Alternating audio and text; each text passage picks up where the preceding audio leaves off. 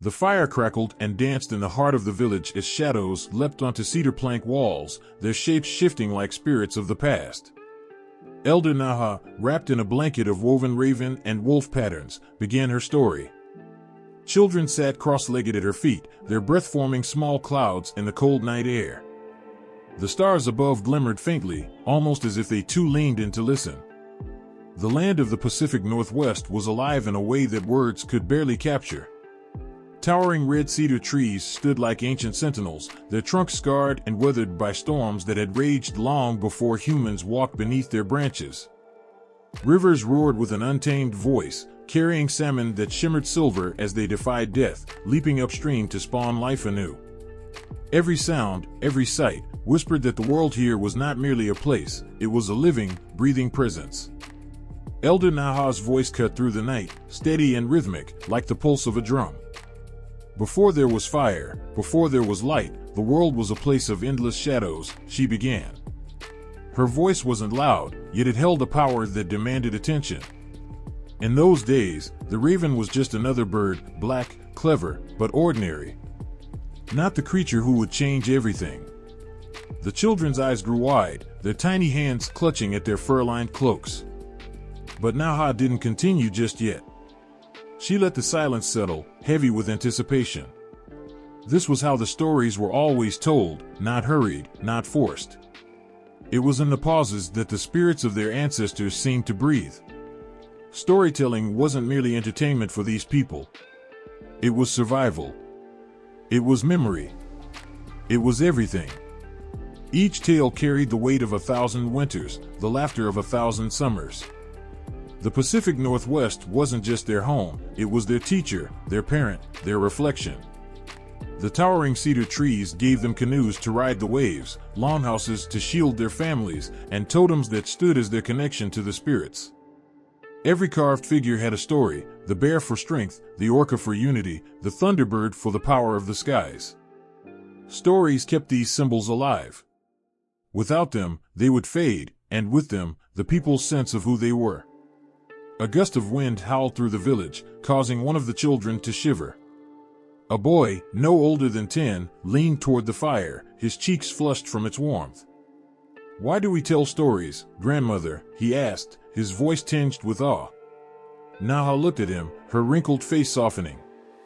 "Because the stories remember for us," she said simply. "Long after we're gone, they will still speak. When you hear them, you carry us with you." The boy frowned as if trying to make sense of the words. But before he could speak again, the elder continued, her voice rising and falling like the tides of the ocean.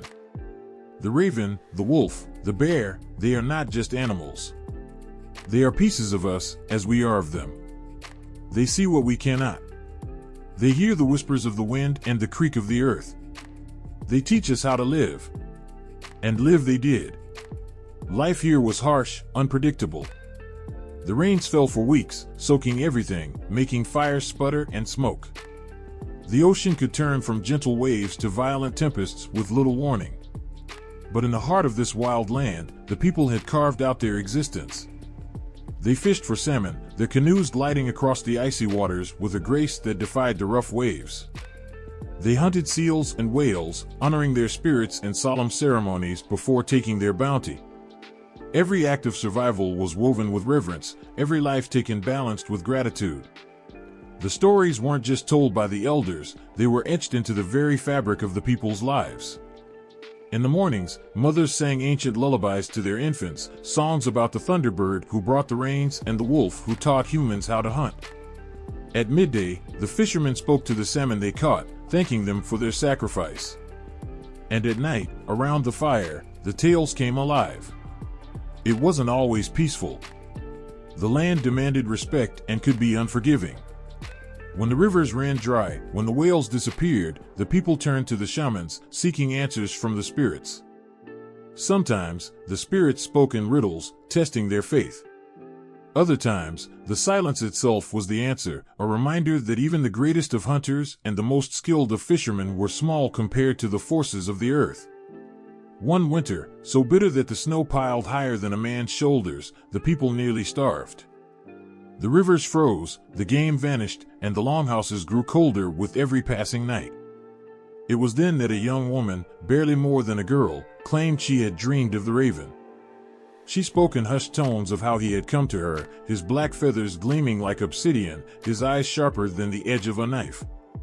"He told me the light has been taken," she whispered, her voice trembling. "He said we are meant to live in darkness until we prove ourselves worthy." Her words rippled through the village like waves. Some scoffed, saying it was the rambling of a girl desperate for hope. But others listened, their hearts heavy with the knowledge that stories often held more truth than the world they could see. The elders gathered, their faces grim, their voices hushed. They debated what the girl's vision meant. Was it a warning? A test? Or simply a dream born of hunger and fear? Finally, they decided to act, not because they believed, but because the stories had taught them that ignoring a message from the spirits could bring ruin. They performed a ceremony that night, chanting songs older than anyone could remember. They called upon the raven, the trickster, the bringer of change. And as the flames roared higher, as the voices rose to the heavens, the girl stood silently, her face lit with an otherworldly glow. "He will come," she said softly. "When the time is right, he will come." The people didn't know whether to believe her. But in the days that followed, the snow began to melt. The rivers, once frozen, gushed with new life. And when the first salmon leapt from the water, its silver body shining in the sun, the people cried out in joy and relief. From then on, the raven was more than a trickster. He was a savior, a symbol of hope and resilience. His story was told and retold, not just to entertain, but to remind the people that even in the darkest of times, there was always a way forward. Elder Naha finished her tale, her voice trailing off like the last ember of a fire. The children sat silently, their eyes wide, their hearts full. For a moment, no one spoke. The stars above seemed brighter now, as if the story itself had rekindled their light. And in the shadows of the longhouse, the spirits of the ancestors seemed to stir, carried forward in the memories of those who would keep the stories alive. The wind tore through the forest like a wild animal, bending the cedar trees until they groaned in protest. High above, perched on a jagged branch, the raven watched. His black feathers shone with a faint blue iridescence, catching the last light of the day. His sharp eyes flicked to the horizon where the sun was slipping away, leaving the world to the shadows. The raven clicked his beak once, a sound like stones striking together, and then, as if the very air carried his will, he took flight. Raven was no ordinary bird. Those who knew his stories understood that he carried mischief in his heart and chaos in his wings. He was clever, too clever for his own good, and yet his trickery often held the seeds of wisdom. Some said he was selfish, while others swore he was the giver of all things. But one thing was certain, when the raven appeared, nothing stayed the same. There was a time, the elders whispered, when the world was still young and the people lived in darkness. The skies held no stars, the land knew no sun, and the waters reflected only black. The animals and humans stumbled through this shadowed existence, their hearts heavy, their spirits weary. Yet, somewhere in the vast unknown, there was light, hoarded and hidden by a selfish chieftain who refused to share it with the world. Raven heard the murmurs of the people, their quiet prayers whispered into the cold, empty night. His sharp mind turned the problem over and over, searching for a way to bring light to the land. But Raven was not one for straightforward solutions. He thrived in the twists and turns of deception, delighting in the dance of trickery. He decided that if the chieftain would not give the light willingly, then it would have to be stolen. They say Raven transformed himself into a single drop of water and slipped into the chieftain's daughter's drinking cup. She drank without noticing, and soon, she felt a strange warmth growing inside her. Time passed, and she gave birth to a child who was none other than Raven himself, cloaked in the form of a human boy. The chieftain adored his grandson, and Raven played the role perfectly. He toddled around the longhouse, his laughter filling the air, his dark eyes always glinting with a hint of mischief. The chieftain, blinded by love, never suspected the clever bird hiding behind the boy's smile. He let the child play with anything he desired, and Raven, biding his time, waited until the moment was right. One day, the boy's gaze fell upon a box. It was small but heavy, bound tightly with cords of sinew. "What is inside?" the child asked, his voice innocent, his eyes wide with curiosity. The chieftain chuckled and patted the boy's head. "That, my grandson, is the light of the world," he said. "But it is not for playing. It is too precious." Raven pretended to be content with the answer, but his mind raced. He knew he had found what he sought. That night, as the chieftain and his family slept, Raven crept to the box. His small hands, still human, though they trembled with the thrill of his true nature, untied the cords. The lid creaked open, and inside, a brilliant glow spilled out, illuminating the longhouse for the first time. It was blinding and beautiful, a warmth that seemed to seep into the very bones of the earth. Raven didn't hesitate. Grasping the light in his hands, he threw off his human form, his feathers bursting forth as he transformed back into the bird he truly was. Clutching the light in his beak, he soared into the sky, his wings cutting through the darkness. The chieftain awoke to the cries of his people, but by then, Raven was far beyond their reach. The world below watched as Raven flew, the light blazing in his beak. He flew high, higher than the tallest mountains, higher than the clouds. The light fought against him, burning his feathers, but Raven refused to let go. He carried the light as far as he could until, with a final burst of strength, he flung it into the sky. It shattered into countless pieces, each one becoming a star. The largest piece became the sun, its golden light flooding the earth for the first time. But the Raven was not unscathed. The flames had scorched his feathers, turning them black as coal. His voice, once melodic, was now a rough, croaking sound. Yet, he was proud. The people had their light, and though he bore the marks of his sacrifice, he remained unrepentant. He had tricked the chieftain, yes, but he had given the world something far greater in return. Even now, when the people see a Raven, they speak of his cunning and his courage. They watch him hop and caw, stealing shiny things and playing tricks, and they smile. He is who he is, the elders say. Sometimes a troublemaker, sometimes a savior. But always, he reminds us of what it means to fight for what matters, even if it means facing the fire. Raven's story didn't end with the light. He continued to weave his way through the lives of humans and animals alike, his deeds as unpredictable as the wind. He was the one who taught the salmon to leap upstream, though not without stealing a few for himself. He guided lost travelers, only to send them in circles before finally leading them home. He was a thief, a liar, and a giver all at once, a creature impossible to understand, yet impossible to ignore. The forest seemed to hold its breath as the Raven landed on a mossy rock, tilting his head to watch a small child walking along the riverbank. The child stumbled, nearly falling into the water, but before she could cry out, the Raven swooped down, his wings brushing her cheek as he nudged her back to safety. She stared at him, her eyes wide with wonder, as he let out a single, raucous caw and took to the sky once more. The people said the Raven's tricks always had a purpose, though it wasn't always clear at first. He tested their patience, their cleverness, their courage. He reminded them that the world was not black and white, but a tangle of contradictions. He was the darkness that brought the light, the troublemaker who gave the stars. And so, whenever a Raven's call echoed through the forest, it was met not with fear, but with a knowing smile. For in his mischief, there was always a glimmer of something greater, something worth holding on to. The world began in silence. No wind, no sound of waves lapping at the shore, no calls of birds overhead. Only an endless stillness stretched across the land. The sky held no stars, and the earth lay shrouded in a darkness so thick it felt alive.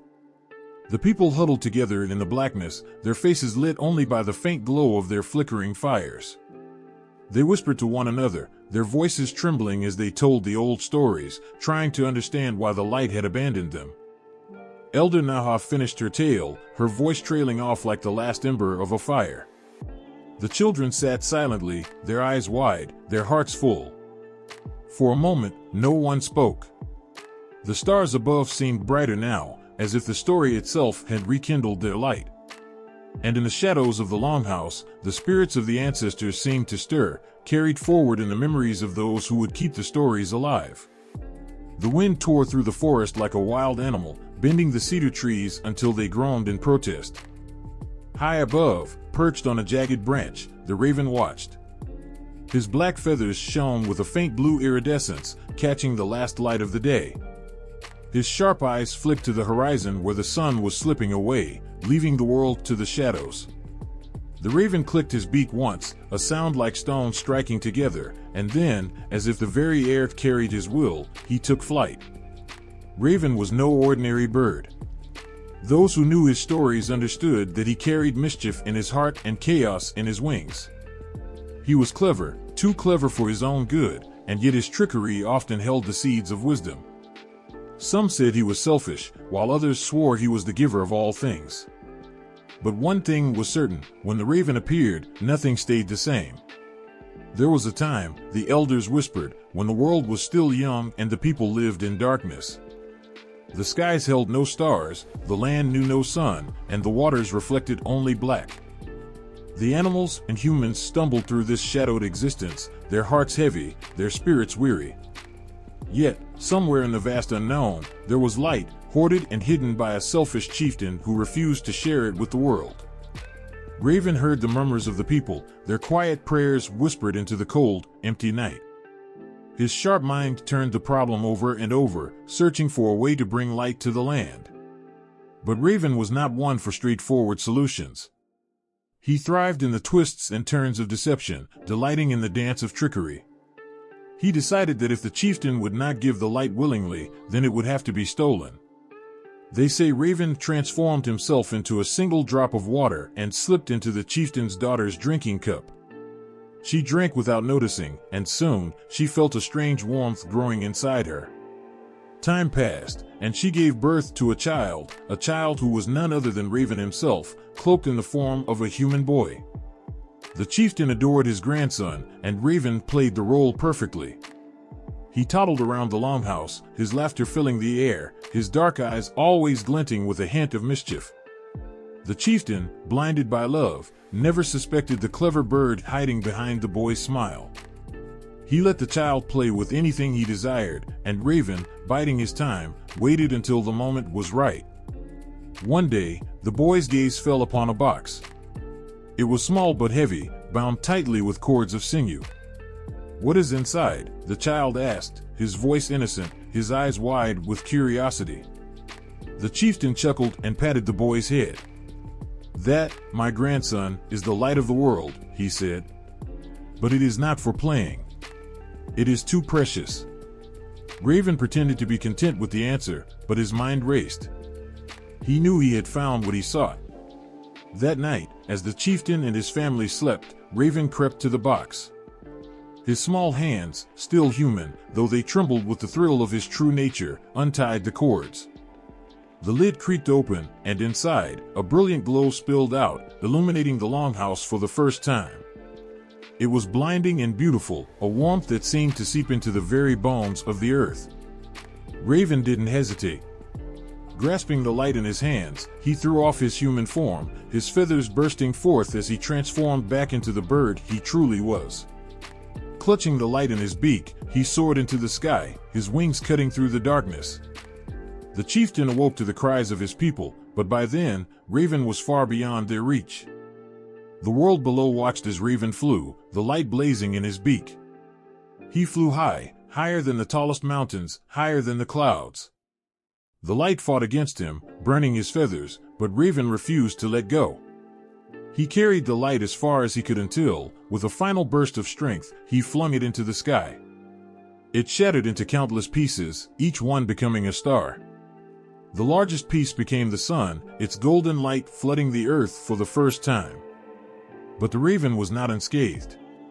The flames had scorched his feathers, turning them black as coal. His voice, once melodic, was now a rough, croaking sound.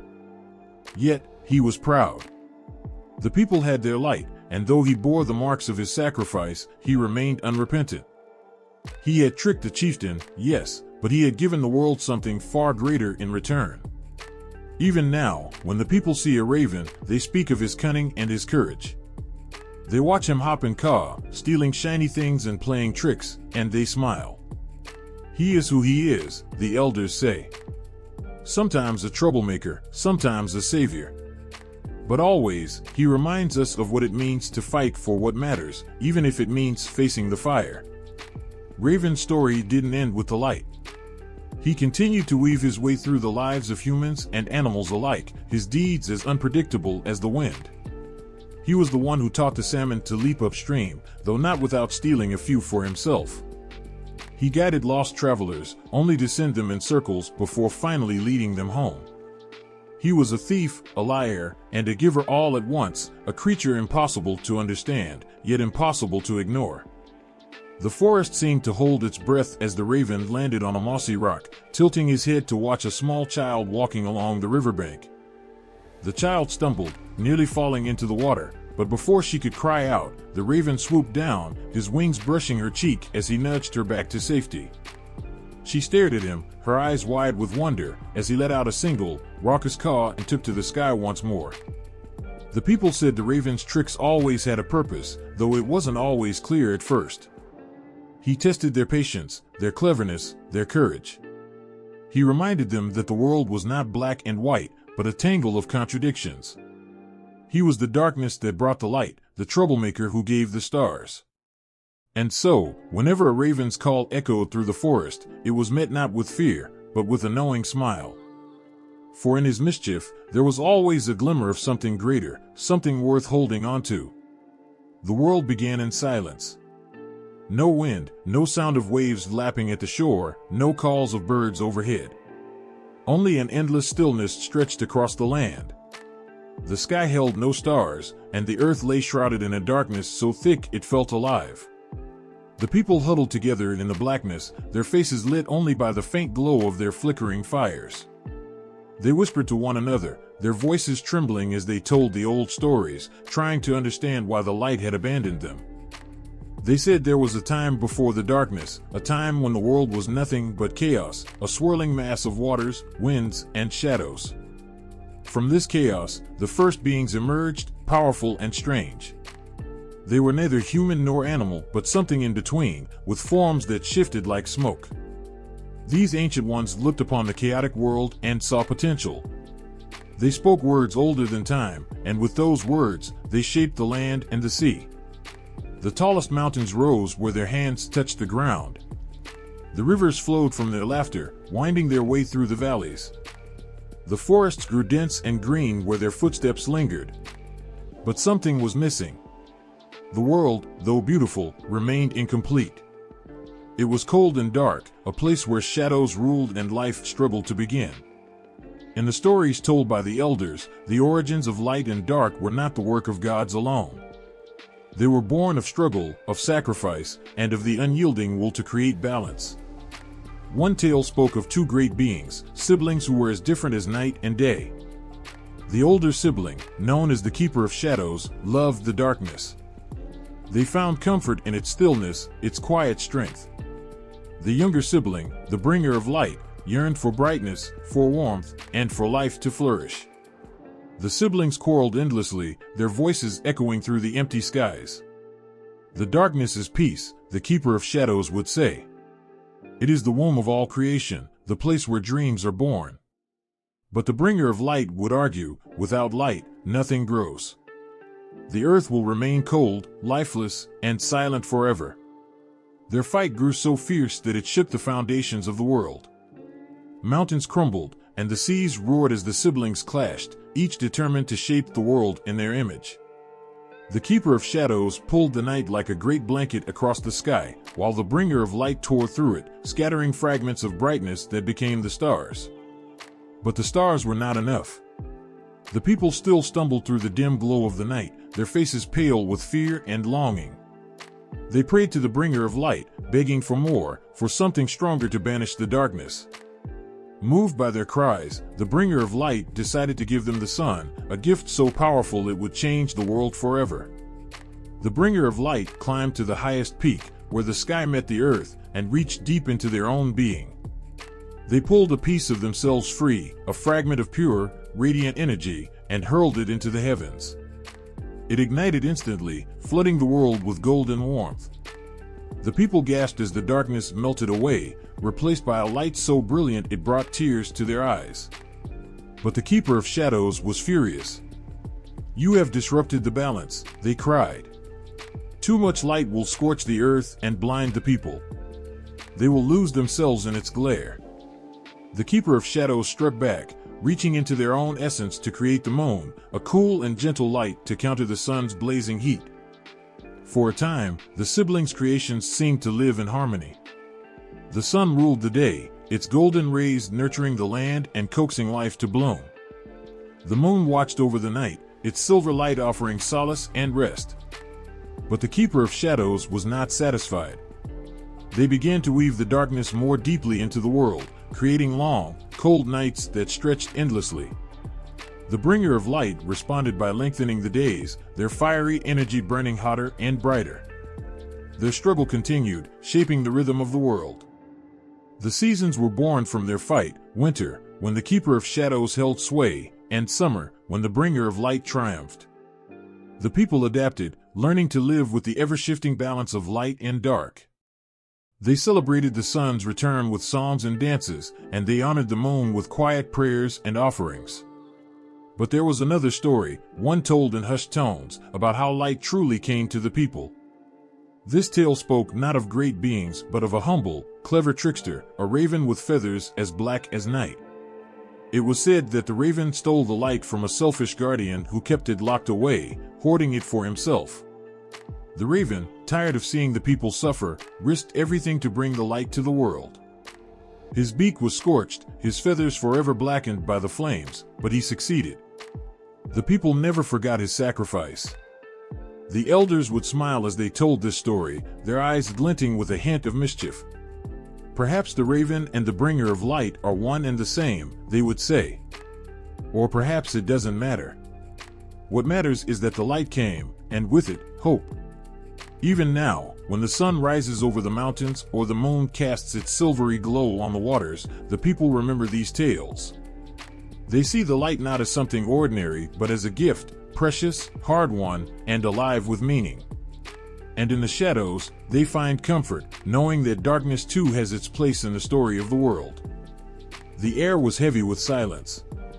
Not the quiet of a peaceful night, but a deep, oppressive stillness that seemed to stretch endlessly. There was no moon to cast its glow, no stars to whisper their distant light. It was a world swallowed by darkness, where even shadows had no shape, where every step was a leap into the unknown. The people lived in fear of the endless black. Every sound, every rustle of leaves, every creak of branches, sent chills racing down their spines. They whispered of creatures lurking just beyond their fires, eyes they couldn't see watching them from the void. Their stories weren't of heroes or triumphs, but of survival, of clinging to what little warmth they could find. The world was cold. Not the sharp bite of winter, but a chill that seeped into the bones, wrapping itself around the heart and stealing away the strength to hope. The rivers ran quietly, their waters dark and still, reflecting nothing but the endless emptiness above. The forests were a tangle of shadows, their towering trees stretching into an invisible sky. Even the wind seemed unsure of its path, brushing softly against the earth before disappearing into the unknown. Fires flickered weakly in the villages, their orange glow barely enough to push back the dark. People gathered close, huddling together for warmth and safety. Their faces were etched with weariness, their eyes searching the blackness as if willing something, anything, to change. The elders spoke in hushed tones, their voices trembling as they shared the old stories of how the world came to be this way. "It wasn't always like this," they said. "There was a time, long ago, when the land was alive with light and warmth. But something happened, something that no one could explain. The light was taken, hidden away, leaving the world to stumble through the dark. Some said it was stolen by a jealous spirit, angry at being overlooked. Others believed it was a punishment, a test of their endurance and faith. But no one truly knew. The children listened with wide eyes, clutching their blankets tightly. They asked the same questions every night. When will the light return? Why did it leave? The elders had no answers. They could only repeat the stories, their voices growing softer with each telling, as if afraid the darkness itself was listening. But the darkness wasn't just an absence of light. It was alive in its own way, a presence that pressed against the world, filling every empty space. It wrapped itself around the mountains, sinking into their jagged peaks. It curled through the valleys, creeping into every corner. It wasn't cruel, but it wasn't kind either. It simply was unchanging, unrelenting. And yet, life endured. The people learned to move carefully, their hands reaching out to feel their way through the black. They learned to listen, their ears sharpening to catch the faintest sounds of danger. They built their fires and guarded them fiercely, knowing that even the smallest flame was a lifeline. They sang songs to keep their spirits alive, their voices trembling but strong, weaving melodies that carried their hopes into the unseen sky. The animals, too, adapted. The wolves howled softly, their calls more a question than a statement. The birds, once vibrant and bold, now moved silently, their wings slicing through the air like whispers. Even the smallest creatures, the insects that crawled and skittered, seemed to sense the weight of the darkness, their movements careful and deliberate. But not all life bowed to the black. There were stories of beings who thrived in the shadows, creatures with glowing eyes and sharp teeth that prowled the edges of the firelight. The people spoke of them in hushed tones, their voices trembling with fear. They called them the Watchers, silent, unseen figures who moved like the wind, their presence felt more than seen. The Watchers were neither friend nor foe. They simply were, a part of the darkness itself. The darkness was not total, though. Far to the north, where the land met the sea, there was a faint glow on the horizon. It wasn't the sun, but something older, something deeper. The people called it the edge of the world, a place where the light still lingered, hidden beyond their reach. Some claimed to have seen it, a flicker of gold against the endless black, but no one had ever returned to tell the tale. The elders warned against seeking it. The darkness is dangerous, they said. It hides more than shadows. But their warnings only fueled the stories, tales of brave souls who ventured into the blackness in search of the light. They spoke of a young hunter, his heart burning with the desire to see the sun, who walked into the night with nothing but a torch. They said he never returned, but sometimes, on the darkest nights, his flame could still be seen, flickering in the distance. The people waited, hoping for something to change. They looked to the sky, searching for a sign, a break in the darkness, a single star to guide them. But the sky remained silent, its blackness unbroken. And so, they endured, their lives a quiet defiance against the world's unyielding shadow. The darkness was not just a presence, but a test, a force that pushed the people to their limits. It asked them to find strength in their fear, to hold on to hope even when the world seemed hopeless. And they did. They built their fires, sang their songs, and told their stories, each act a small rebellion against the void. The world before the sun was not lifeless. It was filled with whispers, with the sound of breath and the beat of hearts. It was a world waiting, not passively, but with a quiet determination. It was a world poised on the edge of change, its people ready to face whatever came next. Beneath the ancient mountains, in a place few had seen and even fewer dared to approach, there lived a great chief. He was no ordinary leader but a being of immense power, his presence as imposing as the peaks that surrounded his hidden domain. The whispers of his name were carried by the wind, reaching the villages like a chill that prickled the skin. It was said he held a treasure beyond imagining, a light so pure and brilliant it could shatter the eternal darkness and awaken the world. But this light was not shared. It was hoarded, locked away in the deepest corners of his stronghold, guarded with a fierceness that bordered on obsession. Those who spoke of the chief did so in hushed tones, their voices trembling with both awe and fear. He was not a man, they said, but something greater, something older than the rivers and the forests. His eyes were said to burn like embers, piercing through the shadows, and his voice, when heard, carried the weight of thunder. He was the keeper of the sun, the one who controlled the light that the world had long forgotten. The stories told of his greed, how he had stolen the sun from the sky and hidden it away, plunging the world into its endless night. But the tales also hinted at something more, a sorrow buried deep within him, a wound that had never healed. Some claimed the light was his alone to protect, that he guarded it not out of greed but fear of what the world might become if the sun were ever unleashed. His domain was shrouded in mystery, hidden behind walls of stone and shadow. The path to his stronghold was treacherous, a maze of jagged cliffs and roaring rivers that seemed to conspire against anyone who dared to approach. And yet, the story said that those who ventured close could sometimes catch a glimpse of the light, a golden glow that danced on the horizon, like a promise of warmth and life in a world that had forgotten both. But for all his power, the Keeper of the Sun was not invincible. He was bound by his own rules, tied to the light he so fiercely guarded. It was said that he could not leave his stronghold, that the sun itself kept him tethered, its brilliance both his strength and his prison. He walked the halls of his fortress, his steps echoing in the silence, his hands clutching the keys to the chambers where the light was kept. And though he was surrounded by its glow, he remained alone, his heart as cold as the darkness that surrounded his domain. The villagers spoke of the chief with a mixture of hatred and pity.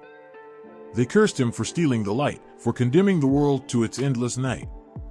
But they also feared him, for they knew his power was unmatched. Some even pitied him, imagining the loneliness of a life spent guarding something so precious yet so untouchable. The children, too, whispered about him as they huddled by their fires, their imaginations weaving tales of his great power and the terrible price he had paid to possess it. They spoke of the golden light that filled his halls, how it was said to be so beautiful that it could blind anyone who looked upon it. And they wondered what it must feel like to live surrounded by such radiance and yet remain untouched by its warmth. The elders told of the chief's rise to power, how he had once been a leader of his people, a figure of wisdom and strength. But something had changed, something had broken within him. The light, they said, had consumed him, twisting his heart and filling him with a greed that could never be satisfied. He had turned away from his people, retreating into the mountains with his treasure, leaving the world to fend for itself in the dark. But others whispered a different story, one of loss and betrayal. They said the chief had not stolen the light, but had been chosen to guard it, entrusted with its power by forces greater than any could comprehend. They spoke of a love he had lost, a bond that had been shattered, leaving him with nothing but the light to remind him of what he once had. And so he clung to it, guarding it fiercely, not out of greed but out of fear that it too would be taken from him. Yet, no one truly knew the truth. The Keeper of the Sun remained an enigma, a figure shrouded in shadow and light. His domain was unreachable, his motives unknowable. The light he guarded was both a blessing and a curse, a gift that could save the world, but that remained locked away, out of reach. And so the people waited, their lives bound by the darkness, their hopes tied to the stories of the great chief and the light he refused to share. But there were those who did not fear him, who saw his hoarded light as a challenge rather than a curse. Among them was the raven, clever and bold, whose black feathers gleamed with a hidden brilliance of their own. The stories said the raven had watched the chief from afar, his sharp eyes glinting with mischief as he plotted and planned. For while the people feared the Keeper of the Sun, the raven saw an opportunity, a chance to change the world, to steal the light and set it free. The villagers spoke of the raven with both hope and dread, wondering what would happen if he succeeded. Would the light bring warmth and life to the world, or would it destroy everything in its brilliance? They did not know. All they knew was that the darkness could not last forever, that the world was waiting, poised on the edge of something new. And far away, in his hidden domain, the Keeper of the Sun stood watch, his eyes burning like embers as he guarded the light that had become both his greatest treasure and his heaviest burden. The shadows pressed against his walls, whispering secrets he refused to hear. And in the distance, just beyond the reach of his light, a pair of black wings moved silently through the night. The air carried a quiet hum, a sound so faint it could almost be mistaken for silence, yet Raven heard it. He always heard what others missed. Perched high in the skeletal branches of an ancient cedar, his sharp black eyes fixed on the distant glow. It wasn't the pale shimmer of moonlight or the flicker of firelight. No, this was something different, alive, golden, pulsing like a heartbeat in the belly of the mountains. Raven cocked his head, his feathers catching the faint glow and reflecting it in an oily shimmer. The stories of the light were old, told in whispers around crackling fires, but none spoke of seeing it. Yet there it was, golden and warm, spilling faintly through the cracks of the mountain's walls.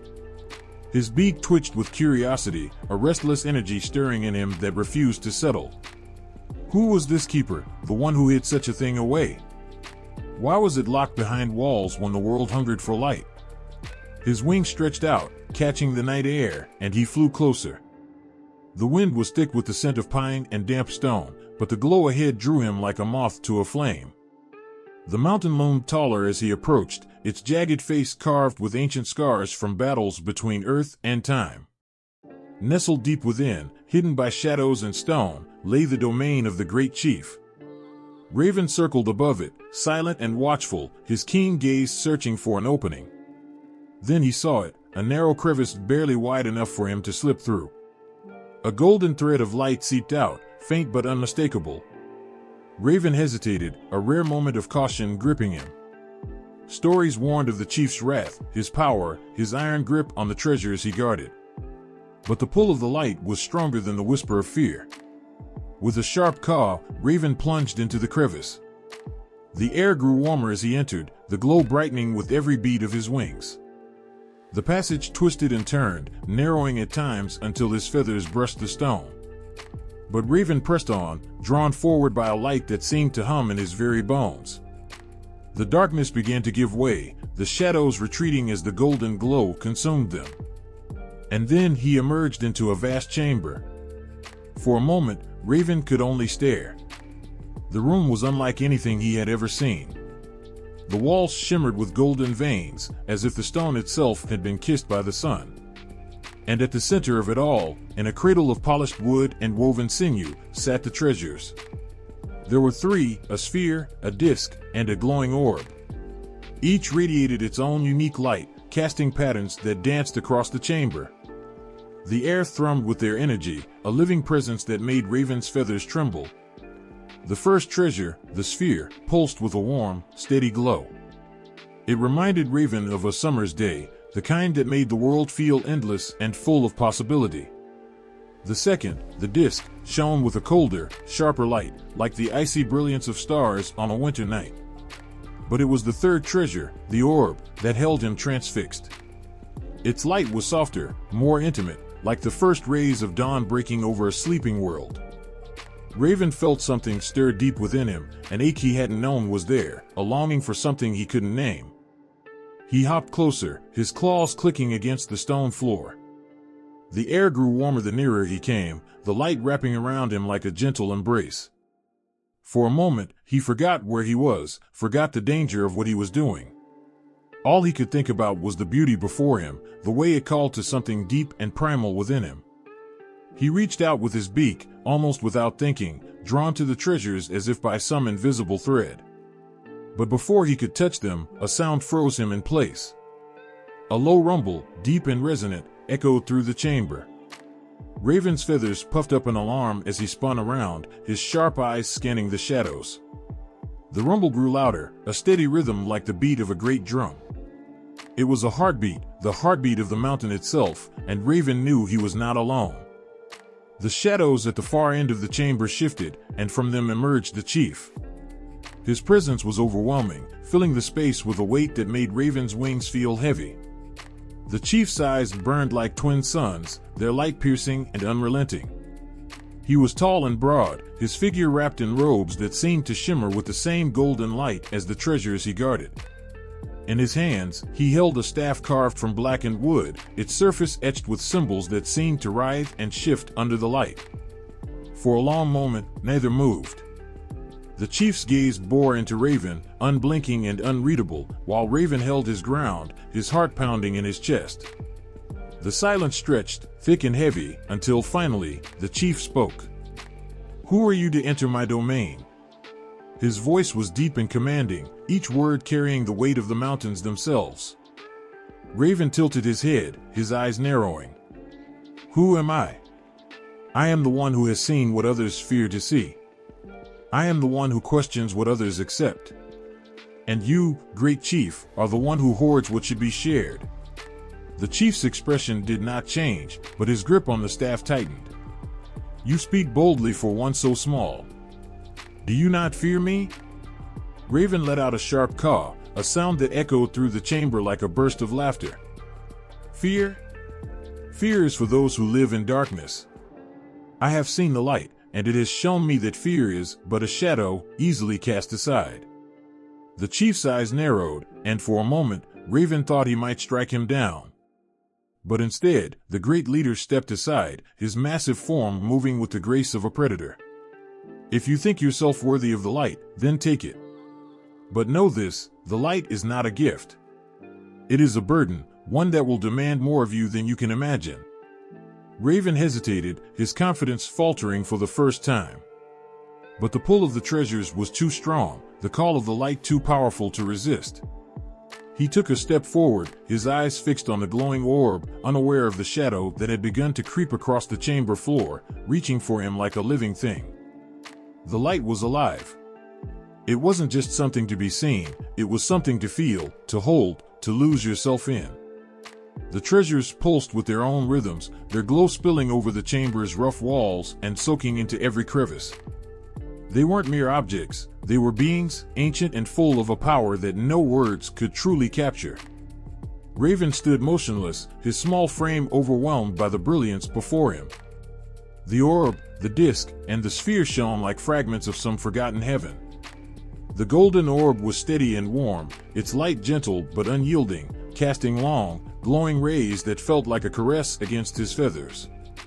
The silver disk shimmered coldly, its glow sharp and piercing, a frozen beauty that mirrored the stillness of a winter night. The last treasure, the smoky glass sphere, flickered with scattered lights, pinpricks of brilliance blinking in and out like whispered secrets in the darkness. Raven's chest rose and fell as he watched the treasures. His thoughts tangled and blurred, caught between awe and a growing ache. The treasures weren't just objects of beauty. They were alive, each carrying a piece of something eternal, something sacred. He felt it in his bones, the knowledge that these lights had been there since the beginning, that they had watched over a world in shadow long before any creature had walked the earth. A memory stirred, though it wasn't his own. It wasn't even something he understood, not fully. It came to him in waves, carried on the hum of the treasures. A time before light, when the earth was cold and silent, waiting. The treasures had not always been locked away. They had once danced freely across the sky, their lights weaving stories that no voice could tell. The orb had burned as the sun, its golden light warming the world and pulling life from the frozen ground. The disk had ruled the nights, a silver guide for the lost and the wandering, its light gentle and constant. And the sphere had been a map of the heavens, scattering its light across the vast dome of the sky, each flicker a promise, a dream, a memory. But now, they were here, trapped and silent. Raven could feel their sadness, their longing to escape, to return to the world that still whispered their names and prayers and songs. The treasures called to him, their light wrapping around his heart, urging him forward. His claws clicked against the stone as he took a cautious step closer. As he moved, the light shifted, reacting to his presence. The orb brightened, its rays reaching out like warm fingers. The disk seemed to vibrate, its glow sharp and demanding, as though testing him. The sphere flickered faster, its scattered lights swirling in patterns that spoke of possibilities and choices. Raven hesitated. He was no fool. The treasures might be beautiful, but they were not without danger. Power like this was never given freely. It was earned, fought for, claimed at great cost. But Raven was no stranger to risk. He was a trickster, a weaver of plans, a creature who thrived where others faltered. He spread his wings wide, letting the light wash over him, and with a bold leap, he landed beside the orb. The warmth was overwhelming, sinking into his feathers and his skin, filling him with a golden glow that seemed to hum in time with his heartbeat. He reached out with his beak, the smallest movement, and touched the surface of the orb. In an instant, the chamber disappeared. He was flying, soaring, through an endless sky, bathed in sunlight that kissed the earth below. He saw fields bursting with color, rivers glittering like threads of silver, mountains standing tall and proud. Everywhere the sun touched, life flourished, and Raven understood its purpose. The sun was the giver, the sustainer, the heart of the world.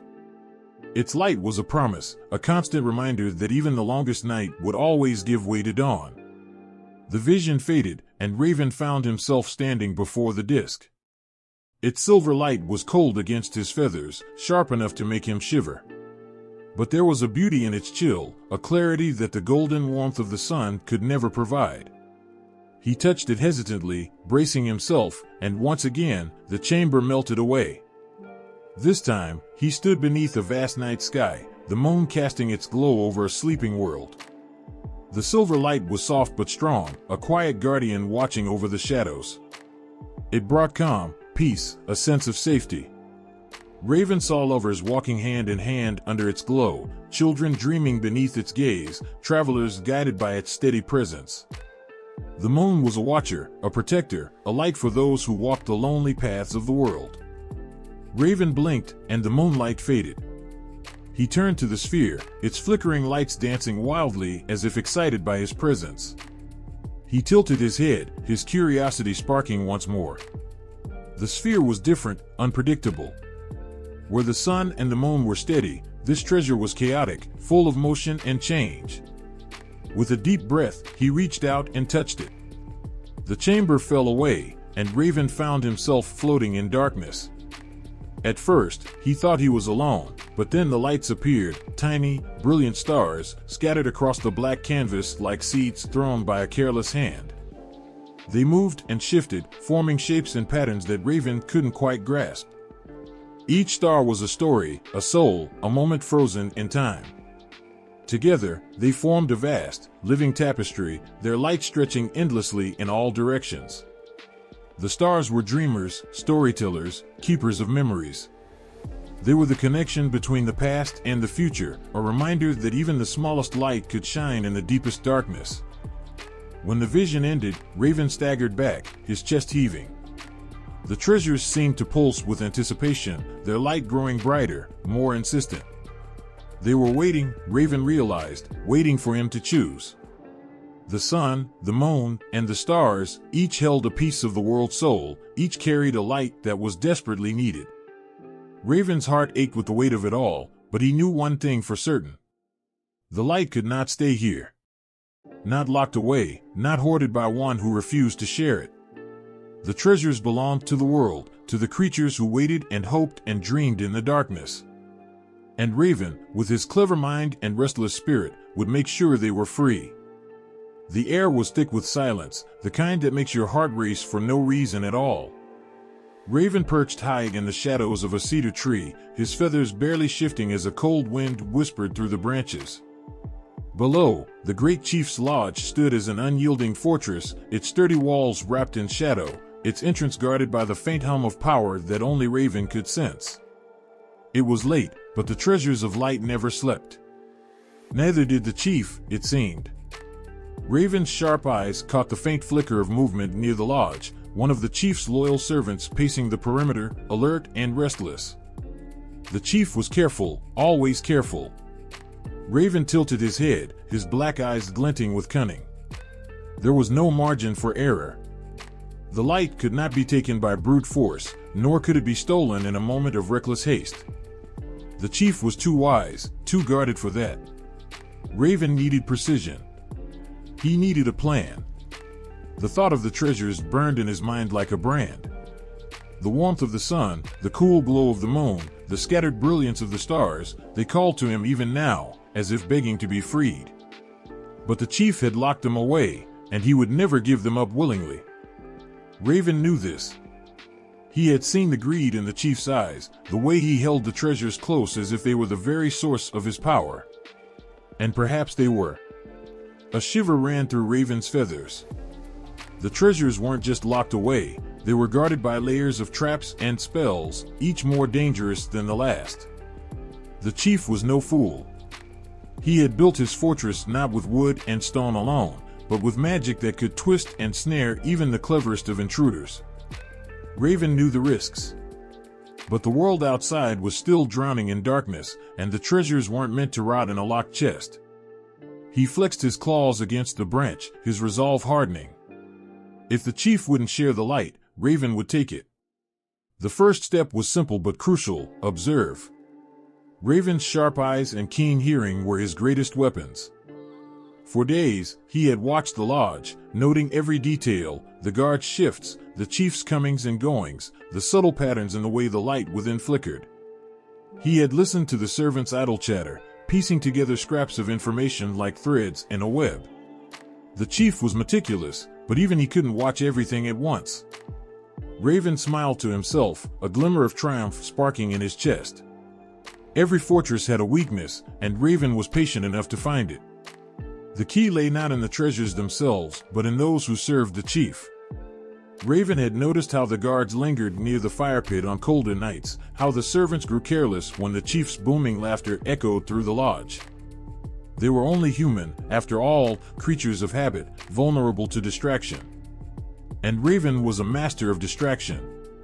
His plan began to take shape, each detail clicking into place with a satisfying certainty. He would wait for the coldest night, when the wind howled through the trees and the guards huddled close to the fire for warmth. He would swoop down, unnoticed, and create a diversion, a sound, a shadow, something to draw their attention away from the lodge. And while they were distracted, he would slip inside. But slipping inside was only half the battle. The treasures were kept in a chamber deep within the lodge, protected by more than just locked doors. Raven had seen the faint shimmer of magic around the entrance, a barrier designed to keep out intruders. He would need more than stealth to break through it. He would need wit. Raven's mind raced, considering his options. He could mimic the chief's voice, commanding the barrier to open. He could outsmart the spells, trick them into thinking he belonged. But no, the chief's magic was too strong for that. Raven's gaze flicked to the sky, where the faint glow of stars struggled against the overwhelming darkness. He remembered the way the treasures had responded to his touch, how their light had recognized him, embraced him. Perhaps they would help him now, if only he could reach them. The plan grew more complex, more dangerous, but Raven thrived on danger. He would use the chief's own pride against him. The chief loved to show off his power, his treasures. Raven had seen it in the way he carried himself, and the way he spoke of the light as if it were his alone. The chief would never suspect that a small, unassuming bird could pose a threat to his reign. And that was Raven's greatest advantage. He would disguise himself, blending in with the servants, perhaps even the chief's own family. He would listen, wait for the perfect moment to strike. And when the chief let his guard down, when his arrogance blinded him to the cleverness of a trickster, Raven would act. He would steal the treasures, not with force, but with finesse, slipping them from the chief's grasp like a thief in the night. But even as Raven planned, doubt crept in. The treasures were more than objects. They were alive, their power vast and untamed. Could he control them? Could he bear the weight of the sun, the moon, and the stars? The thought made his feathers tremble, but he pushed it aside. There was no room for fear now. The light was too important, too precious to leave in the hands of one who hoarded it. Raven's heart pounded as the night deepened around him. The wind howled louder, carrying the faint scent of snow. The guards below shifted closer to the fire, their eyes heavy with sleep. The chief's laughter echoed faintly from within the lodge, a reminder of the challenge that lay ahead. Raven's claws tightened against the branch, his mind sharp and focused. He had a plan. He had a purpose. The treasures would be his. The forest stood still, cloaked in a silence so profound it felt alive. Raven perched on a high branch, his black feathers gleaming faintly in the pale moonlight. The chief's household lay just beyond the tree lane, its walls formidable, its treasures untouchable. Yet Raven's gaze was steady, his mind whirring. The air crackled with the tension of something about to break, a boundary, a rule, a destiny. He had thought of every trick, every shadow to slip through. But the chief's magic was relentless, reaching into the very air around his household. No bird could sneak in. No beast could pass unnoticed. And that was when the idea struck Raven like a spark from flint. If no creature could enter, then he would not be a creature. He would become something smaller, quieter, invisible to the eyes of man. Raven let out a low, croaking chuckle, his sharp beak twisting into what might have been a smile. The wind stirred the cedar trees, their needles whispering secrets to the night. And it was there, in their whispers, that Raven found his answer. He would not fly, he would not walk, he would transform. He would be the forest itself, silent and unassuming. He would be a single pine needle, drifting unnoticed into the chief's domain. The transformation was not easy.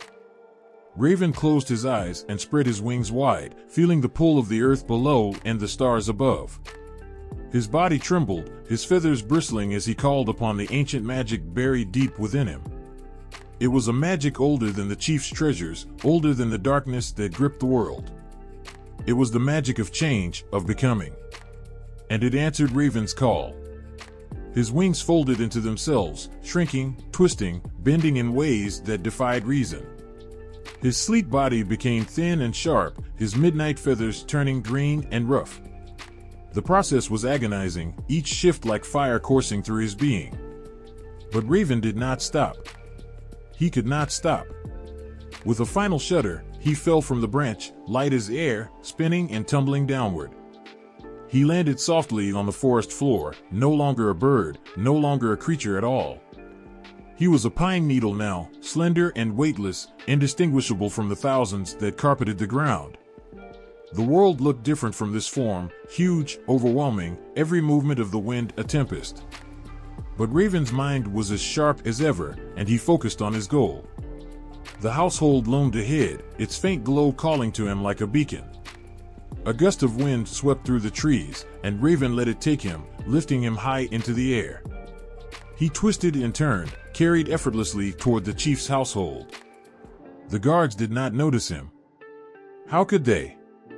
He was nothing more than a speck, a fragment of the forest they walked through every day. Even the magic that guarded the walls seemed blind to him. He felt its presence, thick and heavy like a web, but it did not stop him. He slipped through the barriers as easily as a shadow, floating toward the household's heart. Inside, the air was warm and rich with the scent of burning cedar. Raven drifted downward, settling onto the floor of the chief's grand hall. The treasures of light were not here, not yet. But Raven could feel their pull, faint but steady, leading him deeper into the household.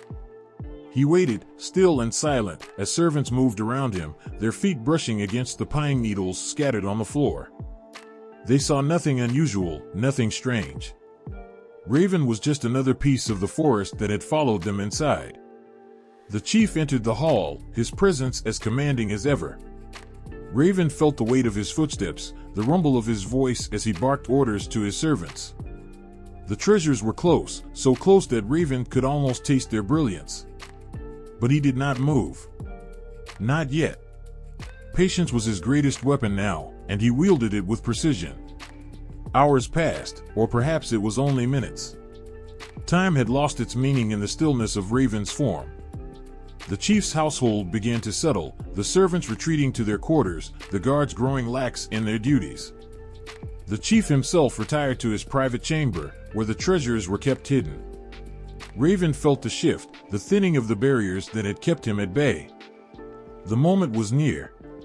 Another gust of wind swept through the hall, carrying Raven across the floor, through an open doorway, and into the inner sanctum of the household. The chamber was dimly lit, its walls lined with carvings that seemed to hum with ancient power. And there, at the center of the room, were the treasures. The sun, the moon, and the stars, each contained within their own delicate vessel, their light pulsing softly like a heartbeat. Raven's mind raced, his determination burning brighter than ever. He had made it this far, but the hardest part was still to come. The treasures were alive, aware in a way that was both beautiful and terrifying. They would not be taken easily, even by one as clever as Raven. He would need all his cunning, all his resolve, to claim them. But for now, he remained still, a single pine needle resting on the chamber floor. The treasures glowed faintly in the darkness, their light casting long shadows across the room. Raven could feel their warmth, their power, and he knew that he was closer than ever to changing the world. The night was thick with silence, the air heavy with the scent of cedar. Inside the chief's great hall, the flicker of firelight cast shadows that danced like spirits on the walls. But in one corner of the room, far from the flickering flames, a girl sat alone. Her name was Nika, and her eyes held the weight of 1,000 unspoken thoughts, though her heart remained as pure and untouched as the first snowfall of winter. She was the chief's daughter, but to her, that title meant nothing more than a chain she could not break. Nika had never been one to care for the grand halls, the fine clothing, or the promises of power whispered in her ears since she was a child. She was not like her father. She was not like the other nobles who walked the earth with heads held high, convinced the sun itself bowed before them. No, Nika had a quiet kind of wisdom, one that came not from age or experience, but from an innate understanding that the world was far more fragile than anyone seemed willing to admit. Tonight, as she sat by the window, watching the soft, quiet fall of the rain outside, Nika's thoughts wandered, away from the weight of her father's legacy, away from the eyes that constantly watched her. She thought of the forest, the one that stretched for miles beyond the walls of the household, a place where the rules of her world did not apply. A place where the birds sang songs not of power, but of freedom. She had always loved the forest. She would sneak away in the early morning hours, before anyone could stop her, and sit among the trees. The way the sun filtered through the branches, the sound of the wind carrying the scent of pine and earth, it made her feel alive in a way the halls of the household never could. But it wasn't just the forest that called to her. It was the quiet promise of something more, something hidden, something wild. Perhaps it was the reason she always felt as if she didn't belong among her father's people. There was a knock at the door, gentle but insistent, pulling Nika from her thoughts. She didn't need to ask who it was, she already knew. Her father's voice followed soon after, calling her name in a tone that was both commanding and tender, as if he were summoning her from some faraway place. "Nika," he called again. "It's time for the evening meal." Sighing softly, Nika stood and crossed the room, her bare feet making no sound on the cold stone floor. She opened the door, and there he stood, tall, broad, his face set in the usual mask of authority that Nika had seen all her life. But in his eyes, there was something softer, something that might have been pride or love, though it was often buried beneath the weight of his responsibilities. "It's time, daughter," he said, his voice low, but firm. "Come and join us. Your presence is needed." Nika nodded, but her heart was heavy. She wasn't sure why she had been summoned, but she could guess. There was always something that needed to be done, something that required her to play her part. She followed her father down the long hallway, the flickering torchlight casting strange shadows along the walls. They passed servants, guards, advisors, all of them bowing their heads as the chief passed, as they always did. But Nika's gaze stayed on the floor, her mind already lost in thoughts of the forest once more. The hall where the evening meal was held was grand, as it always was, with long wooden tables piled high with food and drink. But it felt like a world apart from the one Nika longed to know. The voices of the guests filled the room, deep and loud, laughter echoing against the stone walls. The chief greeted his people with the ease of someone who had spent a lifetime in such gatherings. Yet Nika felt like a stranger in the crowd. She sat at the table, her hands folded neatly in her lap, her gaze drifting toward the flickering light from the hearth. Her mind wandered back to the forest, to the whisper of the wind through the trees. She could almost hear the soft rustle of the leaves, feel the cool touch of the night air against her skin. For a moment, she wished to be anywhere but here, anywhere but among the voices of those who saw her only as the chief's daughter. But it wasn't just the isolation she felt in the crowd. There was something more, an inexplicable tension that had settled deep within her chest. It had been growing for weeks now, like a shadow that loomed just outside her reach. The forest called to her, yes, but there was something else, something that made her uneasy, something she couldn't quite grasp. As she reached for her cup, she caught sight of something, a flicker, a movement, just beyond the edge of her vision. She turned her head quickly, but there was nothing there. Nothing but the same dancing shadows, the same flickering light. But for just a moment, she had the strangest sense that someone, or something, was watching her. And then, as if it had never been, the feeling passed. The evening meal stretched on, but Nika could hardly focus on the food before her. Her mind, as always, was elsewhere. She found herself thinking of the pine trees outside, of the rustling sound the needles made when the wind swept through them. And then, she thought of Raven. Strange that she should think of him now. He was a creature of mystery, wild and untamed, never bound by the rules of the chief or the kingdom. She had seen him before, perhaps it was just a glimpse, but it had stuck with her, like a fleeting memory of something lost. As the evening wore on, the conversation around her grew louder, the voices blending into an indistinguishable hum. But Nika remained distant, her thoughts swirling with the same restless feeling she had felt earlier. There was something more to the forest. Something more to the world outside her father's walls. She didn't know what it was, but she was certain of one thing: it was calling to her, and she could not ignore it much longer. Her heart beat faster, as if the pulse of the earth itself was speaking to her. And deep in her bones, she knew that the life she had been born into, this world of endless feasts and fleeting pleasures, was no longer enough. The forest, the wind, the secrets hidden deep within the trees, they had become a part of her. She could feel them. And somewhere, beyond the horizon, she was certain that Raven's presence was there too. Waiting. Watching. But Nika did not yet know how her world would change, how the balance of light and darkness would shift, how the secret of the sun would soon be revealed. What she did know was this: nothing would ever be the same again. The night was quiet, but it was the kind of quiet that felt heavy, like the world was holding its breath. The stars hung low in the sky, their silver light spilling through the cracks in the chief's great house. Inside, the air was thick with anticipation. Nika, the chief's daughter, lay on a bed of woven cedar branches and soft furs, her breath shallow and labored. Her face glistened with sweat, and her hands clutched the blankets beneath her as another wave of pain surged through her body. The women around her whispered softly, their voices carrying a mix of encouragement and worry. They had seen many births, but this one felt different. There was something in the air tonight, something none of them could name. The fire in the hearth flickered as if stirred by an unseen hand, casting shadows that danced across the walls like restless spirits. Nika's gaze fixed on the ceiling, her chest rising and falling with every ragged breath. She had been preparing for this moment for months, yet nothing could have truly prepared her for the storm raging within her now. It wasn't just the physical pain, it was the strange sense of something stirring, something alive and ancient. She couldn't shake the feeling that this was no ordinary child she was bringing into the world. The midwife knelt beside her, her weathered hand steady and sure.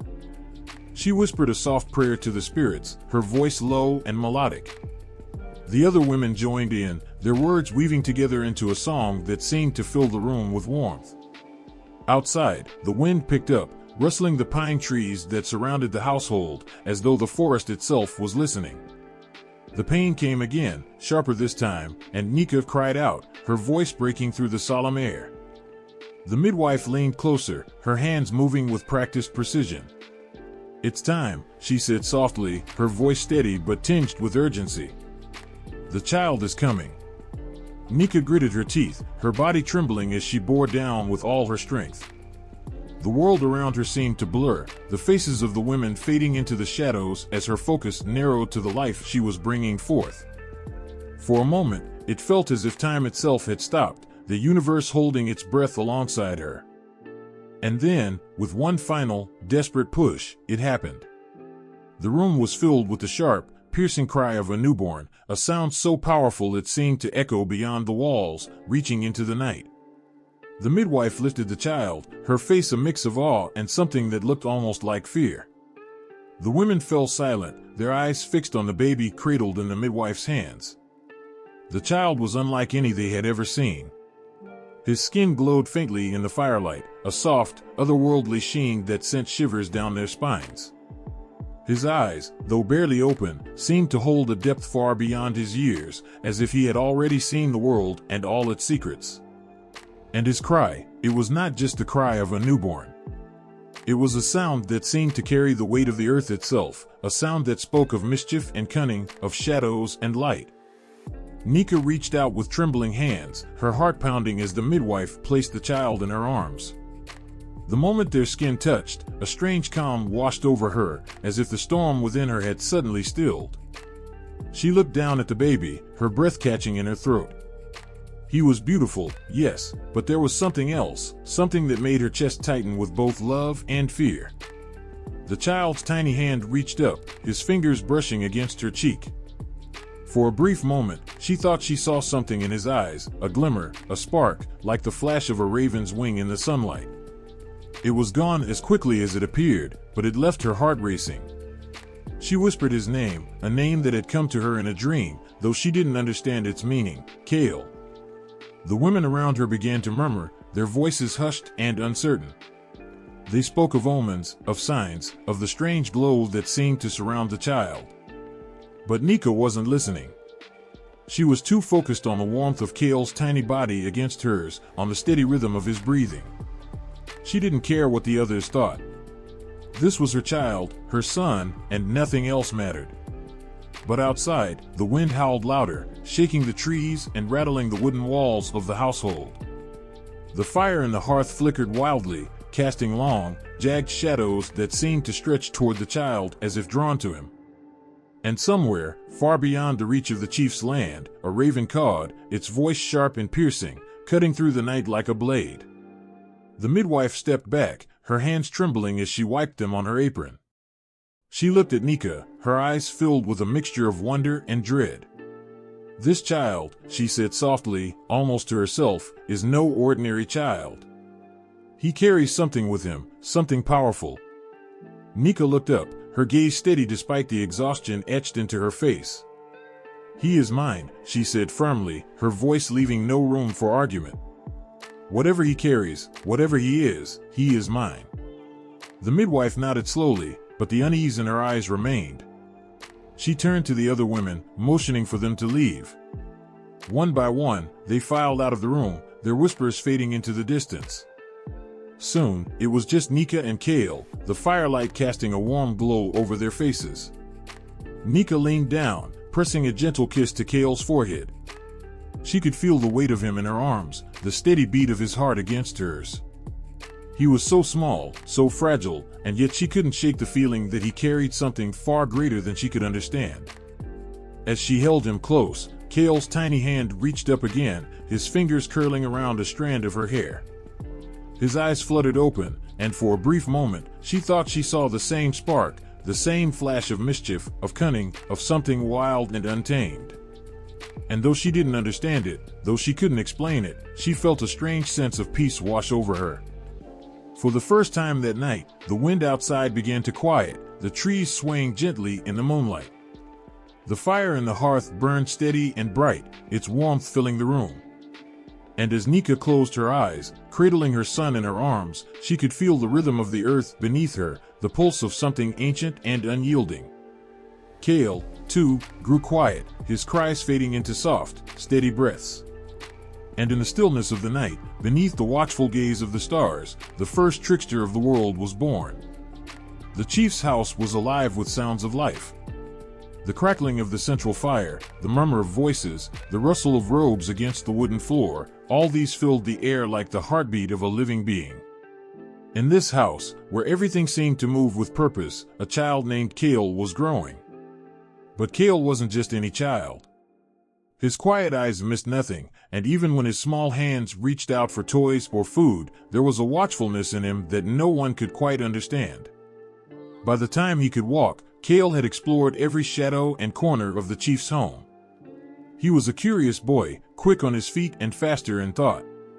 The women of the household doted on him, calling him clever and full of spirit. They didn't know how right they were.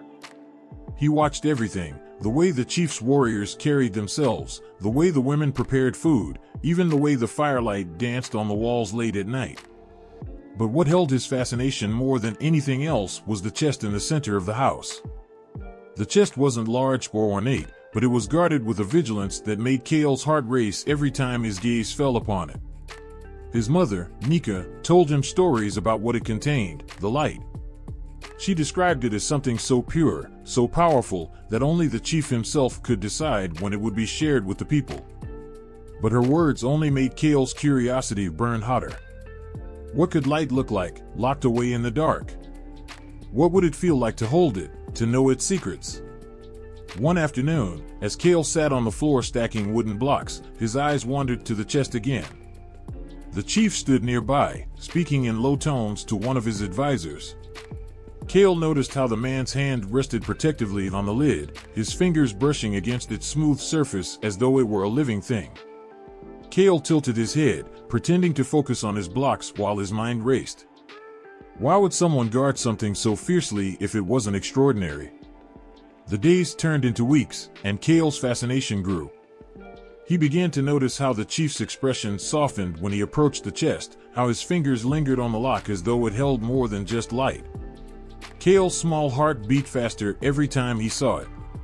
Something about the chest seemed alive, like it was calling to him, whispering secrets only he could hear. One evening, the fire burned low, and the household grew quiet. Kale sat near his mother, pretending to drift to sleep, but his mind was sharper than ever. The chest seemed to glow faintly in the dim light, though he knew it was just his imagination. Still, he couldn't look away. He felt a pull, a magnetic force that made his small hands itch to reach out and touch it. The chief noticed Kale staring and let out a low chuckle. "What is it, boy?" he asked, his deep voice rumbling like distant thunder. Kale blinked, his innocent face betraying nothing of the thoughts swirling in his head. "Why do you keep the light in a box, grandfather?" he asked, his voice soft and curious. The chief's laughter faded, replaced by a solemn expression. He knelt down, his large hand resting on Kale's shoulder. "The light is powerful, little one," he said. "It is not something to play with. It can bring warmth and life, but it can also bring chaos. That is why it must be guarded." Kale nodded slowly, his wide eyes reflecting the firelight. But inside, his mind raced. Chaos or not, he wanted to see it. He needed to see it. As he grew older, Kale's determination only deepened. He began to notice things others overlooked, the way the chest's lock gleamed in the firelight, the way the chief carried the key on a chain around his neck, and the way the household hushed whenever the chest was mentioned. Each detail was a piece of a puzzle, and Kale was determined to solve it. One day, while playing outside, Kale saw a raven perched on a nearby branch. Its black feathers shimmered in the sunlight, and its sharp eyes seemed to meet his own. The bird tilted its head, letting out a harsh caw that sent a shiver down Kale's spine. For a moment, he felt as though the bird knew his thoughts, as though it could see the questions burning inside him. Then it took flight, its wings slicing through the air like shadows cutting through light. Kale watched it go, his chest tight with something he couldn't name. Was it fear? Excitement? Both? He didn't know, but he couldn't shake the feeling that the raven had come to remind him of something important. Back inside, he sat quietly near the fire, his eyes drifting to the chest once again. This time, he didn't look away when the chief noticed him. Instead, he met the old man's gaze with a steady, unflinching stare. The chief raised an eyebrow, a small smile tugging at the corners of his mouth. "You're a bold one, aren't you?" he said, his voice tinged with amusement. Kale didn't reply. He simply smiled back, a small, knowing smile that made the chief pause for a moment before shaking his head and walking away. That night, Kale lay awake on his bed of furs, staring at the ceiling as the sounds of the household faded into silence. The chest was there, just a few steps away, its secrets locked inside. He could almost feel its presence, a quiet hum that seemed to vibrate through the air. He thought of the chief's words, of the way his mother's voice trembled when she spoke of the light. He thought of the raven and its piercing gaze. And as he lay there, his small hands clutching the blanket, he made a silent vow. He didn't know how or when, but he would see the light. He would touch it, hold it, and know its secrets. No matter what it took. The chief's laughter filled the great hall, deep and booming, as Kale, a child with bright, curious eyes, sat cross-legged at his feet, gazing up with an expression of pure innocence. The firelight flickered across the walls, casting long shadows, but none stretched as long as the one in Kale's heart. For Kale was not truly Kale. Beneath the small body of a boy and the endearing gaze of a grandchild lay the mind of Raven, the trickster, ever watchful, ever plotting. Kale tilted his head, a mischievous grin playing on his lips. "Tell me more about the stories of the light, grandfather," he said, his voice as sweet as honey. The chief stroked his long, silver beard, his eyes softening as he looked down at the boy. "Ah, you never tire of that tale, do you?" he said with a chuckle. "The light is sacred, my child. It is the source of life, the heart of the world itself. To guard it is my duty, and one day, it may be yours too." Kale's grin widened, but only for a moment. He quickly masked it with a look of awe and respect, as though the chief's words carried the weight of 1,000 stars. "I would guard it with my life," he said earnestly, his small hands clutching at his knees. His voice trembled just enough to make it sound as though he were overwhelmed by the honor of such a responsibility. The chief's heart swelled with pride. He reached down and ruffled Kale's dark hair. "You are a good boy," he said. "One day, you will make a fine leader." Kale lowered his gaze, letting his cheeks flush as though embarrassed. But inside, he was smiling, a cold, calculated smile. Trust was the first step, and trust was something Raven knew how to earn. Over the next few weeks, Kale made himself indispensable. He fetched water for the women of the household, helped the warriors polish their weapons, and sat attentively at the chief's feet during council meetings, his wide eyes absorbing every word. The adults marveled at his maturity and wisdom, speaking of him as though he were touched by the spirits. They didn't see the subtle ways he studied them, the way his sharp mind pieced together their routines, their weaknesses, their secrets. One evening, as the household prepared for a feast, Kale approached the chief with a shy, hesitant expression. "Grandfather," he said, tugging lightly at the man's robe, "may I help you with the light tonight? I only want to see how you protect it." The chief looked down at him, his brow furrowing slightly. "The light is not a toy, child," he said, his voice gentle but firm. "I know," Kale said quickly, his voice trembling just enough to sound genuine. "I only want to learn. So I can understand, so I can be ready if I'm ever needed." The chief's expression softened, and after a long pause, he nodded. "Very well," he said. "But you must promise me no touching. Only watching." Kale's face lit up with a smile so pure and innocent that it melted any lingering doubts the chief might have had. "I promise," he said, his small hands clasped together as though in prayer. That night, as the household feasted, Kale sat quietly beside the chief, his eyes fixed on the sacred chest. When the chief opened it to perform the ritual of offering, a tradition that kept the light's power balanced, Kale leaned forward, his breath catching in his throat. For the first time, he saw it, the light. It shimmered like liquid gold, swirling and pulsing as though it had a life of its own. It was more beautiful than he had imagined, and for a moment, even Raven's cunning mind was silenced by the sight of it. But the moment passed, and Raven's thoughts returned, sharper and more focused than ever. He had seen the light. He knew its glow, its power. Now, he needed to make it his own. In the days that followed, Kale grew even closer to the chief.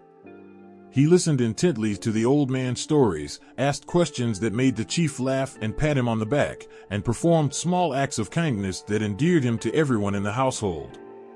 When the chief fell ill one morning, Kale was the first to bring him water and sit by his bedside, holding his hand with a look of genuine concern. "You are a good boy," the chief said weakly, his voice rasping like dry leaves in the wind.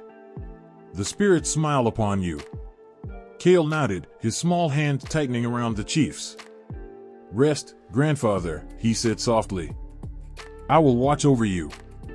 And watch he did.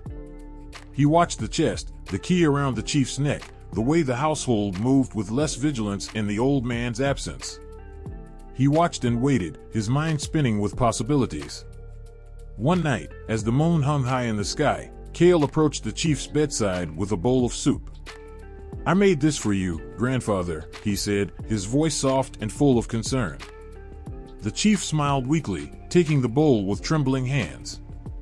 "Thank you, my boy," he said. He drank deeply, his eyes closing as the warmth spread through his body. Within moments, his breathing slowed, and he drifted into a deep, peaceful sleep. Kale stood by the bedside, watching the rise and fall of the old man's chest.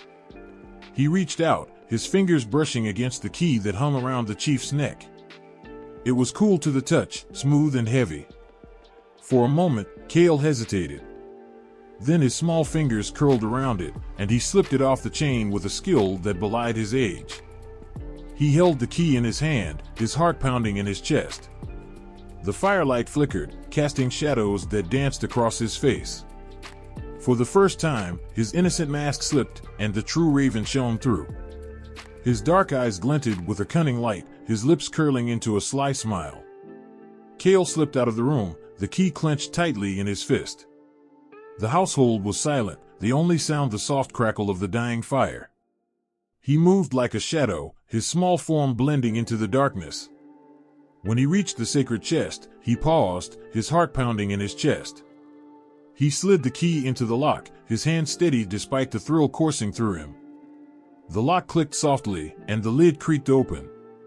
The light spilled out, brighter and more beautiful than ever, bathing Kale's face in its golden glow. For a moment, he stood there, awestruck by the sheer power of it.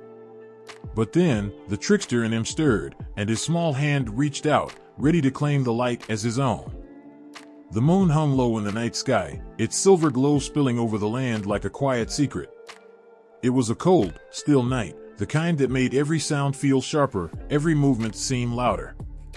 In the shadows of the chief's village, a figure stirred, a child's small frame, but eyes gleaming with something far older, far sharper. Kale, the beloved grandson, moved with purpose, his bare feet silent against the frozen earth. He had watched the moon for weeks now, fascinated by its calm, steady glow. Its light was different from the brilliant, golden power of the sacred chest. It was softer, quieter, but no less mesmerizing. Raven, hidden within the child's form, knew the moon held a power of its own, a power that whispered to him in the dark hours of the night. It was calling to him, and Raven was never one to ignore a call. Kale crept toward the sacred totem where the moon was kept when not suspended in the sky. The chief's magic bound it there, a shimmering orb resting atop a carved pedestal, protected by a web of wards. It glowed faintly, its light spilling through the cracks of the hut like water seeking escape. Kale's heart raced, not with fear, but with anticipation. Tonight, he would claim it. The guard stationed outside the hut had grown comfortable, lulled by the belief that no one would dare approach such a sacred relic. Kale watched them from the shadows, his sharp eyes catching the moment when one yawned and the other leaned back, stretching against the cold. They spoke in low voices, their laughter soft but careless. Kale smiled faintly. Humans were so predictable. He waited until their attention wandered, then slipped around the back of the hut, finding the small, loose panel he had discovered days earlier. With careful fingers, he pulled it aside and slid inside, his small frame fitting easily through the gap. The air inside was heavy with the scent of wood smoke and old magic. The moon sat in the center of the room, its light pulsing softly, almost as if it were alive. Kale approached it slowly, his eyes fixed on its glow. For a moment, even the trickster within him was silent, overwhelmed by the beauty of the moon's light up close. It was cold and pure, unlike anything he had ever touched before. He reached out a hand, his fingers trembling, not with fear, but with the sheer thrill of what he was about to do. The moment his fingers brushed the surface of the orb, the wards crackled to life, their magic sparking against his skin. Kale bit back a cry, his teeth sinking into his lower lip. The wards burned, but they were old, their power weakened by years of complacency. Raven's cunning mind worked quickly, finding the gaps in their strength, the places where their grip faltered. With a flick of his wrist, he twisted the magic, bending it to his will. The sparks died, and the wards fell silent. Kale lifted the moon from its pedestal, cradling it in his arms like a newborn. It was heavier than it looked, its light dimming slightly as though it sensed it was being taken from its rightful place. Kale turned and slipped back through the gap in the wall, his movements quick and fluid.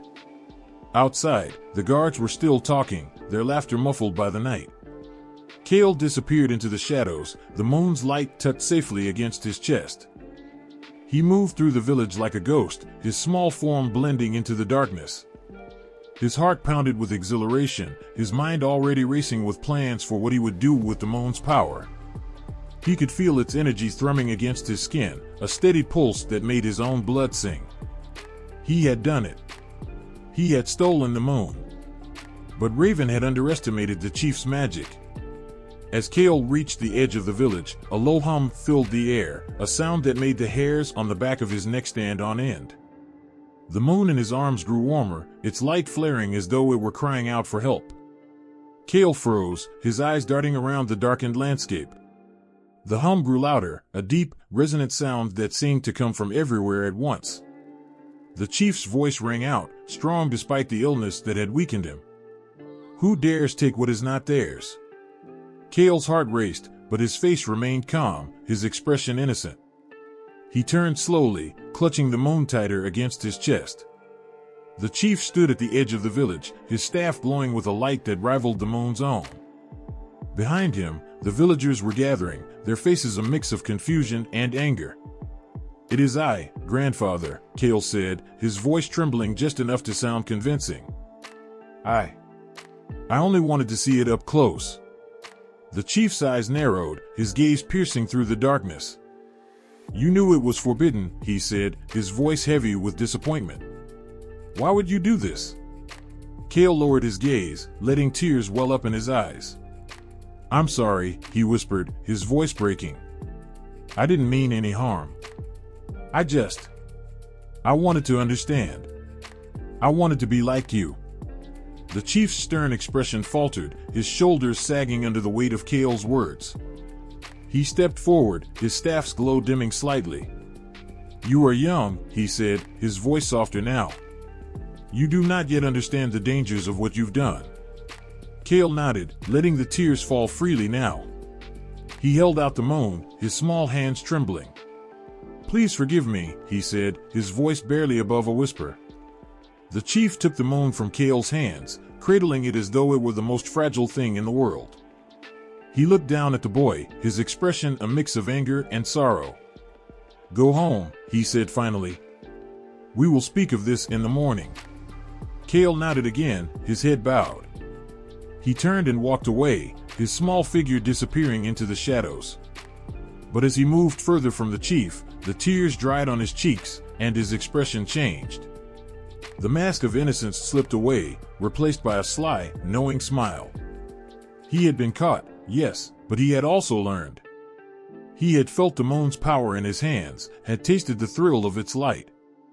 And in that moment, Raven knew he would try again. The moon had been only the first step. The trickster never stopped at failure, it only made him more determined to succeed. The night stretched on like a vast, endless blanket, black and empty, save for the pale glow of the moon hanging alone in the heavens. Raven watched it from the shadows, his sharp eyes glittering with a mix of determination and mischief. The silence of the chief's village pressed around him, broken only by the soft crackle of distant fires. Failure still lingered in his chest, a bitter taste from his last attempt. But Raven was not one to dwell on defeat. He was a creature of schemes and second chances, and tonight, his target was the stars. The chief had locked the stars away in a small, carved box. Raven had seen it once when he was still Kale, the cherished child. The stars had danced inside like tiny, shimmering embers, their light so faint yet so alive. It was a sight Raven couldn't forget, nor could he accept that such beauty should be trapped, hidden from the world. The guards had been doubled since his attempt to take the moon, their footsteps echoing through the stillness as they paced the village. Their presence didn't concern Raven, he had learned from his mistakes. Tonight, he would not rely on brute cunning alone. Tonight, he would use patience, subtlety, and a small dose of chaos. As the guards passed by the chief's longhouse, Raven moved, his form shifting effortlessly into that of a sleek black bird. Silent as a shadow, he soared over the rooftops, his wings cutting through the icy air. He perched on a beam above the longhouse entrance, his sharp beak tilted in thought. The box was inside, tucked behind layers of protection, the chief's wards, the guards outside, and the chief himself. Raven waited, biding his time as the hours crept by. The fires burned low, and the guards grew weary, their steps slower, their eyes heavy with fatigue. Inside, the chief's breathing deepened into the steady rhythm of sleep. It was a fragile, fleeting moment of peace, but it was all Raven needed. He dropped from his perch, landing softly on the ground. With a quick glance at the slumbering guards, he shifted back into his human form, his small hands quick and sure as he pried open a loose panel in the wall. The opening was narrow, but he slipped through with ease, his breath barely stirring the still air. Inside, the longhouse was dim, the glow of the chief's wards casting faint shadows that danced across the walls. The box sat on a low table near the chief's bed, its surface etched with intricate patterns that seemed to ripple in the weak light. The stars inside glimmered faintly, their light pulsing like tiny heartbeats. Raven approached slowly, his movements calculated and deliberate. The wards around the box hummed softly, their power brushing against his skin like a warning. He crouched beside it, his dark eyes narrowing as he studied the intricate web of magic. It was stronger than the wards on the moon, its layers more complex, but Raven could feel the weak points, the places where the magic wavered. He reached out, his fingers hovering just above the surface of the box. The hum grew louder, a sharp, insistent buzz that vibrated through his bones. He didn't flinch. Instead, he closed his eyes, letting his mind sink into the rhythm of the magic. It was like a song, its melody twisted and tangled but not impenetrable. With a careful twist of his fingers, he pulled at the threads, unraveling them one by one. The wards faltered, their hum fading into silence. Raven grinned, his breath coming fast and shallow as he lifted the lid of the box. The stars inside flared brightly, their light spilling over his face and hands. For a moment, he was still, caught in the brilliance of their glow. They were beautiful, more beautiful than he had imagined, their light warm and alive against his skin. But the chief's magic was not so easily undone. The moment the lid was fully open, a sharp crack split the air, and the room was flooded with light. Raven flinched, his hands tightening around the box as the chief's voice rang out, heavy with anger and power. "Thief!" Raven didn't hesitate. He clutched the box to his chest and bolted, his bare feet silent against the wooden floor. The chief's wards surged back to life, their magic crackling through the air like a storm. Raven's heart raced, his mind spinning as he twisted through the narrow corridors of the longhouse. Behind him, the chief's staff flared with light, the sound of his pursuit growing louder with each step. Raven burst through the door and into the cold night air, his breath coming in sharp, ragged gasps. The guards shouted, their voices rising in alarm as they gave chase. But Raven was fast, his small form darting through the village like a streak of shadow. The box in his arms grew warmer, its light pulsing wildly as though it sensed its freedom was near. He reached the edge of the village, his lungs burning as he shifted into his bird form once more. The box was awkward in his talons, its weight dragging him down as he took to the sky. Below, the chief and his guards shouted, their voices rising in a chaotic chorus. Raven didn't look back. He focused on the horizon, his wings beating furiously as he climbed higher, higher into the night. The box trembled in his grasp, its lid slipping open as the wind rushed past. One by one, the stars escaped, their light streaking across the sky like tiny, defiant flames. Raven watched as they scattered, their glow filling the empty expanse of the night. His chest swelled with triumph, his heart soaring as the darkness transformed into a canvas of light. Below, the chief's anger echoed through the night, but Raven didn't care. He had won. The stars were free, their light spilling over the world like a gift. For a brief moment, the trickster felt something deeper than mischief, something close to pride. The chief's house stood bathed in eerie silence, the kind that prickles at the skin and tightens the chest. Raven crouched in the shadow of a towering cedar, his dark eyes locked on the glowing edges of the longhouse door. Inside, behind walls reinforced by ancient magic and guarded by the chief's endless vigilance, was the sun. Its light was a prisoner, captured in a sacred box that pulsed with power so bright it leaked through cracks and crevices, painting the night in faint, golden hues. Raven's feathers shimmered as he shifted forms, becoming a young boy once more. His hands trembled slightly, not from fear but from the anticipation that coursed through him like a current. This was no simple prank. This was the heist of all heists, the boldest trick yet, and failure meant far more than capture. But Raven wasn't thinking of failure. He never did. The chief, wise and suspicious as he was, believed he had prepared for every possibility. He tightened the wards, doubled the guards, and kept the box containing the sun close to him at all times. But Raven knew that the greater the protections, the deeper the arrogance that followed. The chief's pride would be his undoing. Raven slinked toward the longhouse, his bare feet making no sound on the cold, damp earth. The air buzzed faintly with the energy of the wards, a warning to those foolish enough to approach. But Raven was no ordinary thief.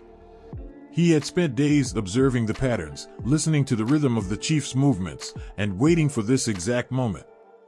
The guards were at the far end of their patrol, their voices carried away by the wind. Inside, the chief's heavy steps echoed faintly as he moved about the longhouse, unaware of the shadow slipping through the narrow gap beneath the walls. Raven pressed himself flat against the cool wooden planks, his body small and agile as he slid into the dim interior. The sun's box sat on a pedestal in the center of the room, glowing faintly like a heart beating in the dark. The chief's staff leaned against the wall beside him, its carved surface thrumming with the same energy that filled the air. The chief himself was close, his back turned as he muttered incantations under his breath, his hands weaving patterns in the air that shimmered like spider silk. Raven's pulse quickened. This was the moment. Every nerve in his body urged him forward, but he forced himself to wait, to watch, to let the chief's focus deepen into the ritual. The seconds stretched thin, each one a thread threatening to snap. Then, in a movement so sudden it was almost reckless, Raven sprang forward. His small hands reached for the box, his fingers brushing against its surface as the wards flared to life. The air crackled with energy, a sharp, burning heat that threatened to sear his skin. But Raven didn't hesitate. With a sharp twist, he lifted the box from its pedestal, cradling it against his chest as he spun toward the door. The chief's shout split the air like a thunderclap, his voice laced with fury and disbelief. The staff in his hand roared to life, its light flooding the room as he turned to face the intruder. Raven's heart pounded as he darted toward the narrow opening, the box weighing heavy in his arms. "Stop!" the chief roared, his voice a command that echoed through the longhouse. Raven didn't stop. He ducked low, his body a blur of movement as he reached the gap beneath the wall. The wards sparked against him, their energy biting into his skin as he slipped through the narrow space and into the cold night air. The guards were already moving, their shouts rising in alarm as they spotted the dark figure bolting across the clearing. Raven ran, his feet flying over the uneven ground, the box clutched tightly against him. The sun's light leaked through the cracks, casting long, flickering shadows that danced wildly in his wake. The chief was close behind, his staff blazing with light as he pursued the thief. Magic crackled through the air, bolts of energy streaking past Raven, narrowly missing him as he zigzagged through the trees. The forest closed in around him, its shadows deep and treacherous, but Raven knew its path like the back of his hand. He reached a narrow ravine, its edges steep and slick with moss. The chief's shouts grew louder, his presence a storm at Raven's back. With a deep breath, Raven leaped, his body twisting in midair as he shifted into his bird form. His wings spread wide, catching the air as he soared over the ravine, the box clutched tightly in his talons. The chief's magic struck the edge of the ravine, sending rocks and dirt tumbling into the abyss below. Raven climbed higher, the box growing warmer in his grasp, its light pulsing with a desperate energy. The chief's voice faded into the distance, swallowed by the forest as Raven flew toward the horizon. The sun inside the box seemed to sense its freedom, its light growing brighter, more insistent. Raven's talons ached as he held on, the heat searing against his feathers. He gritted his beak, his eyes fixed on the edge of the sky where the darkness met the faint glow of dawn. With a final, triumphant cry, Raven released the box.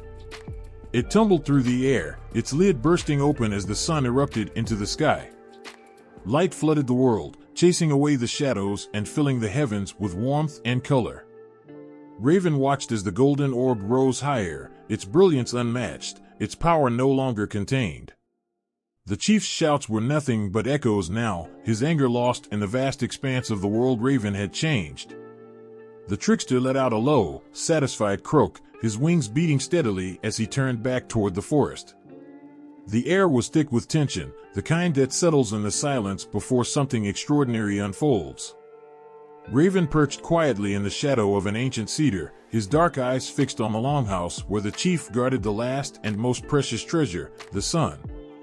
He could feel its warmth, even from a distance, radiating through the wooden walls like a heartbeat. But this wasn't just warmth, it was power, the kind of power that could change everything. Raven had stolen the moon and scattered the stars, but this was different. The sun was no delicate orb or glittering speck. It was alive, fierce, and unyielding, and the chief's grip on it was unbreakable, or so he thought. Raven's lips curled into a sly smile. He thrived on the impossible. The chief, wary after Raven's earlier tricks, had surrounded the longhouse with traps and wards. Guards patrolled in tight, coordinated shifts, their sharp eyes scanning every shadow. But Raven knew that no wall, no spell, no vigilance was truly foolproof. Every defense had a weakness, and he had found it. As the night wore on, Raven slipped closer, his form shifting from bird to boy. He crept through the tall grass, his small hands brushing against the earth as he moved with a predator's grace. He could hear the soft murmurs of the guards, their voices low and tired. They were disciplined, but the long hours had dulled their edge. Inside the longhouse, the chief sat by the glowing box that held the sun. His face was illuminated by its golden light, his expression stern and resolute. He muttered to himself, his hands never far from the staff that had helped him capture the celestial flame. The box was locked with intricate seals, ancient symbols etched deep into its surface. But symbols, like men, could be fooled. Raven's plan was as audacious as it was simple. He would take the sun right from under the chief's nose. But he couldn't rely on brute force or speed alone. This required cunning, the kind that made even the most watchful lower their guard. Slipping through the narrow gap at the base of the longhouse, Raven paused, his breath shallow. The warmth of the sun enveloped him immediately, a comforting yet overwhelming sensation. He edged closer, his movements so fluid they seemed more like shadows shifting than a boy creeping forward. The chief stirred, his sharp eyes scanning the room. For a moment, Raven froze, his heart pounding so loudly he was sure it would give him away. But the chief leaned back, his mutterings resuming. Raven let out a slow, controlled breath. Timing was everything. Then, with the quietest of whispers, Raven transformed again. Not into the boy or the bird, but something unexpected, a tiny insect, barely visible in the dim light. As a small, delicate moth, he fluttered silently toward the box. His tiny wings carried him past the glowing seals, past the chief's watchful eyes, and onto the smooth surface of the box itself. Once there, Raven transformed back into his boyish form, crouched atop the box like a cat ready to pounce. His fingers worked quickly, tracing the seals with practiced precision. He whispered words he'd learned from the chief's own lips, soft incantations that made the symbols waver and flicker. The chief shifted again, his senses sharp despite his fatigue. He turned toward the box, his eyes narrowing as he scanned the room. But all he saw was the soft, pulsating glow of the sun. Raven held his breath, his body tense as he pressed himself against the box's smooth surface. When the chief finally looked away, Raven acted. With a single fluid motion, he released the final seal. The box opened with a soft hiss, and the light of the sun spilled out, brighter and hotter than anything Raven had ever felt. It was blinding, but he didn't flinch. He reached inside, his hands trembling as he cradled the fiery orb. The chief's head snapped around, his staff blazing to life as he rose to his feet. "Thief!" he roared, his voice echoing like a clap of thunder. The guards outside responded instantly, their footsteps pounding against the earth as they rushed toward the longhouse. But Raven was already moving. He bolted for the gap he'd entered through, the sun clutched tightly against his chest. Its heat burned him, its light threatened to consume him, but he didn't let go. He could feel its power surging through him, a force so immense it threatened to overwhelm his very being. The guards burst into the longhouse, their weapons drawn, their faces grim. The chief pointed toward the fleeing figure, his staff crackling with energy. "Stop him," he commanded. Raven didn't stop. He darted through the narrow gap, his body twisting and shrinking until he was a bird once more. His wings beat furiously as he shot into the night sky, the sun's light spilling from his grasp and illuminating the forest below. The chief's magic lashed out, bolts of energy streaking through the air. One struck Raven's wing, sending a searing pain through his body. He faltered for a moment, his flight uneven, but he gritted his beak and pushed on. The sky was vast, and the chief's reach was not infinite. As he soared higher, the sun began to change. Its light, once contained and fierce, started to spread, filling the sky with golden hues. Raven could feel it slipping from his grasp, not because he was losing his grip, but because it no longer wanted to be held. With a final, defiant cry, Raven released the sun. It rose into the sky, its light washing over the world in waves of warmth and brilliance. The night dissolved, replaced by a dawn so breathtaking it brought tears to Raven's eyes. Below, the chief and his guard stood frozen, their faces bathed in the sun's radiant glow. The forest, the rivers, the mountains, all were transformed by the light that Raven had set free. Exhausted but triumphant, Raven circled above, his wings heavy but his spirit soaring.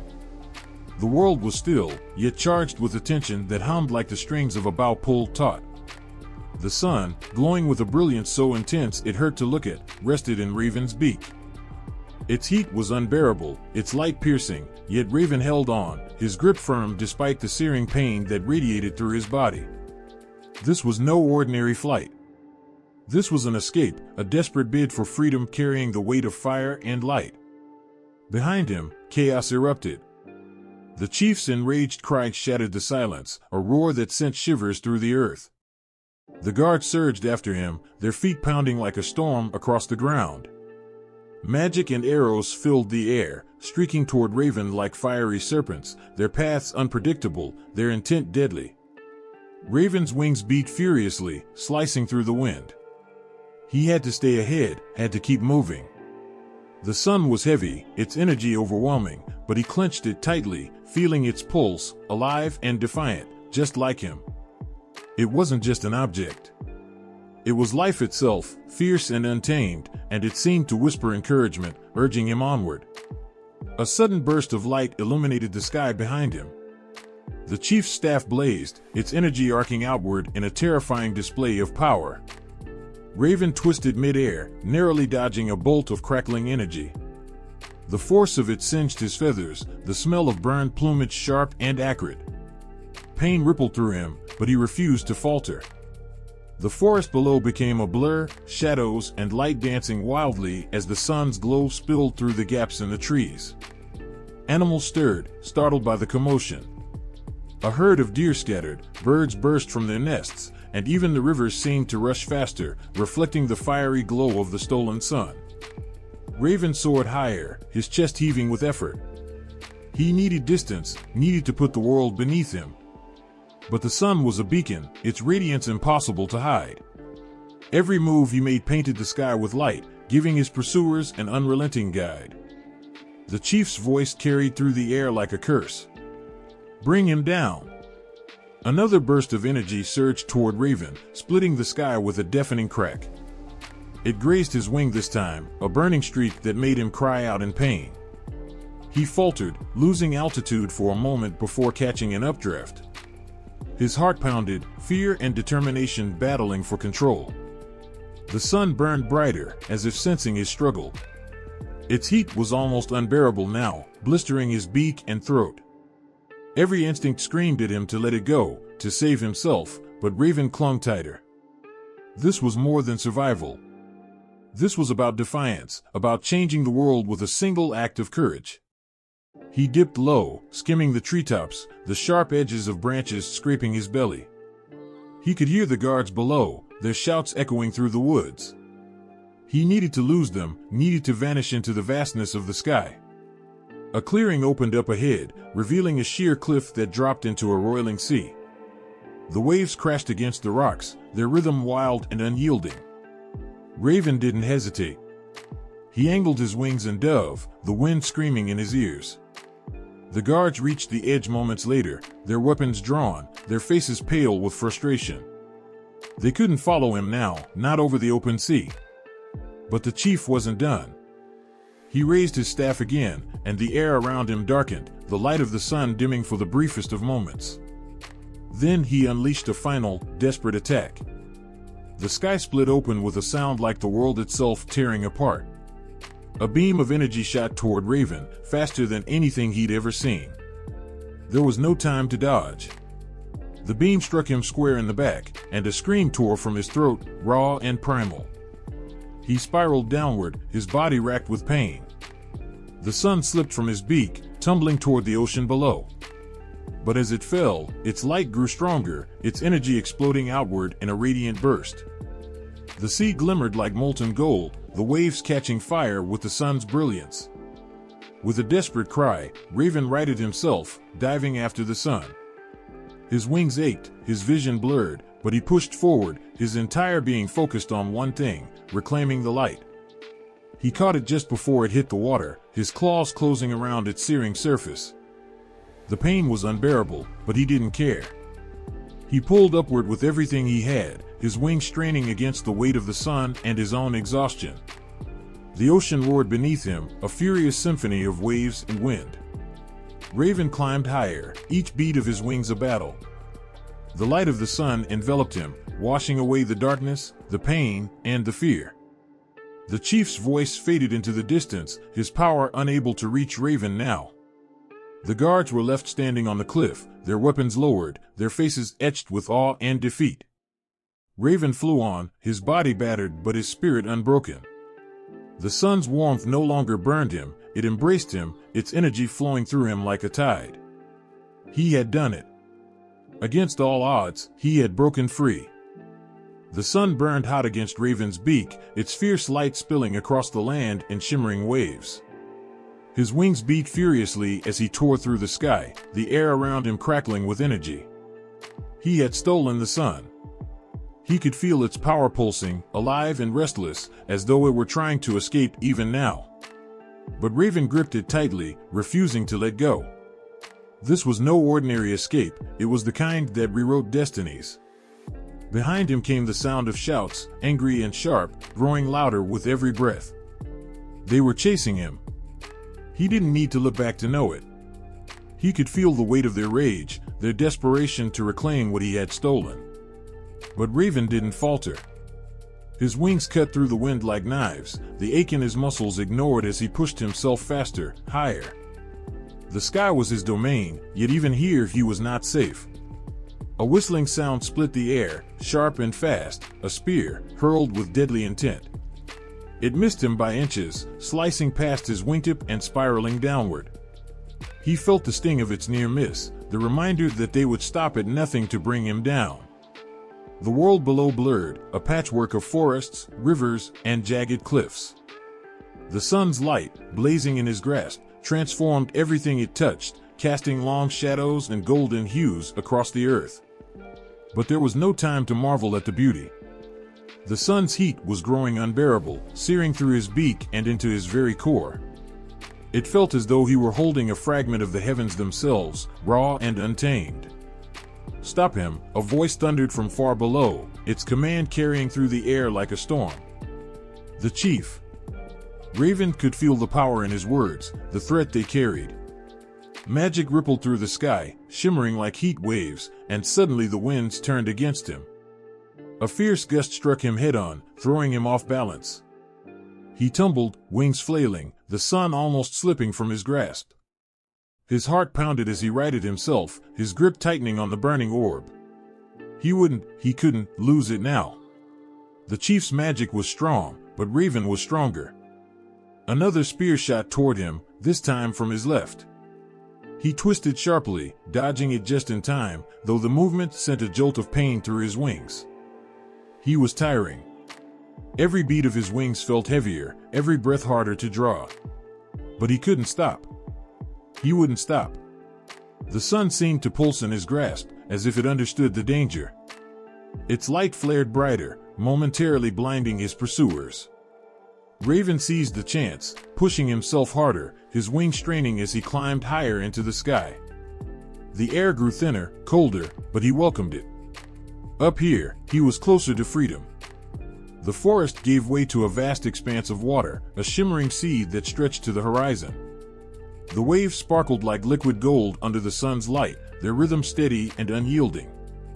Raven angled himself toward it, the cool air from the ocean washing over him like a balm. But the chief wasn't done. A crackling sound filled the air, sharp and electric, and Raven's instincts screamed at him to move. He veered sharply to the right just as a bolt of energy shot past him, so close he felt its heat singe his feathers.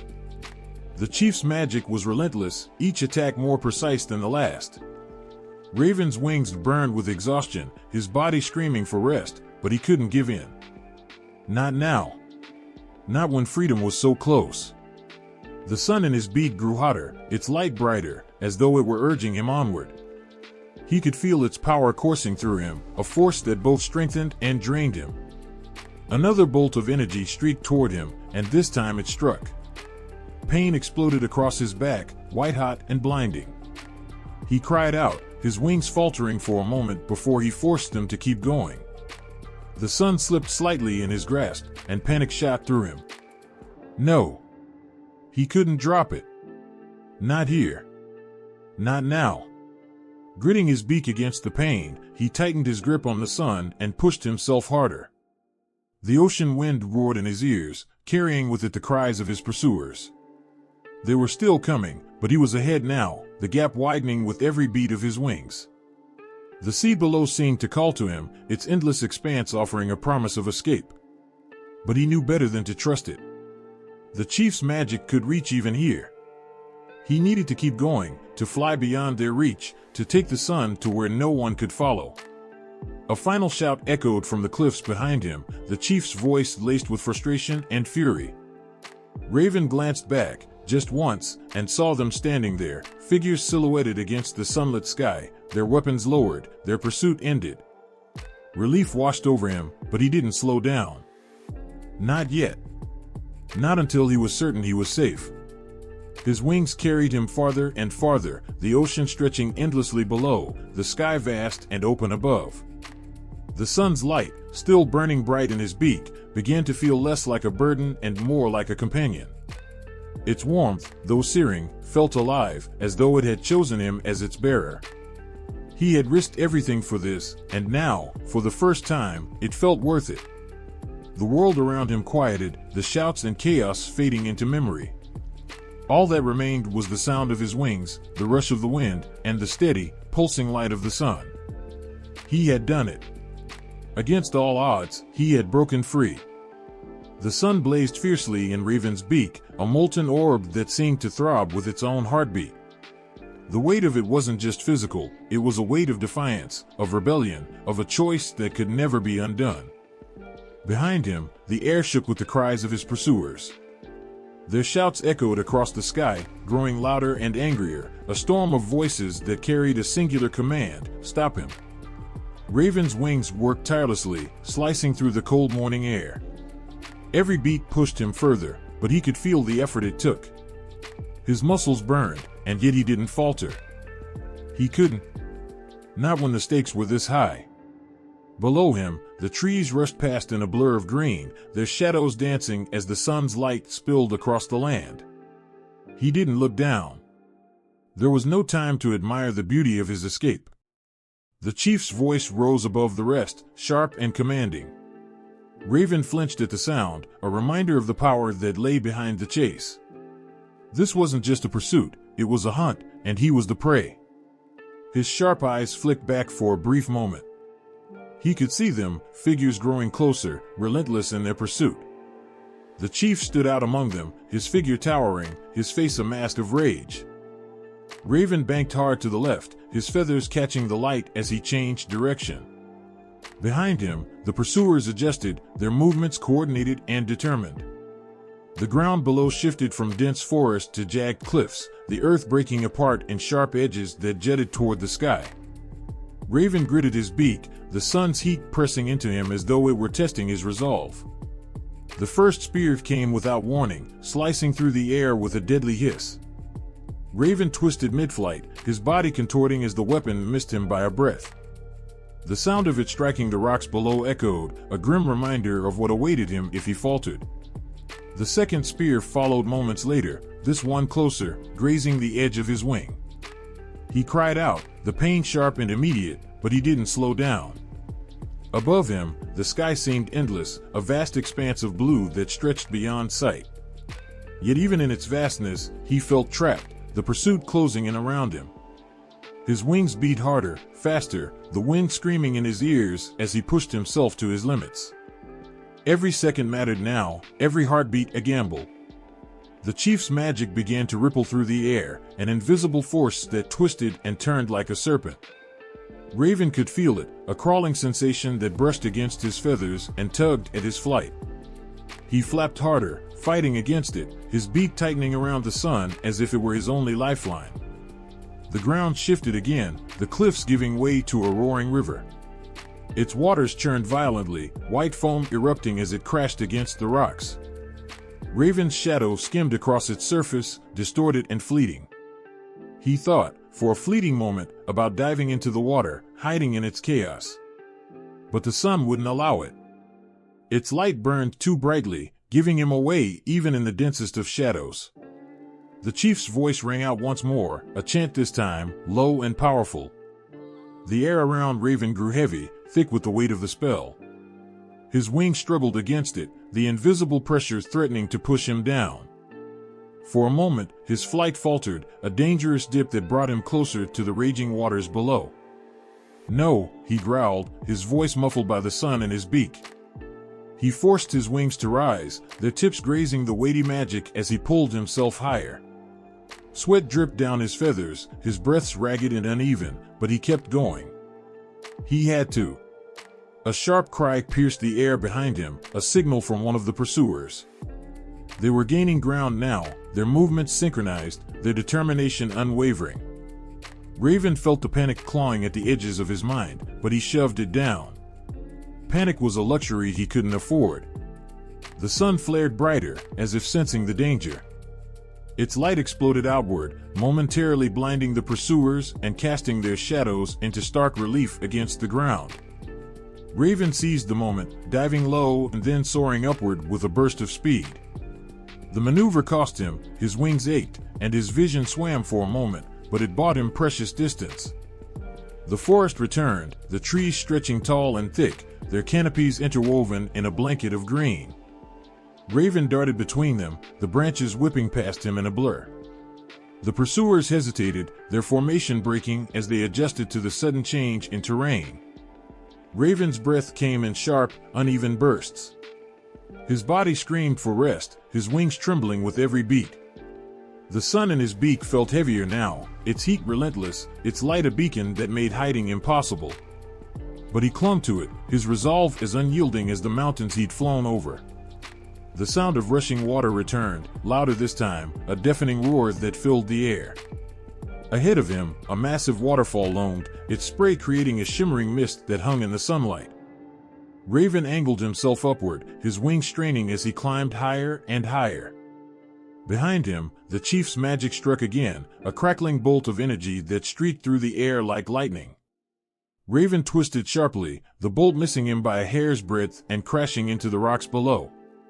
The impact sent a shockwave through the air, rattling his feathers and throwing him off balance. He recovered quickly, his instincts taking over as he adjusted his flight. The waterfall grew smaller beneath him, the river carving its way through the landscape in winding, silver threads.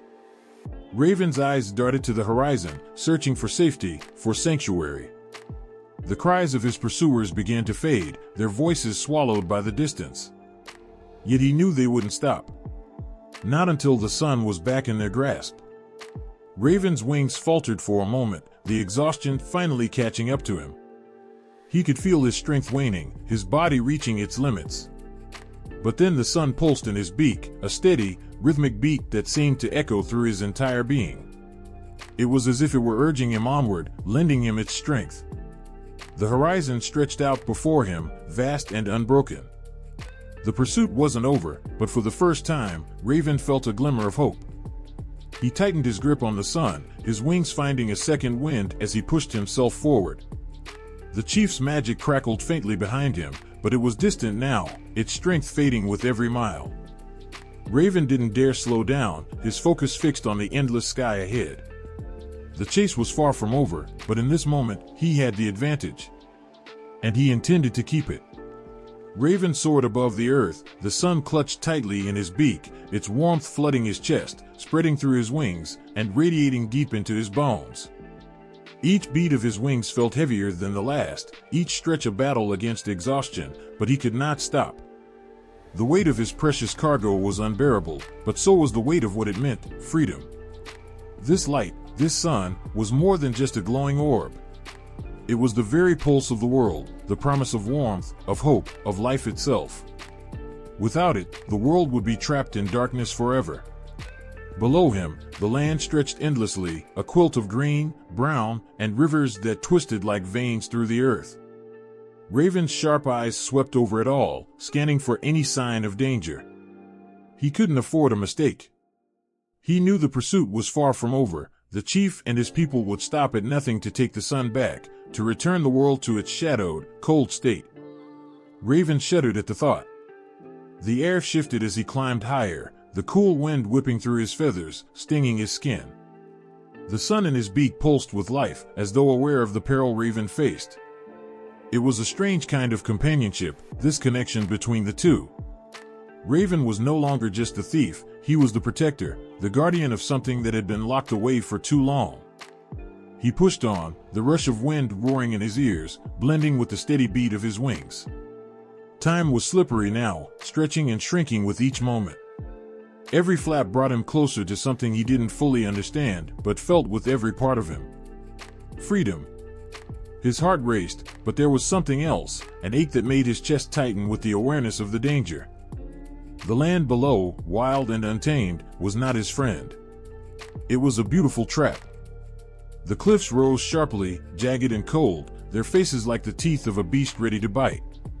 Raven's wings beat faster, his body dipping and climbing between them, barely skimming the rocky edges. He had to focus. The sun was so close to his heart now, the warmth of it like an anchor. It made him strong, but it also made him vulnerable. Ahead, the vast ocean stretched out, endless and serene, its surface broken only by the occasional wave. Raven didn't know where it led, but he couldn't stop now. The ocean's vastness was a reminder of the weight of his task. The world was larger than he had ever imagined, more terrifying, yet he knew it was the only place he could hide the sun, the only place he could safeguard it. His wings grew tired. The sun, its heat burning fiercely, was becoming a heavy burden. Each beat felt as though it pulled him down, the air thicker now, more difficult to navigate. Raven's breath grew shorter, and for a moment, doubt crept into his mind. Could he continue? Was this flight too much? Would the sun slip from his grasp, leaving him to fall back into the endless pursuit of those who would destroy the world's warmth forever? He glanced down at the ocean, its cold expanse seeming to call to him, offering a dark, quiet place to rest. But Raven shook his head. No. He couldn't give up. The sun's light was growing dimmer beneath his beak, as if it, too, sensed the toll the flight was taking on them both. With renewed resolve, Raven angled toward the mountains ahead. Tall, steep, and ancient, they rose from the earth like the jagged fingers of the gods. It was here that he would find refuge, or so he hoped. The rocks would provide shelter, hiding him from those who would come for the sun. The wind howled as he approached, fierce and biting, but he cut through it, focusing on the peaks ahead. But the air felt heavier as he neared the mountains. It wasn't just the weight of the sun in his beak or the physical strain that threatened to tear him apart, it was the magic in the air, the ancient power that seemed to ripple through the very earth beneath him. The mountains, he knew, were old. Older than anything he could understand. There was something dangerous in their silence, a stillness that seemed to pull at him, urging him to keep going, to keep moving forward, to trust in the protection they could offer. A distant shadow broke the stillness, a figure rising from the ground, a dark shape against the horizon. Raven's heart skipped. Was it them? Were they closing in again? He didn't wait to find out. His wings snapped back against his body as he veered to the right, narrowly missing the looming shape of a towering cliff. His wings hurt with the sudden strain, but he didn't let up. Below, the trees now gave way to deep, shadowed valleys, and Raven knew he had to fly through them, weaving between the steep ridges, finding his path through the labyrinth of rock and shadow. The sun burned hot in his beak, its light like a beacon, so visible, so vulnerable. He dared not look back, but the sounds behind him grew louder, the thunderous beat of feet on the ground, the distant cries of those who sought to take it from him. The wind shifted again, colder now, biting through Raven's feathers. His body screamed with exhaustion, and his thoughts blurred. But the sun, that precious orb, was still there, its light pulsing with each beat of his wings, urging him on. There was something in that light, something that filled his very soul with strength, something that made him push through the pain, through the exhaustion. Raven's flight through the mountains became a blur of sharp cliffs and dark shadows, his wings carrying him through the deep chasms with a determination that burned bright in his chest. His heart was steady now, his breath coming in short, focused gasps, and the sun was no longer a burden. It was a part of him. The mountains were no longer a threat but a sanctuary, their craggy faces a protection that shielded him from the world below. And Raven understood, in that moment, that he was not just carrying the sun, he was part of it now. The warmth was within him, and though the world would try to chase him, to pull him back into the darkness, he would carry this light until his wings gave out, until the very air itself could not hold him anymore. And so he flew. Raven's wings sliced through the air, faster than they ever had before. Beneath him, the world stretched out like a vast canvas, and with every beat, he carved a path through the skies, the precious orb tucked tightly in his beak. The sun was his burden now, its heat seeping through his feathers, its glow warming his chest. But it wasn't just warmth. It was life. A gift he had stolen from the very hands that sought to keep it locked away. The wind howled in his ears, tugging at his wings, urging him to slow, to rest, to give in. But Raven couldn't. Not now. The sun pulsed with a life of its own, its power surging through him, telling him to push forward. The landscape beneath him shifted, mountains rising sharply from the earth, forests that stretched endlessly in shades of green, rivers that carved through the land like veins. All of it was so vast, so ancient. And all of it would be trapped in darkness again if he failed. He flew low, just above the treetops, his dark feathers nearly blending with the shadows of the night. But even the dark couldn't hide the brilliant glow of the sun in his beak. It was too bright, too powerful. Raven couldn't stop glancing down at it. He felt its heat against his skin, felt it filling him with a strange energy. He was carrying the world in his mouth, and yet, he didn't feel the weight of it. At least, not yet. The land below seemed to move in slow motion, the trees swaying as if to whisper secrets. The distant mountains called to him, their jagged peaks rising higher than anything Raven had ever seen. The sun pulsed once more, sending a shiver down his spine. The flight was long, and Raven had no idea where he would land. But he couldn't stop. The sun was slipping through his grasp, as if it knew time was running out. In the distance, something caught his eye, a dark figure moving through the shadows of the forest. Raven's heart skipped a beat. The chief's people were chasing him, weren't they?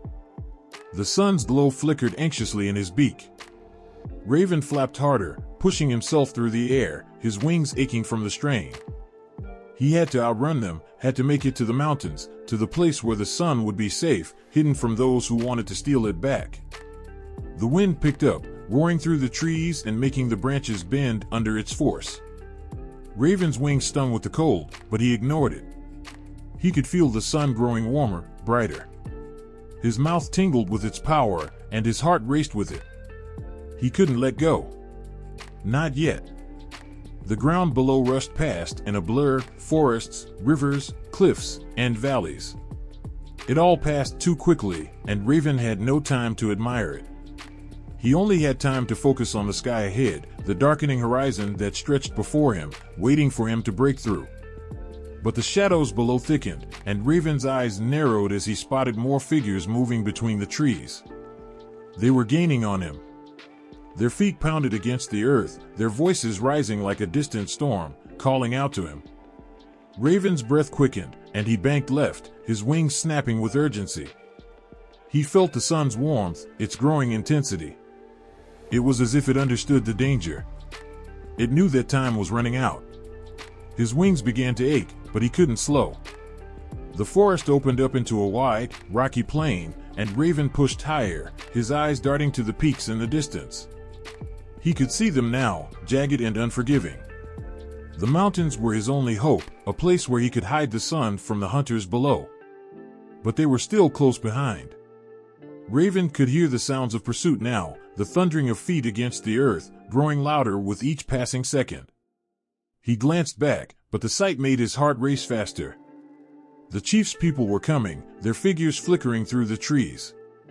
They were relentless, determined. They wouldn't stop until the sun was theirs again. Raven's wings flapped harder, faster. He rose higher, climbing into the cold air.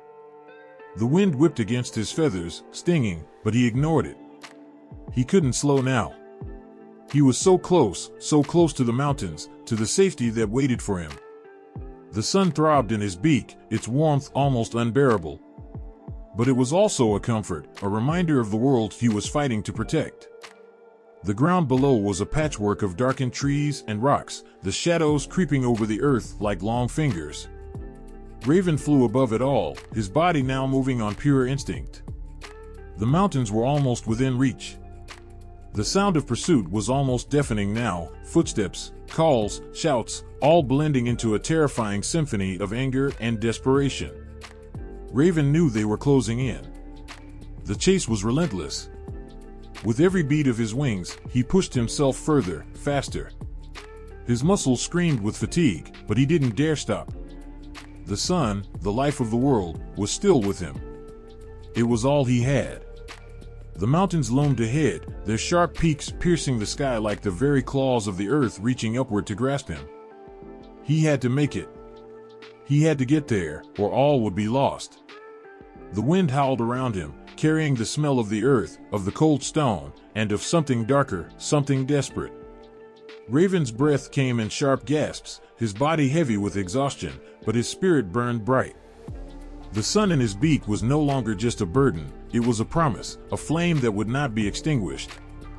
He would not let them take it from him. The mountains were so close now. Raven's wings were numb, but he pushed through the pain, his eyes locked on the jagged peaks ahead. The air thinned as he climbed, but the sun's heat kept him strong. His flight was steady now, his course unwavering. Below, the sounds of pursuit were fading, but Raven didn't dare look back. Not yet. Not until he was safe. And then, the mountains swallowed him whole. The sky was dark, but something in the air had changed. Raven could feel it in his bones, in the rhythm of the wind, in the way the earth seemed to hold its breath. The sun, his son, had made its way to the peak of the mountain, the highest point in all the land. Its light began to spill out, creeping over the jagged edges of the rock, casting a soft glow across the world below. At first, it was just a faint warmth, a subtle shift in the temperature. But it grew. Slowly. Steadily. The first rays of dawn touched the cold earth, brushing against the sleeping trees, caressing the frozen ground. The world seemed to stir with the touch of light, as if it had been waiting for this moment, waiting for the sun to break free and bring the land to life. Raven watched, his heart swelling with pride. This was the moment he had fought for. The sun was his gift to the world, and now it was free to do what it had always been meant to do. The sun climbed higher, its golden rays stretching across the land, painting the sky with brilliant hues of orange and pink. The darkness of the night began to recede, driven back by the strength of the sun's light. The shadows that had clung to the earth like ancient secrets retreated, and the land awoke. Birds stretched their wings, animals stirred from their sleep, and the world began to hum with life. But as the sun reached its zenith, there was a strange stillness. Raven could feel it in the air again. The sun had risen, but it wasn't yet time for it to rest. There was a balance, an understanding between the sun and the earth, a rhythm that could not be broken. Raven knew that the cycle of day and night had begun, a dance as old as time itself. The sun began its slow descent, sliding down the sky like a golden thread unraveling. The world responded, as it always had. The warmth that had filled the air began to fade, the light dimming as the sun made its journey toward the horizon. The birds that had been singing so brightly fell silent, and the animals that had roamed freely returned to their dens. It was the way of things. The sun would go, but it would always return. As the sun sank lower, Raven felt a pull in his chest. It was as though the earth itself was holding its breath, waiting for the night to come. He knew the sun could not stay forever. There was no time to waste. The cycle had to be complete. Day had to yield to night, and night to day. It was the way the world worked, the way the sun had always been meant to shape the earth. The sky shifted again, now a deep, rich blue. The light faded further, leaving behind the soft glow of twilight. The first stars began to appear, tiny pinpricks of light in the darkening sky. Raven watched in awe as the world transformed before his eyes. The quiet beauty of the night was just as powerful as the brilliance of the day, and in that moment, he realized something profound. Without one, there could be no other. Day needed night, and night needed day. But even as the darkness spread across the land, Raven felt a new surge of energy. The sun's journey had just begun. The cycle was in motion, and it would continue, each day giving way to the next, each night to the one after. The world was changing, evolving, and Raven's heart beat in time with the rhythm of the sky. In the stillness of the night, as the stars glittered overhead, Raven flew high above the earth, his wings beating softly against the cold air. The land below was bathed in shadow, but it was not an empty darkness. The night was alive in its own way, with a quiet magic that pulsed through the earth. It was the time of dreams, of rest, of quiet reflection.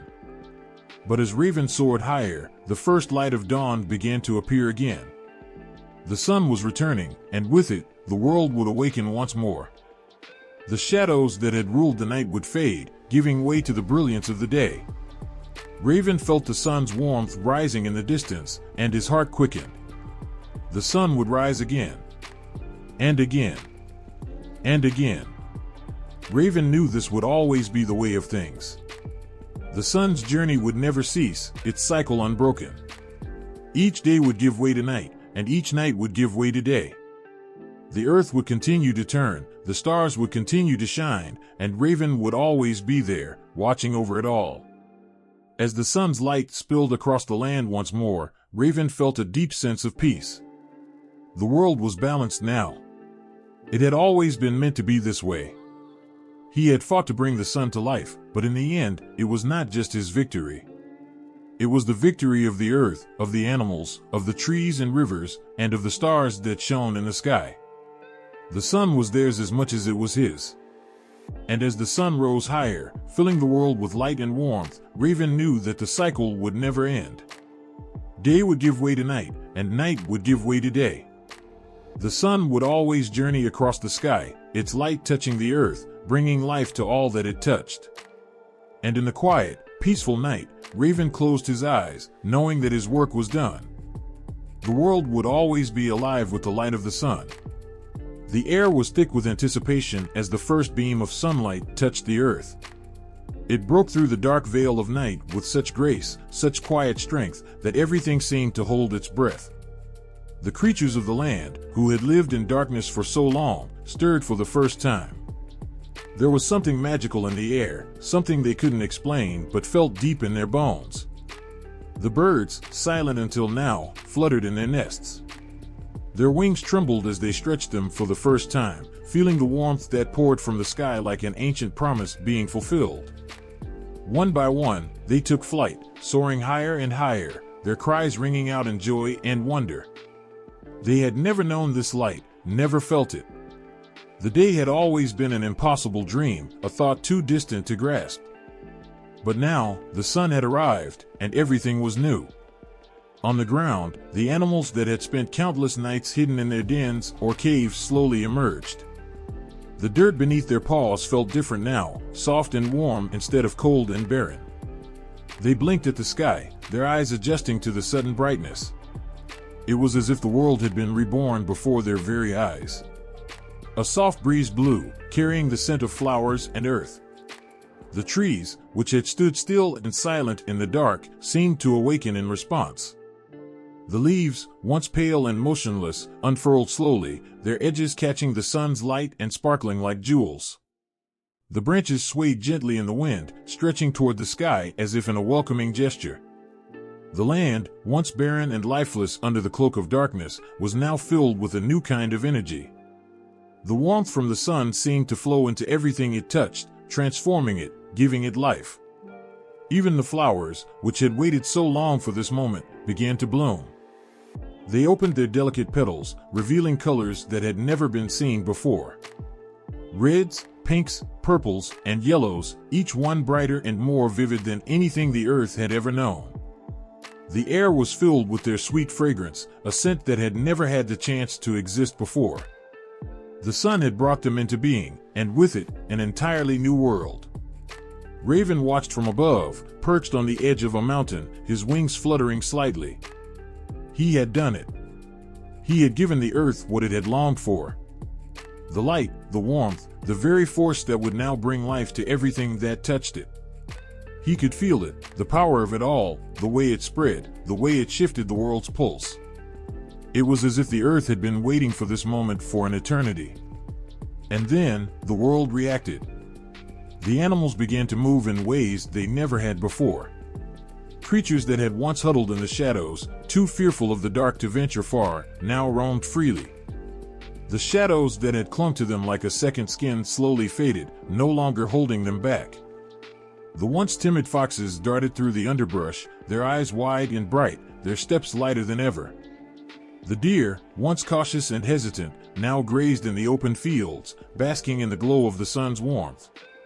Even the mighty bear, who had spent many long nights alone in his cave, now stood at the mouth of his home, stretching his limbs and breathing in the fresh, sunlit air. The oceans responded too. The waves, which had been still and quiet for so long, began to move with a new kind of rhythm. They rose and fell, their motions more fluid, more alive. The sea creatures stirred from their deep underwater homes, swimming toward the surface where the light kissed the water. The fish flickered like shimmering silver in the sunlight, darting back and forth in a dance that had never been possible before. The whales, once slow and heavy in the dark depths, rose with grace to the surface, their enormous bodies gliding through the water with an elegance that spoke of freedom. The sky itself seemed to shift. The clouds, which had once hung low and heavy, now stretched high across the sky, drifting lazily in the warmth of the sun. The wind, which had once been bitter and cold, now carried the sweet scent of flowers and earth.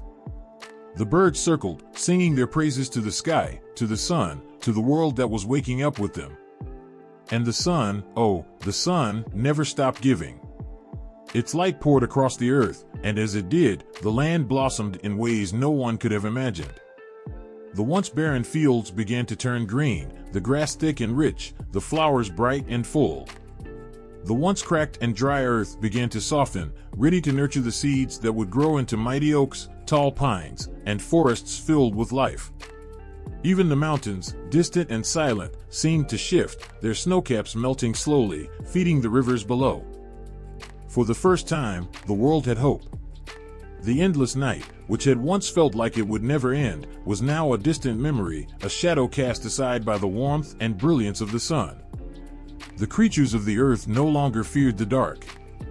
They had learned to trust in the cycle of light and shadow, to understand that the sun would always return, bringing with it life, warmth, and the promise of a new day. Raven's heart swelled as he watched the world below. He had done what no one had dared to do. He had brought the sun into the world, and in doing so, had changed everything. The earth would never be the same. The sky would never be the same. The creatures of the world would never be the same. It wasn't just the sun that had transformed the world. It was the way everything had responded to it, the way the land had come to life, the way the creatures had risen from the shadows, the way the world had stretched itself toward the light. Raven had given the earth the most precious gift, and in return, he had seen a world reborn.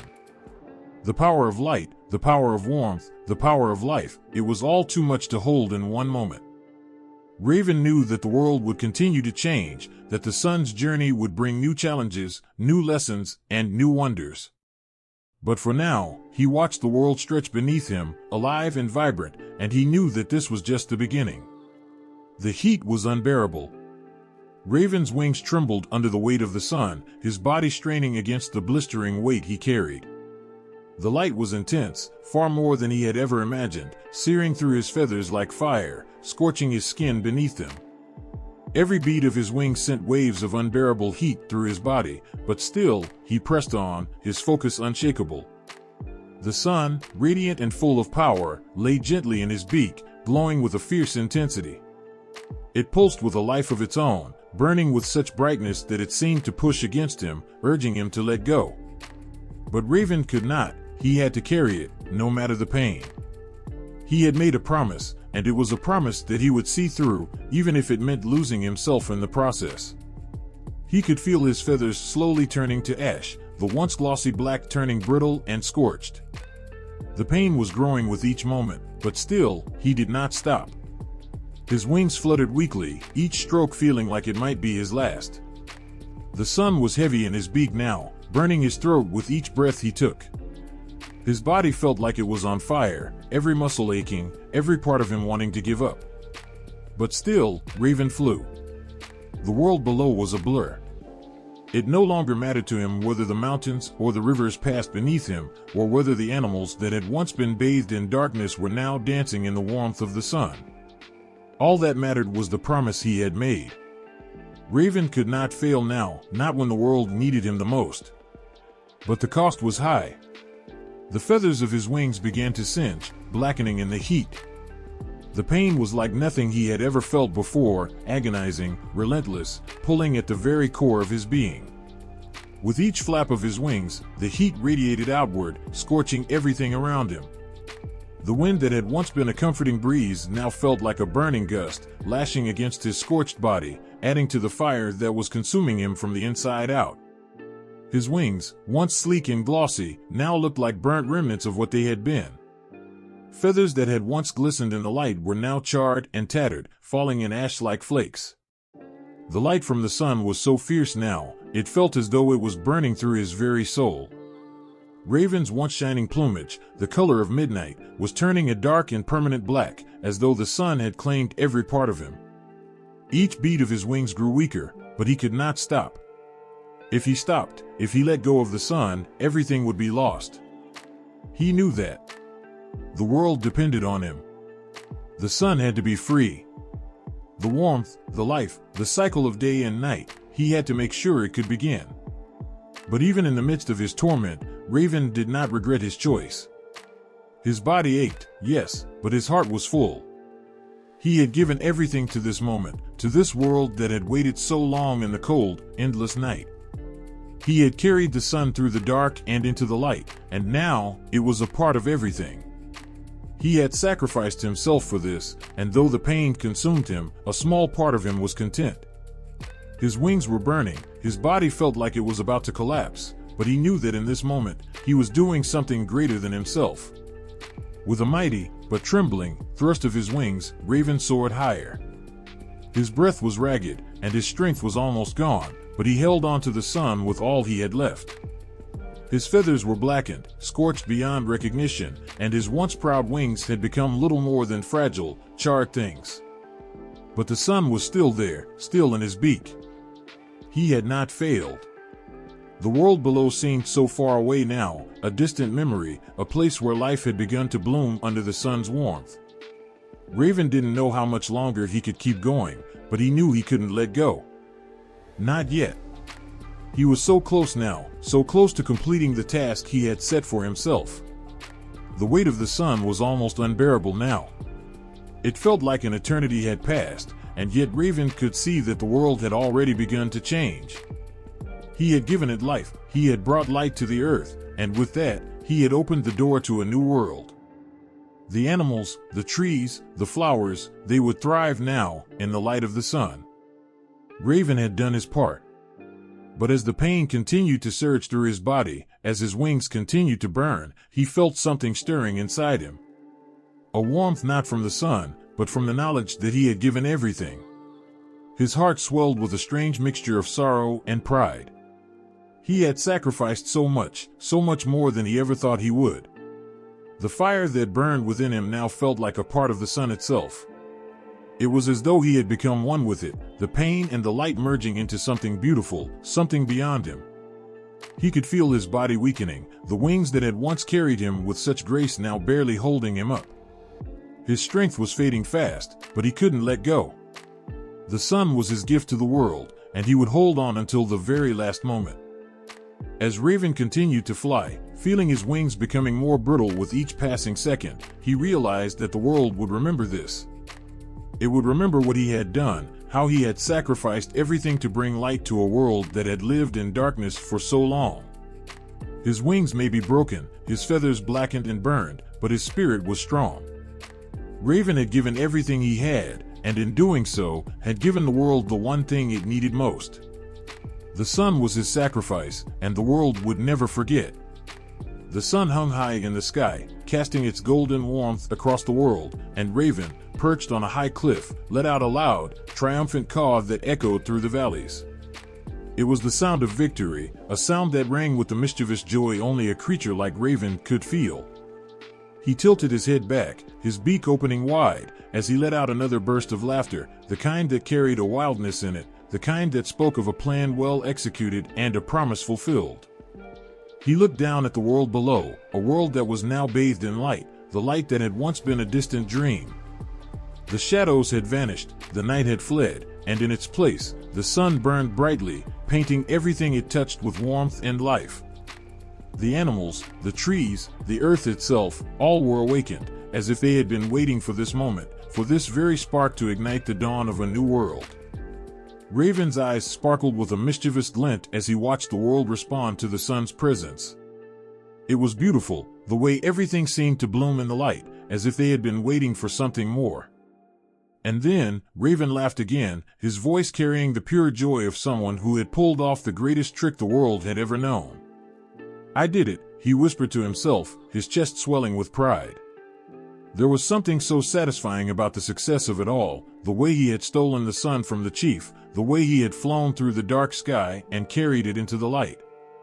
It had been dangerous, yes, but it had been exhilarating, too. Raven had always been known for his cleverness, his ability to slip through the cracks, to outwit those who thought they could control everything. But this was something else. This was beyond any trick he had ever pulled off before. He could feel the heat of the sun now, even from where he stood, a gentle warmth on his blackened feathers, the marks of the sacrifice still etched into his body. His wings, though singed and scarred, still held the echoes of the strength that had carried him this far. They would never be the same, of course, no, they would always be marked by the journey, but Raven didn't mind. He had done what no one had ever thought possible. He had taken the sun, and now the world would know the light. And with that thought, his laughter grew louder, more reckless. He spread his wings and soared into the sky, darting between the clouds as though they could not touch him. He had been the one to bring the sun to the world, and now nothing could stop him. No one could touch him. He had played the game and won. It was his moment. Raven flew faster now, cutting through the air with such speed that the wind seemed to part before him, rushing around his dark wings as he rode the currents. He twisted and turned, performing a dance in the sky, a dance of victory. The world below seemed so small now, a place that had once been full of shadows, but now bathed in the warmth of the sun's embrace. Raven's laughter echoed again, this time wild and free, a sound full of delight, full of pride. He had done it. He had changed everything. The world that had once been silent and cold now seemed alive, vibrant in ways Raven had never imagined. But in the back of his mind, something else lingered. He knew he had caused a great upheaval.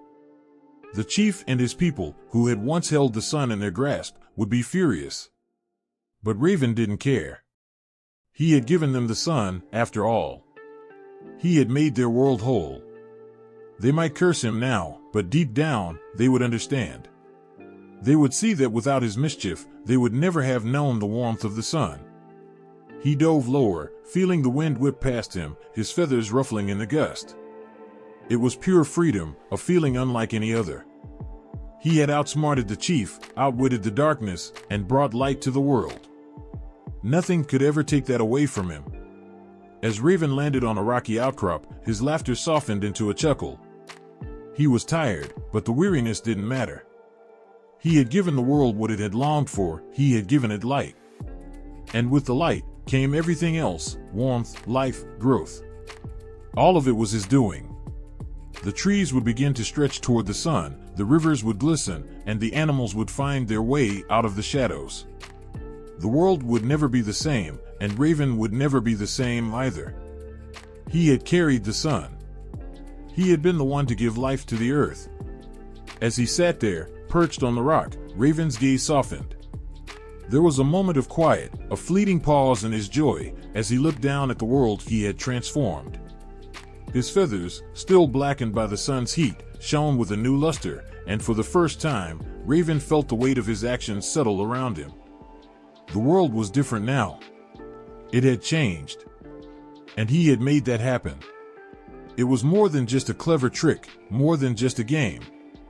Raven had shaped the very fabric of the world with his mischief. But the laughter came again, bubbling up from deep within him, filling his chest with warmth. He had done it. And in that moment, Raven felt invincible. Nothing could take this away from him. Nothing could erase the joy of what he had accomplished.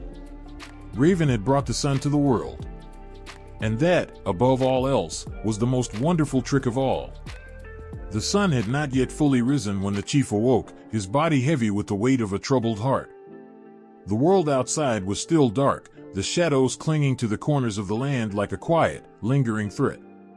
He had heard the caws of the raven. Oh, how those caws had echoed in his ears, louder than any warning he had ever received. But no matter how many times he had heard the sound, it had never prepared him for what was to come. The chief rose from his bed, the coldness of the stone beneath his feet reminding him of the emptiness that had already begun to seep into his soul. He looked toward the horizon, hoping for a sign, hoping that the sun would soon rise as it always had, warm and reliable. But what he saw instead sent a shiver down his spine. It was the silence. The birds had stopped singing, the wind had grown still, and the earth beneath his feet felt too heavy, too quiet. A chill crept into his bones as he stepped outside, his people gathering around him, their faces filled with unease. They, too, had felt it, the absence of something that had always been there. Something vital. Something irreplaceable. The sun had not yet risen, and in its place was an endless twilight, the kind that felt as though it would never end.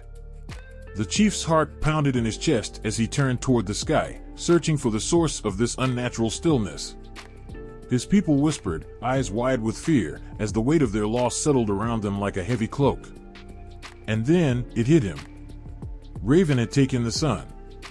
It wasn't just the theft of light, it was the theft of hope. The chief had always known that light was their protector, their guide. It was what allowed them to grow their crops, to warm their homes, to see their children's faces clearly.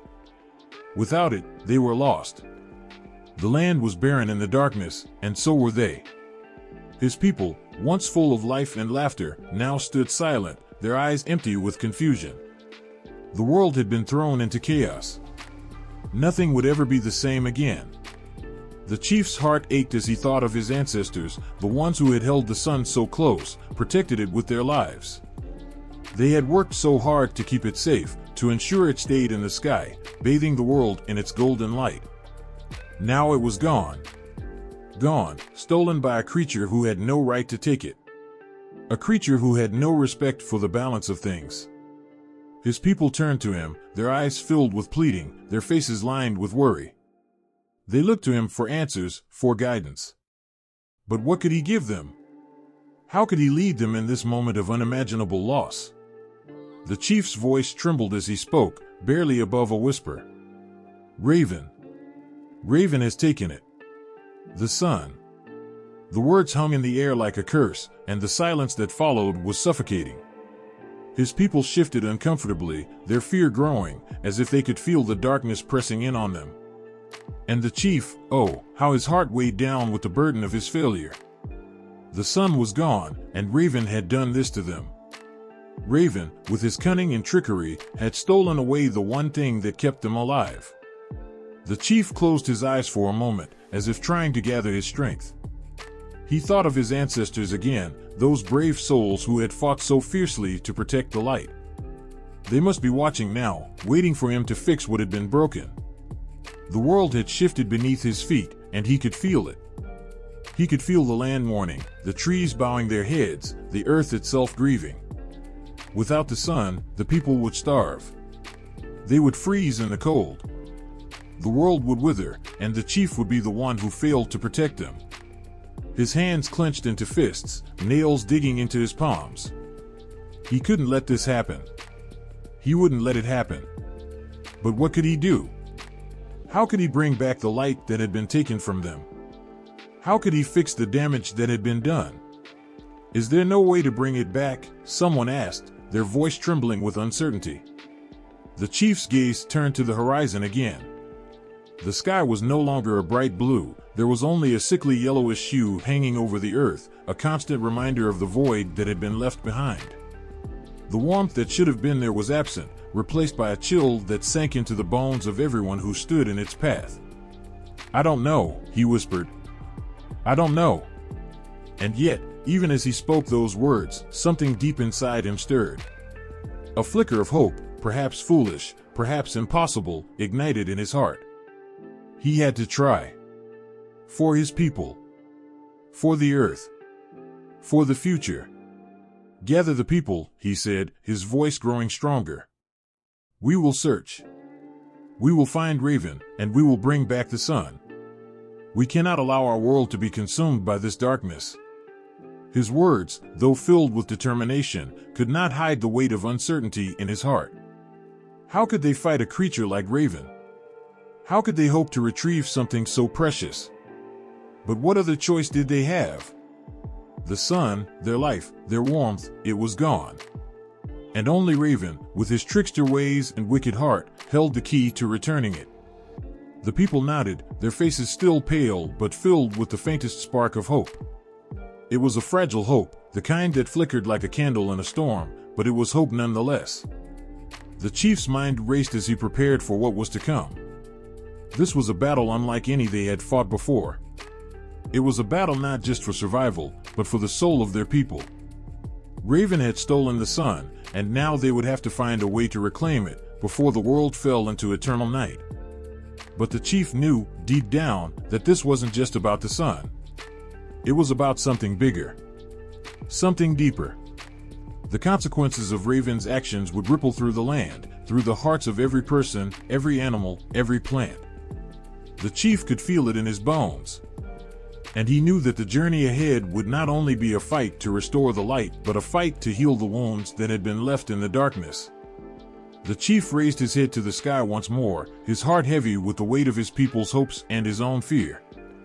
But in that moment, a single tear fell from his eye, the salt of his sorrow mixing with the endless silence that stretched before him. The first rays of light broke through the thick veil of clouds, stretching across the sky like fingers reaching out to touch the earth. It wasn't just the light that had changed, the air, the land, the very soul of the Pacific Northwest seemed to shift as well. The darkness, which had once clung to the mountains and rivers like a shadowy cloak, began to retreat, replaced by a golden warmth that made everything come alive.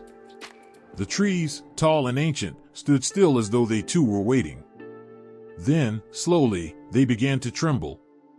The deep green of their needles seemed to brighten, as if they were absorbing the light into their very bones. The moss on the rocks, once a muted, lifeless gray, started to pulse with life, its vibrant green colors shimmering like a new beginning. The rivers, which had once flowed under a cover of gloom, sparkled now in the early morning sun, the water catching the light like 1,000 diamonds scattered across the surface. The sound of the water, the gentle rush of the current, seemed clearer, more pure, more alive than it ever had before. It was as though the light itself was speaking, and everything in its path was listening.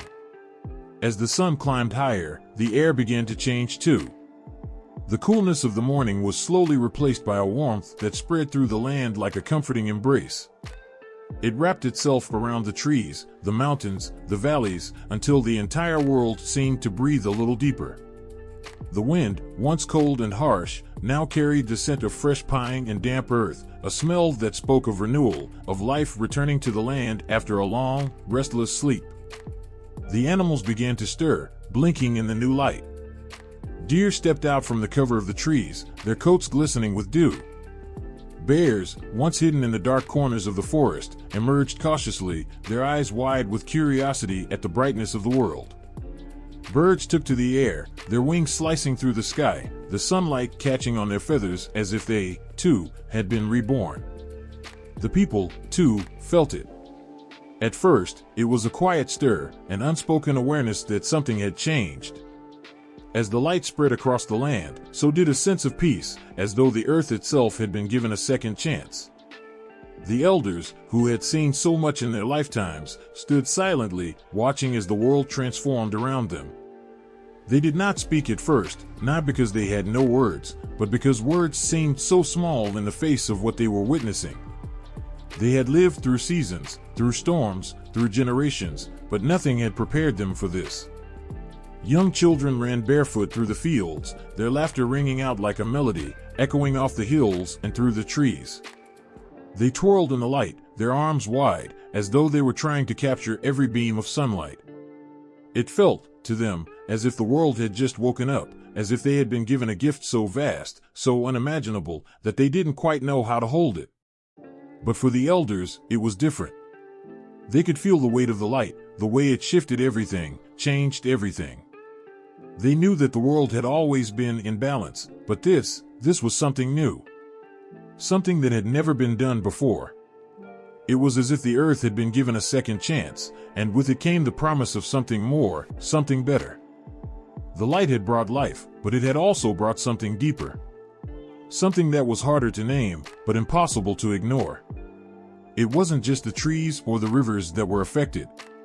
It was everything. The very ground beneath their feet seemed to hum with energy, as if it too had been touched by the light. The flowers, which had been closed tight against the darkness, now bloomed, their petals unfolding to reveal colors so bright, so vibrant, that they almost seemed to glow. The grass, once dull and brown, began to grow tall and strong, its blades swaying in the wind like dancers in a grand performance. The mountains, which had always stood silent and imposing, now seemed to bow before the sun, their peaks bathed in gold. The valleys, once shadowed in mystery, now seemed to invite those who had once feared them to come closer, to explore their hidden depths. It was as though the entire landscape had been transformed by the light, and with it, the people too were transformed. It was in the eyes of the people that the most profound change could be seen. They had lived with darkness for so long, had come to accept it as part of their world. But now, as the sun bathed the earth in its warmth, there was something different in their gaze.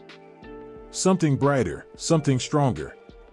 It was as if they, too, had been reborn with the land, filled with a new sense of hope, a new sense of possibility. The chief, standing among them, felt the shift deep within him. He had lived through storms, through trials, through endless nights, but never had he felt anything like this. The world, which had once seemed so uncertain, now felt full of promise. The weight of the dark days was lifting, and with each passing moment, it seemed as if the sun was giving them more than just light. It was giving them life. It was giving them a chance to be more than they had ever been before. As the sun climbed higher in the sky, the light spread further, filling every corner of the land, every shadow, every crevice. It was as if nothing could hide from it now. The world, once quiet and still, was alive, buzzing with energy, with motion. The trees swayed, the rivers danced, the mountains seemed to breathe, and the people, once uncertain, now moved with purpose. They were a part of something bigger, something brighter, something that had been gifted to them by the very forces that governed the world. The Pacific Northwest, once shrouded in darkness, had been transformed. It was no longer a place of silence and shadow, but a place of life, of light, of possibility. The land had changed, but so too had the people who called it home. And in the warmth of the sun, they knew this was only the beginning. The world, bathed in light, had become something new. Something full of promise. And they, with it. The sun had risen high, casting its golden warmth across the land. The trees swayed gently, their branches reaching toward the sky, while the rivers danced in the sunlight, their water glittering like 1,000 tiny jewels. But as the light stretched out, so did the shadows, long and silent, creeping through the cracks and under the trees, sliding like a secret that no one was meant to see. The interplay of light and dark had always been there, though no one had ever paid much attention to it before. It was as natural as the air they breathed. The sun could only reach so far, and where it did not, the shadows grew, stretching out from the corners of the earth like quiet, patient creatures. They were not to be feared, not really. But they were always there, a reminder of the balance that existed in the world, a balance between what could be seen and what remained hidden. There was a time when the people feared the shadows. They thought of them as places where evil things lived, creatures that waited in the dark, waiting to pounce. The elders would tell their children not to stray too far into the woods at dusk, when the shadows grew long and thick, and the creatures of the night stirred. But the shadows were not always enemies, and they were not always cruel. They were, in their own way, protectors. The shadows wrapped themselves around the trees and hills, offering refuge to those who needed it. The birds found shelter in their folds, the deer hid beneath their embrace, and even the wind would rest there for a while, cooling its wings before moving on. The interplay of light and dark was delicate, like the rhythm of a song. The sun would rise, and the shadows would shrink, retreating into the corners, leaving behind the warmth of the day. But as the sun began to sink, they would grow again, reaching further, covering the land in their cool, quiet touch. It was a dance, a rhythm that had been going on for longer than anyone could remember, a rhythm that would never end. It was only when the shadows stretched across the land that the true beauty of the world began to show itself. The light could only show the surface, the obvious things, the things that everyone could see. But the shadows, they revealed the hidden stories. The way the wind whispered through the leaves, the way the branches tangled with each other, the way the earth itself seemed to sigh and settle in the quiet dark. It was in the shadows that the world truly came alive, not in the harsh light of day but in the soft, cool touch of night. The trees seemed to grow taller in the shadows, their branches twisting and turning in ways that were not visible in the daylight. The leaves rustled, but not with the same joy as in the morning light. There was something more solemn in their sound, like the earth itself was speaking in a language that only the shadows could understand. The rivers, too, seemed to change, their waters no longer sparkling in the light, but flowing silently, their paths hidden by the dark. In the shadows, the land was full of secrets, full of stories that the sun could never tell. And yet, the shadows were not just passive observers.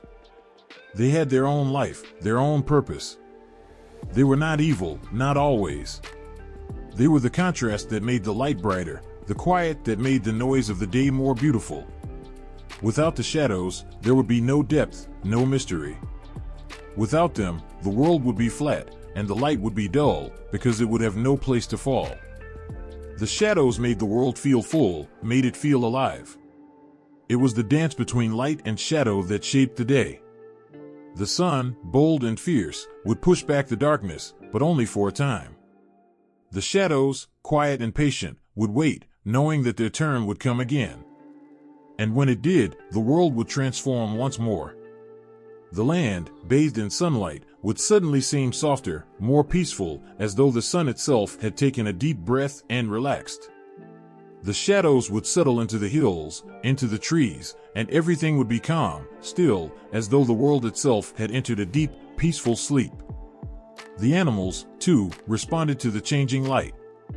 In the daylight, they would emerge from their hiding places, stretching their limbs and feeling the warmth of the sun on their backs.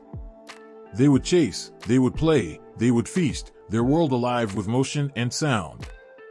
But as the sun sank lower, they would retreat into the shadows. The deer, once grazing in the open fields, would vanish into the forest, their eyes shining like small stars in the dark.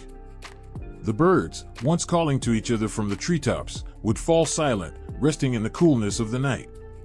Even the wind, once swift and playful, would slow, its breath turning soft as it moved through the shadows.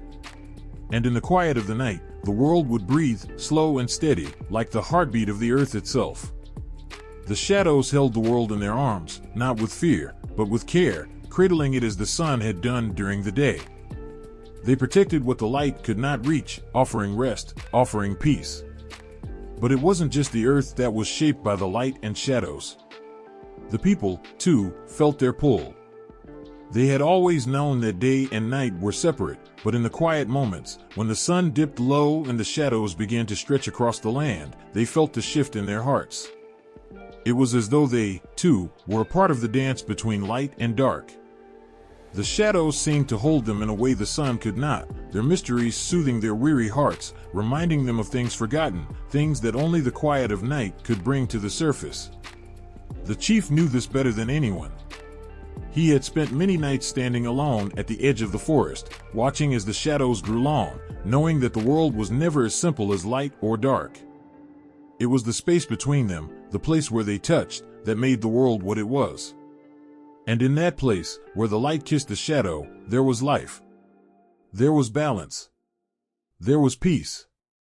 The world lived between the light and the dark, caught in the tender embrace of the shadows and the sun.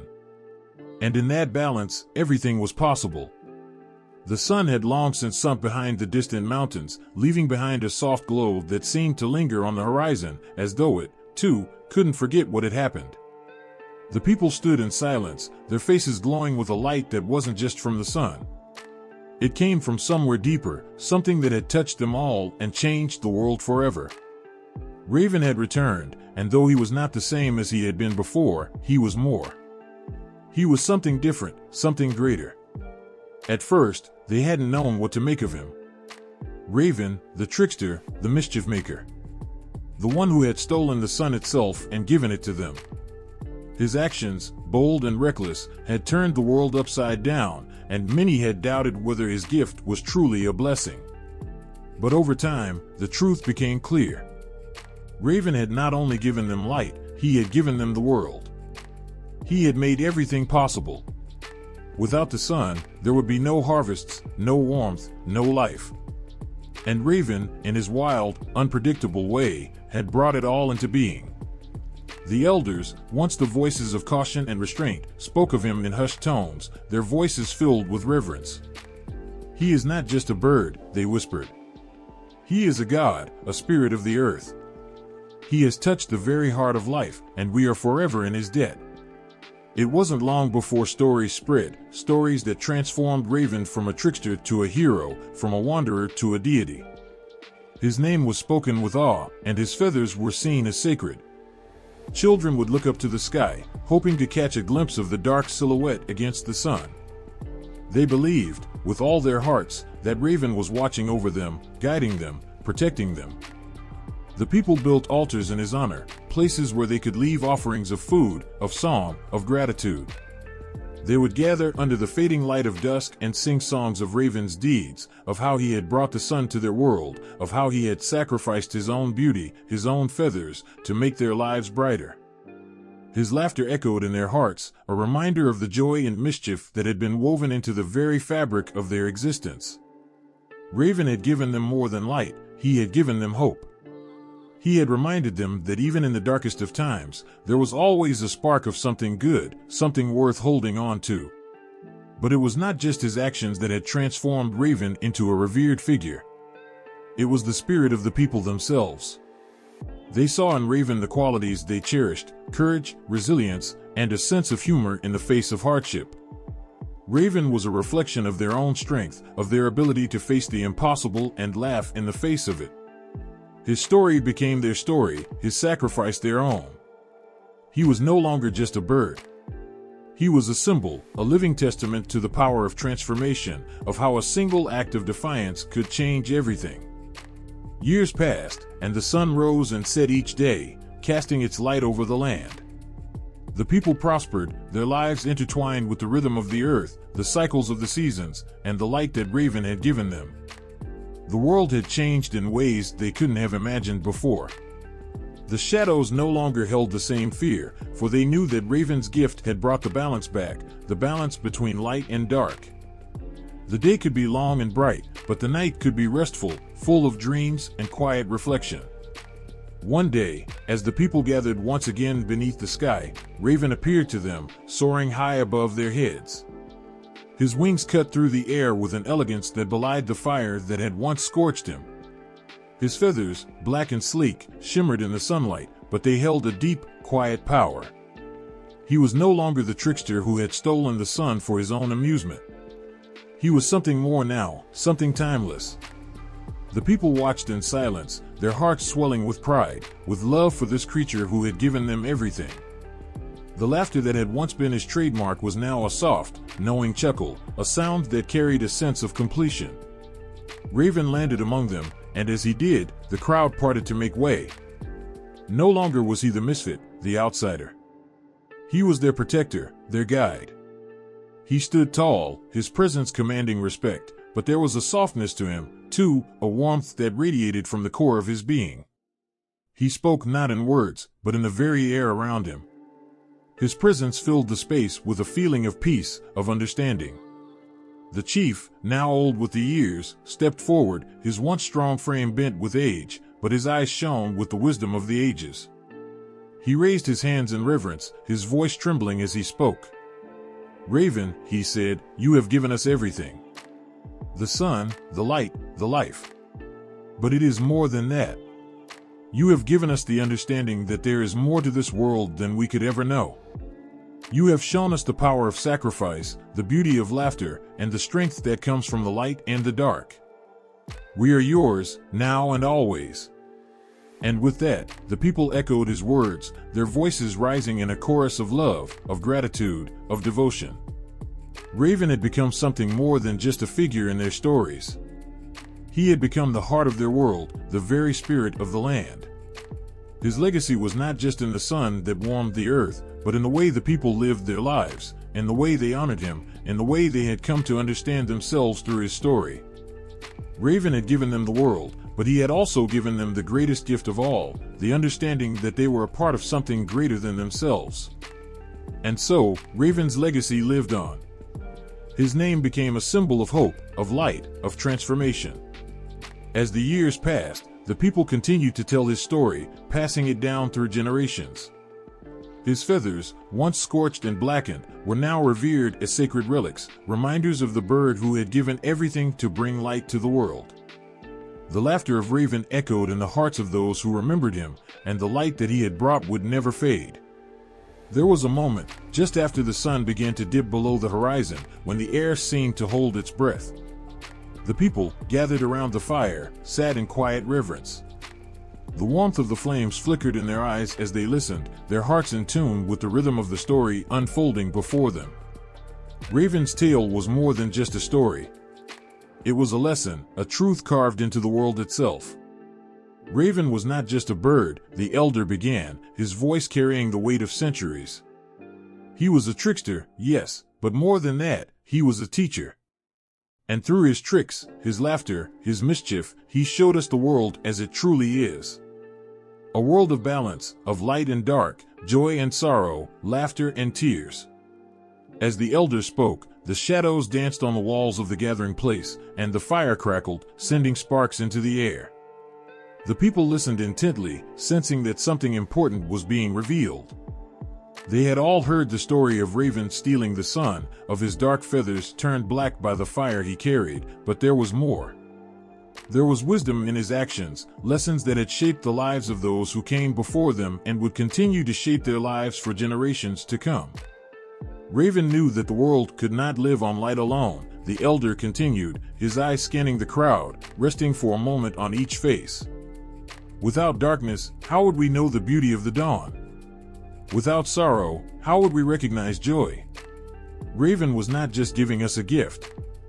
He was showing us the balance that life demands.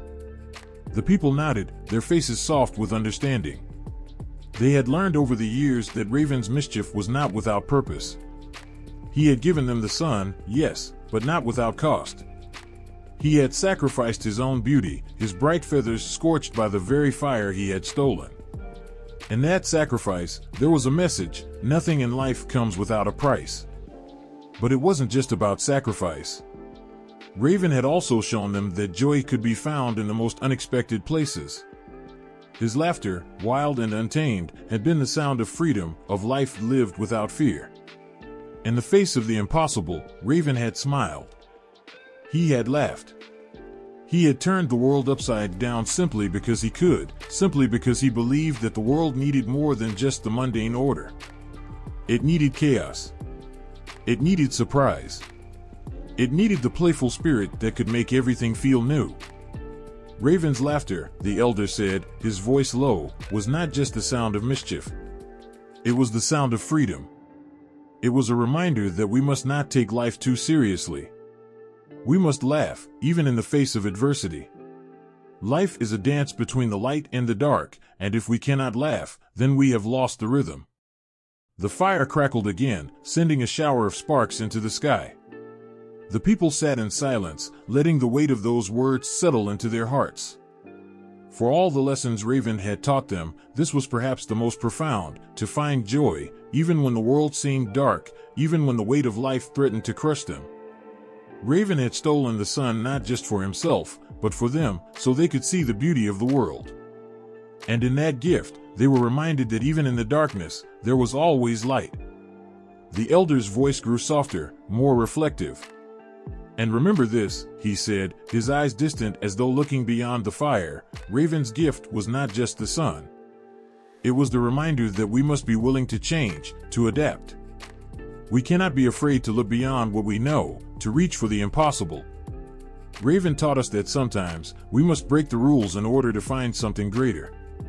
He gave us the courage to be bold, to take risks, and to believe that anything is possible. As the elder spoke, the people could feel the weight of his words. They had always known that life was full of challenges, of obstacles that seemed insurmountable. But Raven had shown them that no challenge was too great if one had the courage to face it. Raven, the trickster, the thief, had shown them that sometimes the path to greatness was not one of order and reason, but one of chaos and daring.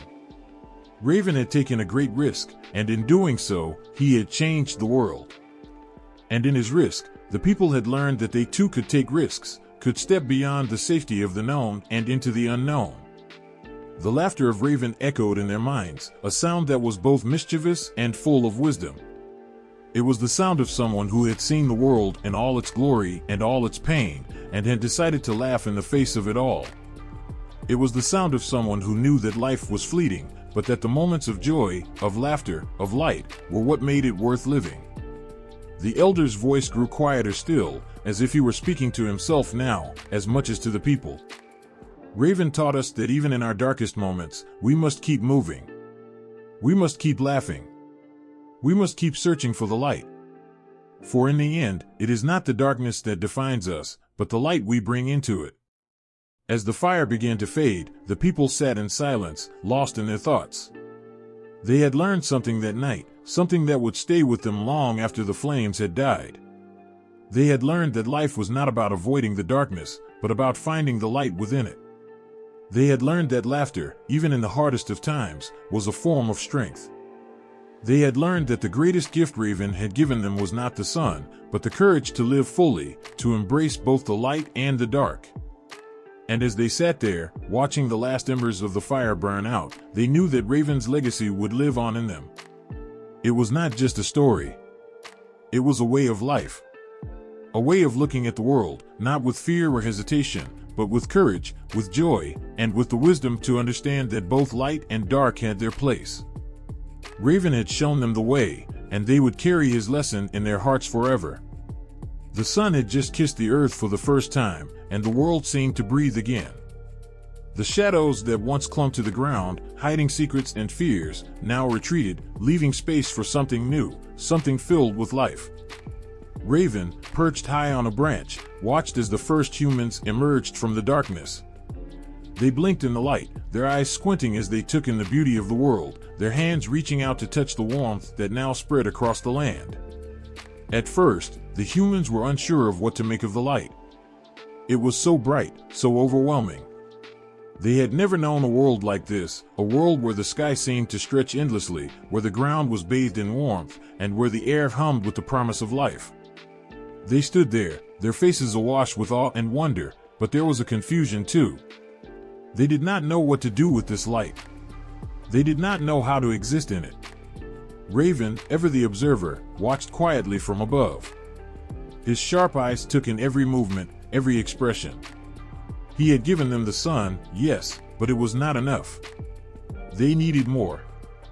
They needed to understand what this light meant, how to live in a world that was so different from the one they had known. So, with a mischievous gleam in his eye, Raven took flight. He soared through the sky, circling above the humans, letting them feel his presence. He flew in wide arcs, his wings cutting through the air, casting shadows that danced beneath them. The humans watched, their curiosity growing as the dark shape moved above them. One by one, they began to speak, their voices trembling with wonder. "Who is that?" they whispered, their words uncertain but full of intrigue. Raven, ever the trickster, swooped down close to them, his feathers glistening in the sunlight. He let out a loud caw, and the humans jumped, startled by the sound. He circled once more, giving them a moment to gather their courage before landing on a nearby rock. His dark feathers contrasted with the bright sky, a symbol of the world they now found themselves in. The humans stared, unsure whether to approach. Raven tilted his head, as if steadying them, before letting out another laugh. His eyes sparkled with mischief, but there was something else there too, something deeper. Raven wasn't just a trickster, after all. He was a guide, a teacher in his own wild way. One of the humans, braver than the others, stepped forward. He had watched the way Raven moved, the way the bird seemed to dance between the light and dark. The man felt a strange pull toward the creature, as if Raven held the answers to questions he didn't yet know how to ask. Slowly, cautiously, he knelt before the bird, extending his hand. Raven steadied him for a moment, then hopped closer. He picked at the man's hand, a light tap that sent a shiver through his body. The human flinched at first, but then relaxed, sensing no harm from the creature. There was something ancient in the bird's eyes, something that spoke of wisdom and stories long forgotten. The others gathered around, drawn by the exchange. Raven's caw echoed through the air, sharp and clear, like a bell ringing in the silence. The man looked up at the sky, where the sun hung high, casting its golden light over everything. He turned back to Raven, a question on his lips. "How do we live in this world?" the man asked, his voice soft but full of wonder. "How do we find our place in the light?" Raven tilted his head, considering the question. He understood the confusion, the disorientation. He had once lived in darkness, stolen the sun to bring light into the world. But light was not just something that existed above, it was something that lived inside.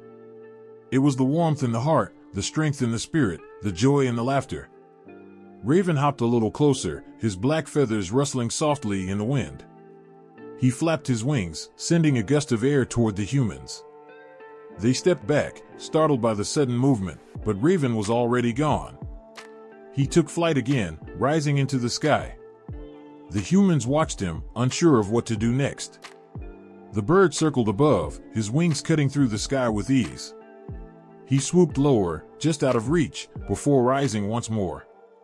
Raven's laughter filled the air, a sound full of joy and mystery. He was showing them, in his own way, that they too could rise, that they could learn to live in this world of light. Raven wasn't just a trickster, he was a symbol. He represented the unknown, the wild, the unpredictable nature of life itself. The humans, in their stillness and their confusion, had to learn to dance with that unpredictability. They had to learn to laugh, to move with the light and the dark, to embrace both with open hearts. The humans stood in silence for a moment, watching as Raven soared high into the sky. Then, slowly, they began to speak again, their voices rising in a chorus of wonder. They were no longer confused. They were no longer afraid.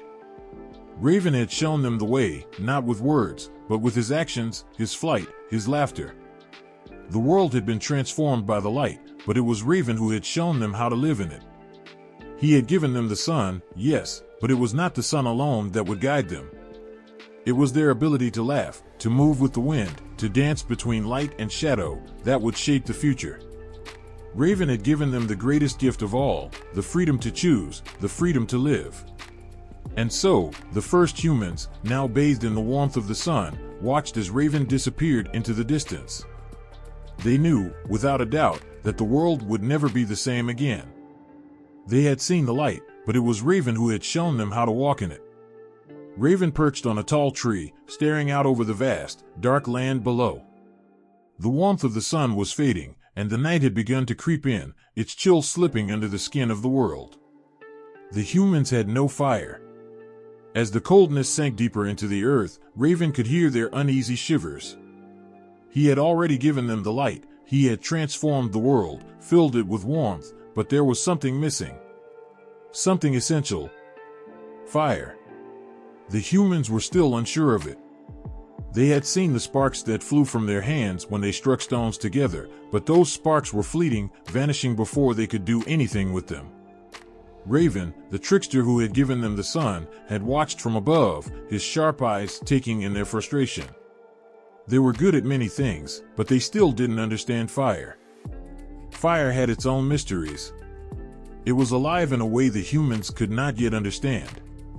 It crackled and roared, eating everything in its path, but it could also warm and heal.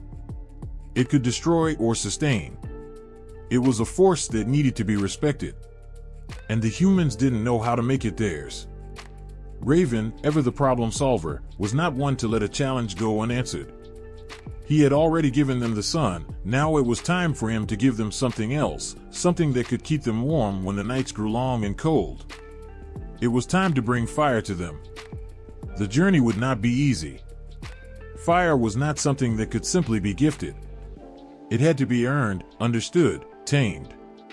But Raven, with his cleverness and his endless curiosity, was ready.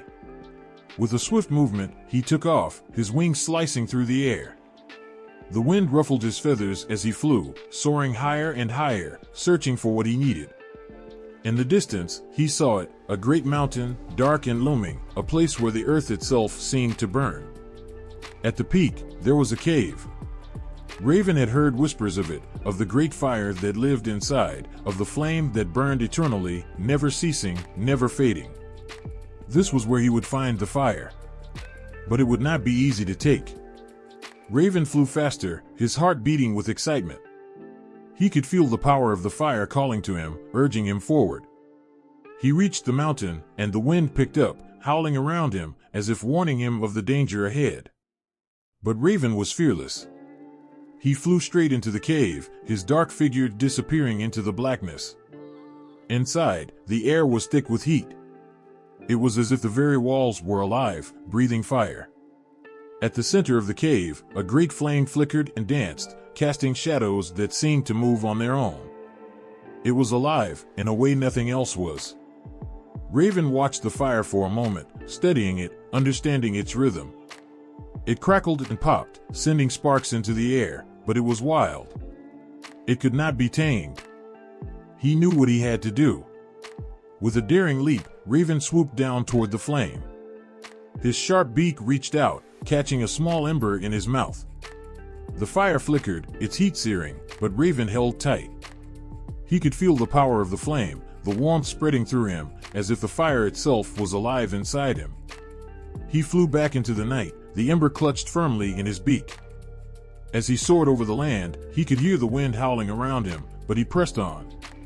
Below, the humans were huddling together, their bodies shivering against the cold. They looked up as Raven flew above them, his dark shape a silhouette against the stars. And then, with a dramatic caw, Raven released the ember from his mouth. The ember drifted down, glowing brighter and brighter as it fell. It landed in the center of the humans' camp, and for a moment, there was silence. The ember sat there, glowing like a tiny star, casting long shadows across the earth. The humans stared at it, unsure of what to do. Then, one of them, braver than the others, moved forward. He knelt beside the ember, his breath held tight in his chest. With trembling hands, he gathered dry leaves and small twigs and carefully placed them around the glowing ember. The fire was so small, so delicate, but it was there. The warmth was there. The air seemed to hold its breath as the man struck two stones together, hoping for a spark. At first, there was nothing.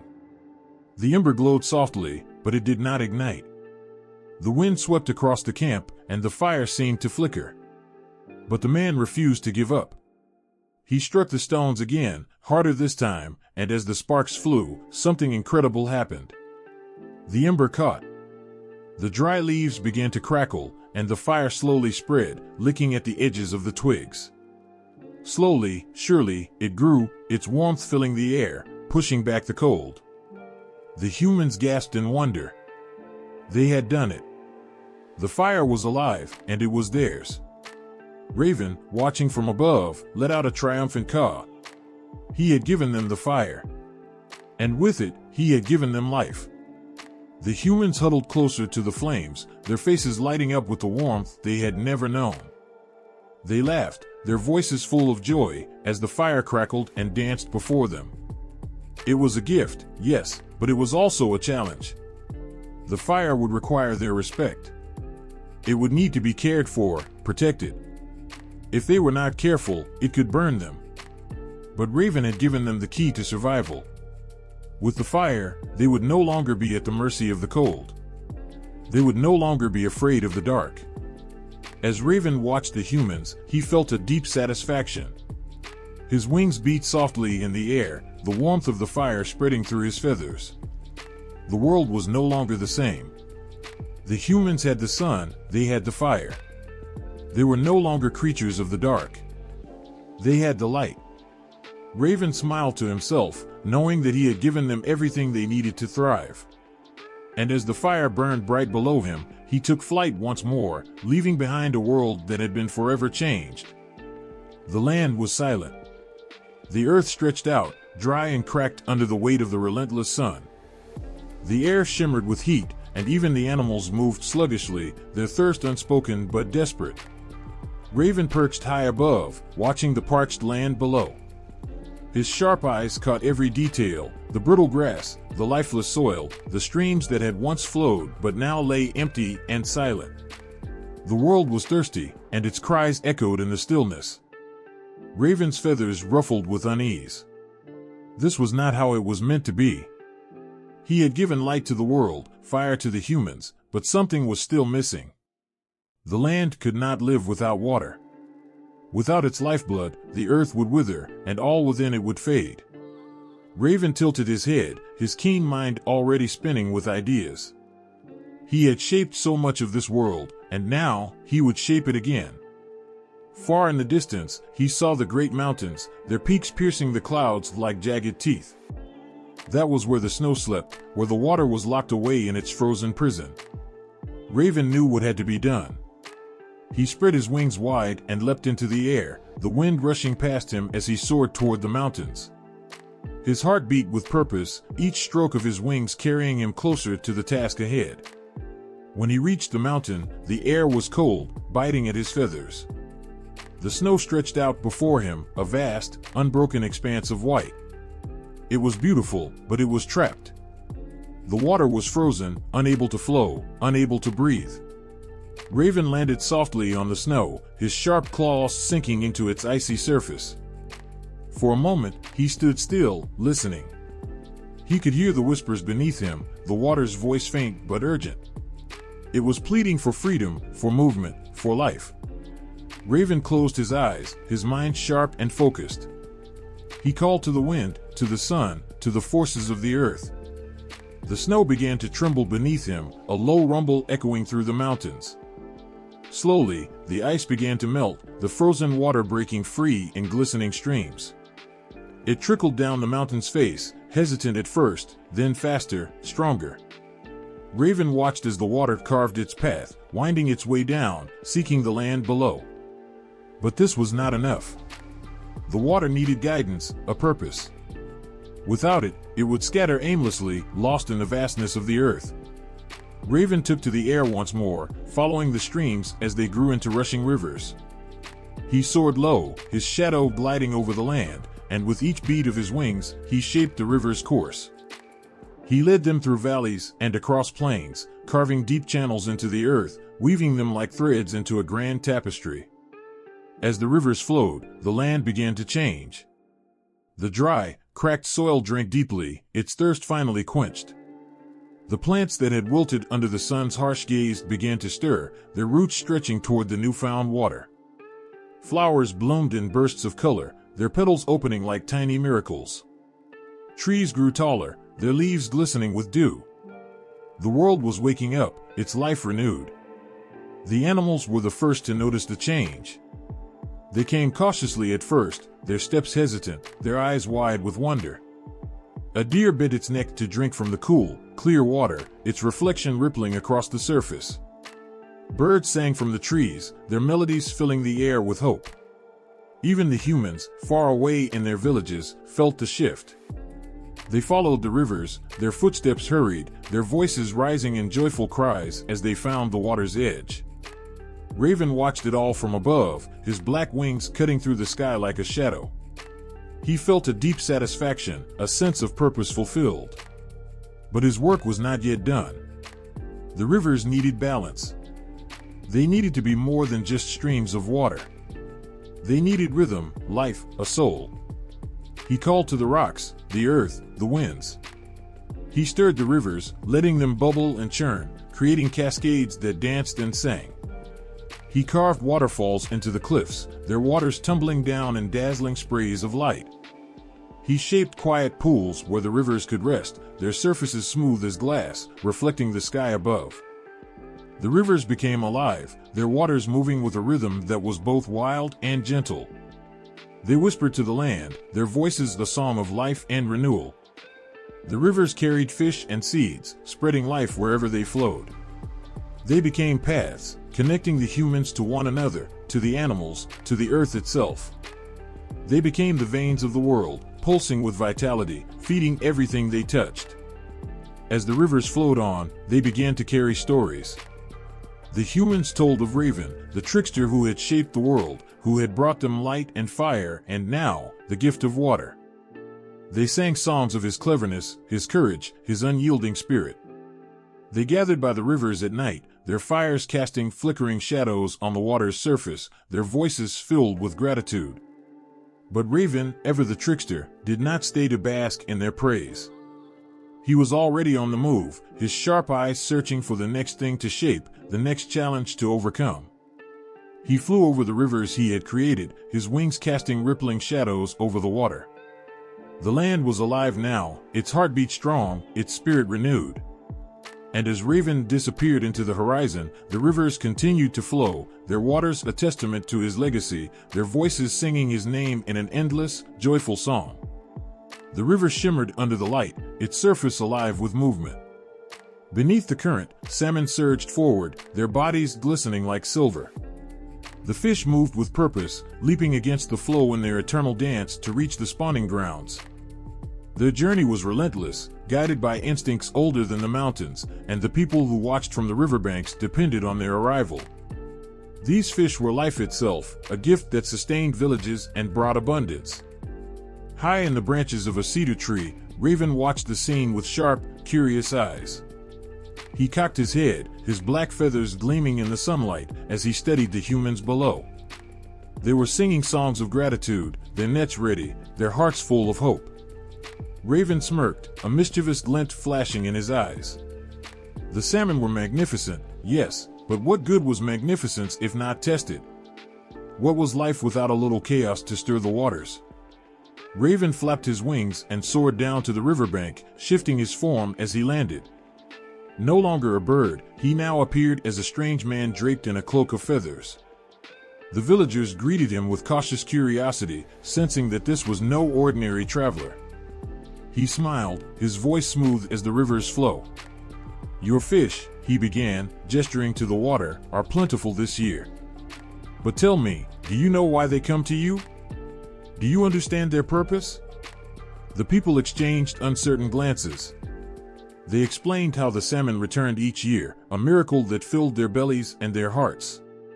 Raven listened, nodding thoughtfully, though his mind was already spinning. He could feel the salmon's determination as they pushed against the current, their strength pulsing through the water. But what if that strength faltered? What if the fish hesitated, unsure of their path? That night, as the village slept and the river whispered its endless song, Raven went to work. He crept to the water's edge and dipped his long, dark feathers into the current. The salmon felt his presence immediately, their steady rhythm breaking into confusion. With a low chuckle, Raven whispered to them, planting tiny seeds of doubt in their minds. "Why swim so far? Why fight so hard?" he murmured. "What waits for you at the end of this journey?" The salmon faltered, their movements slowing, their instincts clouded. Some turned back, their silver bodies flashing as they retreated downstream. Others stopped altogether, drifting aimlessly in the water. Raven watched with satisfaction as the once unyielding current grew quiet, the life within it uncertain and scattered. The next morning, the villagers awoke to find the river eerily still. Their nets, once brimming with fish, were empty. Panic spread like wildfire as they realized the salmon had abandoned them. The people cried out, their voices filled with desperation, and Raven, still disguised, stood among them, feigning surprise. "What has happened to the salmon?" a woman wailed, clutching her child. "Without them, we will starve." Raven's eyes gleamed, though he kept his expression grave. "Perhaps the salmon are angry," he suggested. "Perhaps they feel unappreciated, their efforts taken for granted." The villagers murmured in fear, their hands wringing, their faces pale. They begged Raven for advice, pleading with him to help them bring the salmon back. He nodded solemnly, hiding the smirk that tugged at the corners of his mouth. "You must show the salmon that you honor them," he said. "Give them a reason to return." The people gathered offerings, shells, carved totems, even their most precious beads, and laid them by the river. They sang songs of apology, their voices trembling as they poured their hearts into the water. Raven watched from a distance, his laughter silent but deep. The chaos he had sown was delicious, but even he knew when mischief had run its course. That night, Raven returned to the river, his wings blending with the darkness. He spoke to the salmon once more, his voice now warm and coaxing. "They have not forgotten you," he said softly. "They understand your sacrifice. Come back to them. Show them your strength." The salmon stirred, their doubts lifting like mist under the morning sun. Slowly, they began to move again, their bodies cutting through the water with renewed purpose. The river came alive once more, its currents brimming with silver light. By dawn, the villagers awoke to find the salmon returning, leaping and thrashing in their ancient rhythm. The people wept with relief, their joy spilling over as they filled their nets with the gifts of the river. They sang songs of gratitude, their voices rising to the heavens, and Raven, perched high above, watched with satisfaction. His mischief had not only tested the people but also strengthened their bond with the salmon. They would never take the fish for granted again. But Raven, ever the trickster, could not resist one final act. As the villagers celebrated, he swooped down to the water's edge and snatched a salmon in his beak. The fish thrashed wildly, its scales glinting in the sunlight, but Raven held tight, his laughter echoing through the trees.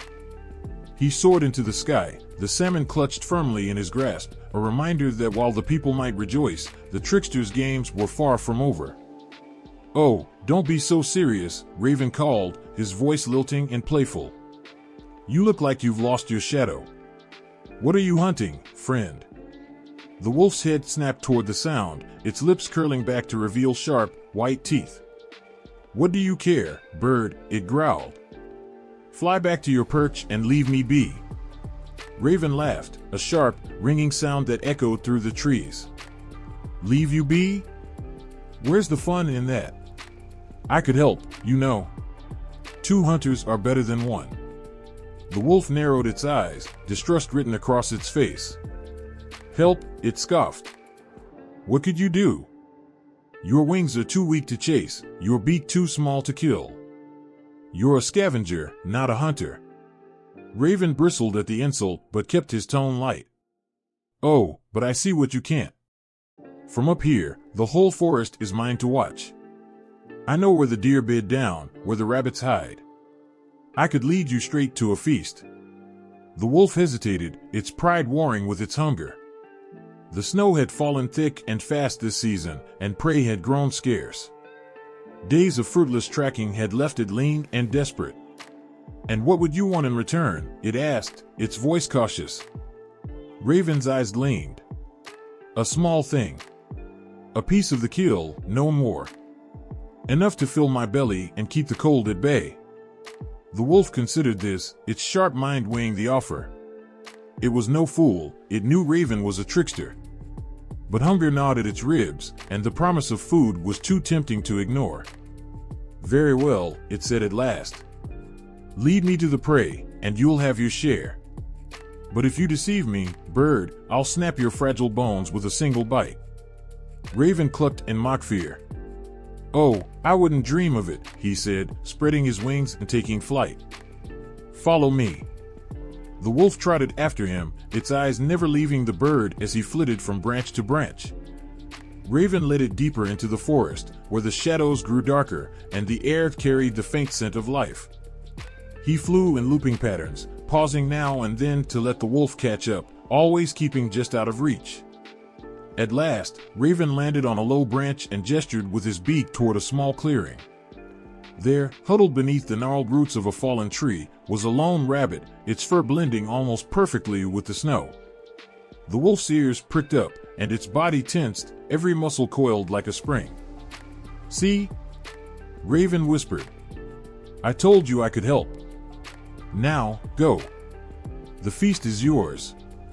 The wolf crept forward, its movements silent and deliberate. It was a master of the hunt, its steps barely disturbing the snow as it closed the distance between itself and its prey. Raven watched, his heart racing with anticipation. He could feel the tension in the air, the electric charge of the moment before the strike. But just as the wolf lunged, Raven let out a loud, piercing caw. The rabbit bolted, disappearing into the underbrush in a blur of white and gray. The wolf's jaws snapped shut on empty air, and it whirled around, its eyes blazing with fury. "You tricked me," it snarled, its voice a mix of rage and betrayal. Raven fluttered up to a higher branch, cackling with laughter. "Oh, don't be so dramatic," he said. "There are plenty of rabbits in the forest. Besides, I've just saved you the trouble of chasing it. You should be thanking me." The wolf growled, its teeth bared. "You think this is a game, bird? I should crush you for your insolence." Raven's laughter faded, and he fixed the wolf with a steady gaze. "And yet you won't," he said softly. "Because you know as well as I do that the hunt is more than the kill. It's the chase, the challenge, the thrill of the unknown. I've given you that, and you'll remember it long after your belly is full."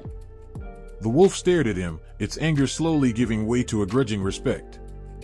It hated to admit it, but the bird was right. The hunt was more than survival, it was a dance, a story, a test of wit and skill.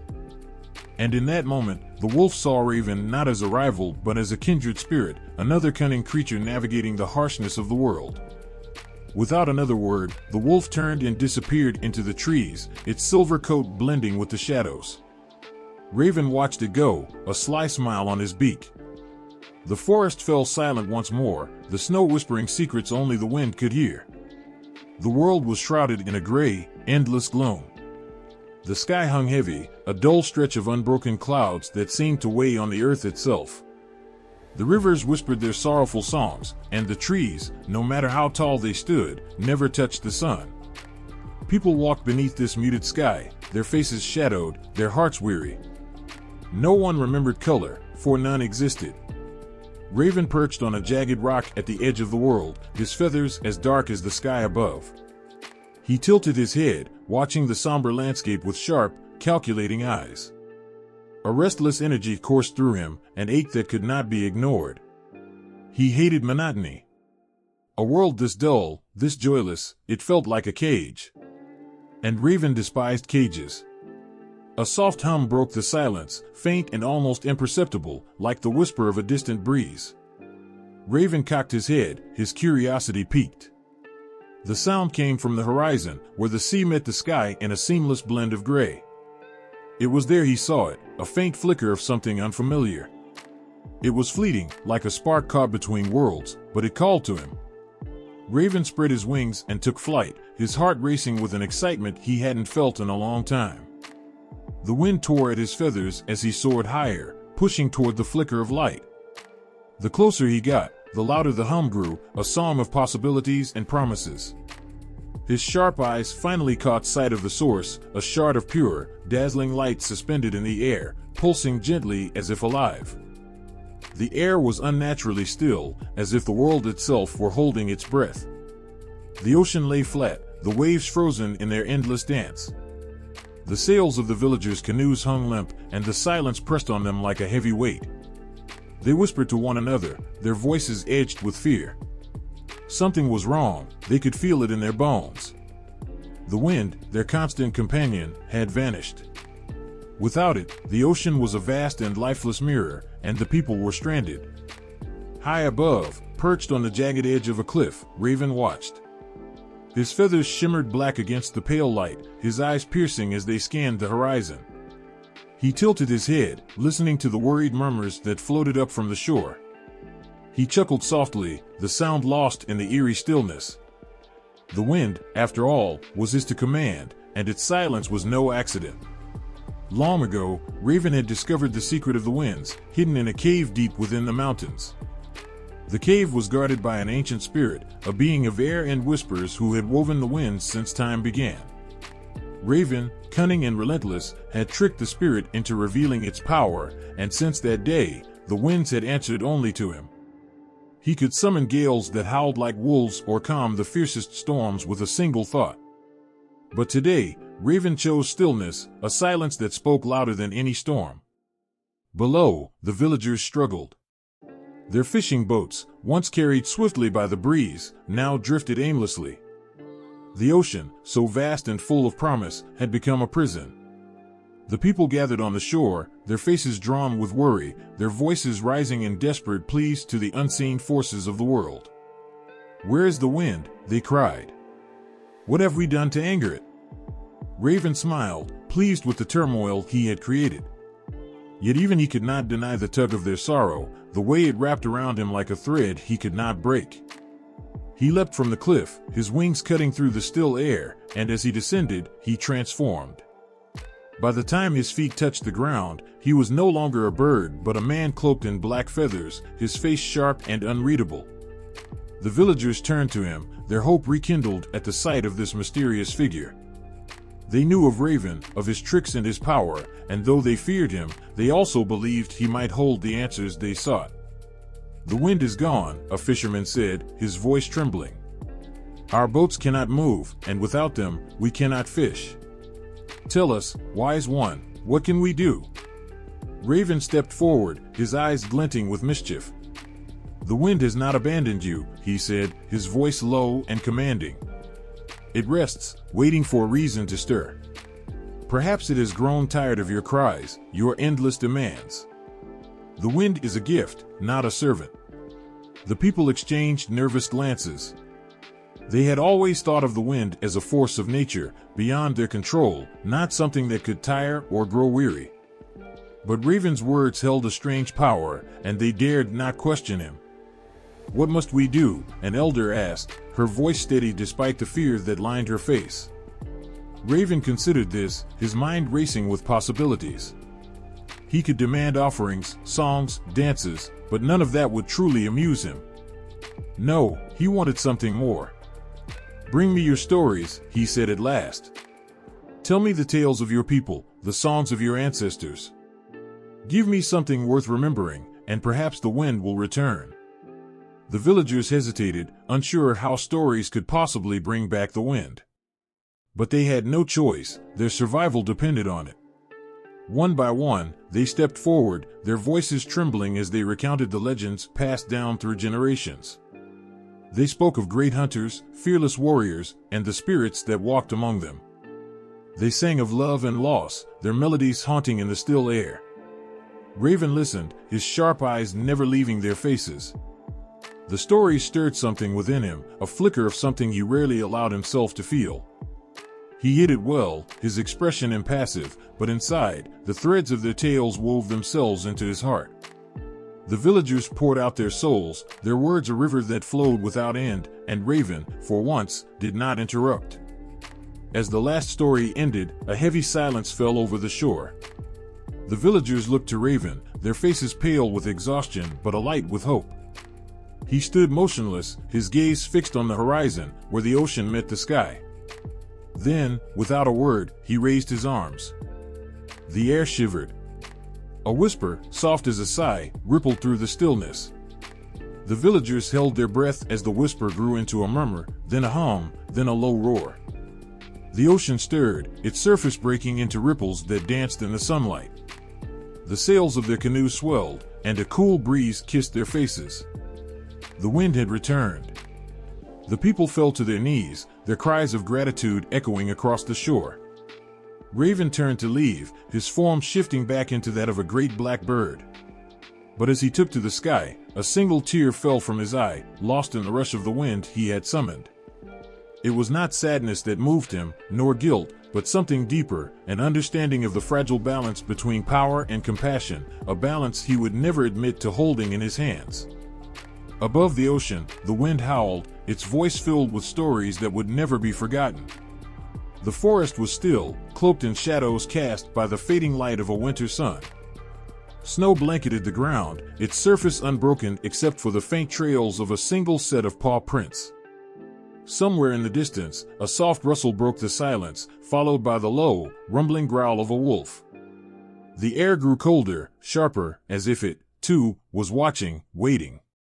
From the branch of a tall pine, Raven peered down at the wolf below. His black feathers shimmered like oil in the twilight, and his beady eyes glinted with a mischievous light. The wolf, lean and silver gray, moved with quiet purpose, its nose to the ground as it tracked something unseen. Raven tilted his head, curious. The wolf was clever, too clever, some said. A hunter unmatched, with instincts honed like the edge of a blade. But Raven? Raven was cunning, and cunning could outmatch instinct any day. The wolf paused, lifting its head. Its golden eyes scanned the trees, sharp and alert. It knew it was being watched, but could not yet see its observer. Raven chuckled softly, a sound like dry leaves rattling in the wind. He hopped to another branch, making just enough noise to draw the wolf's attention. The creature's ears twitched, and it let out a low growl, warning whoever, or whatever, was near to stay away. It was mesmerizing, this shard, and Raven's insatiable curiosity burned brighter than ever. He circled it slowly, feeling its warmth even from a distance. This light was unlike the pale, weak glimmers that sometimes broke through the clouds. It was vibrant, wild, and brimming with energy. It had the power to transform. Raven landed nearby, his claws scraping against the stone. "What are you?" he murmured, his voice low, almost reverent. The shard pulsed in response, its light spreading outward in rippling waves. Raven felt it wash over him, filling him with a sensation he couldn't name. It was as though the world had opened up, revealing 1,000 possibilities he had never considered. But Raven was not one to stand in awe for long. Awe was for others, Raven was a creature of action. He hopped closer, his mind spinning with ideas. This light, this force, it didn't belong locked away at the edge of the world. It was meant to be seen, to be felt by all. It needed to dance across the sky, to touch the rivers and the trees, to paint the world in ways no one had ever imagined. He stretched out his beak, hesitant for the first time. The shard seemed to quiver, as if sensing his intent. Then, with a swift motion, Raven seized it. The instant he did, the light surged, a blinding explosion that sent shockwaves rippling through the air. Raven cried out, clutching the shard tightly even as its brilliance seared his feathers. The light didn't burn, it transformed. It flowed through Raven, filling every part of him, illuminating every shadow he had ever known. His heart raced, overwhelmed by the intensity of it, yet he couldn't let go. This was not a power to be contained, it demanded release. Raven shot into the sky, the shard still clutched in his talons. The wind howled around him, and the clouds seemed to tremble as he climbed higher and higher. When he could go no farther, he let out a piercing caw that echoed across the world. Then, with all his strength, he flung the shard toward the heavens. The moment it left his grasp, the shard exploded into a cascade of colors. Red, orange, yellow, green, blue, indigo, violet, each one brighter and more vivid than anything the world had ever seen.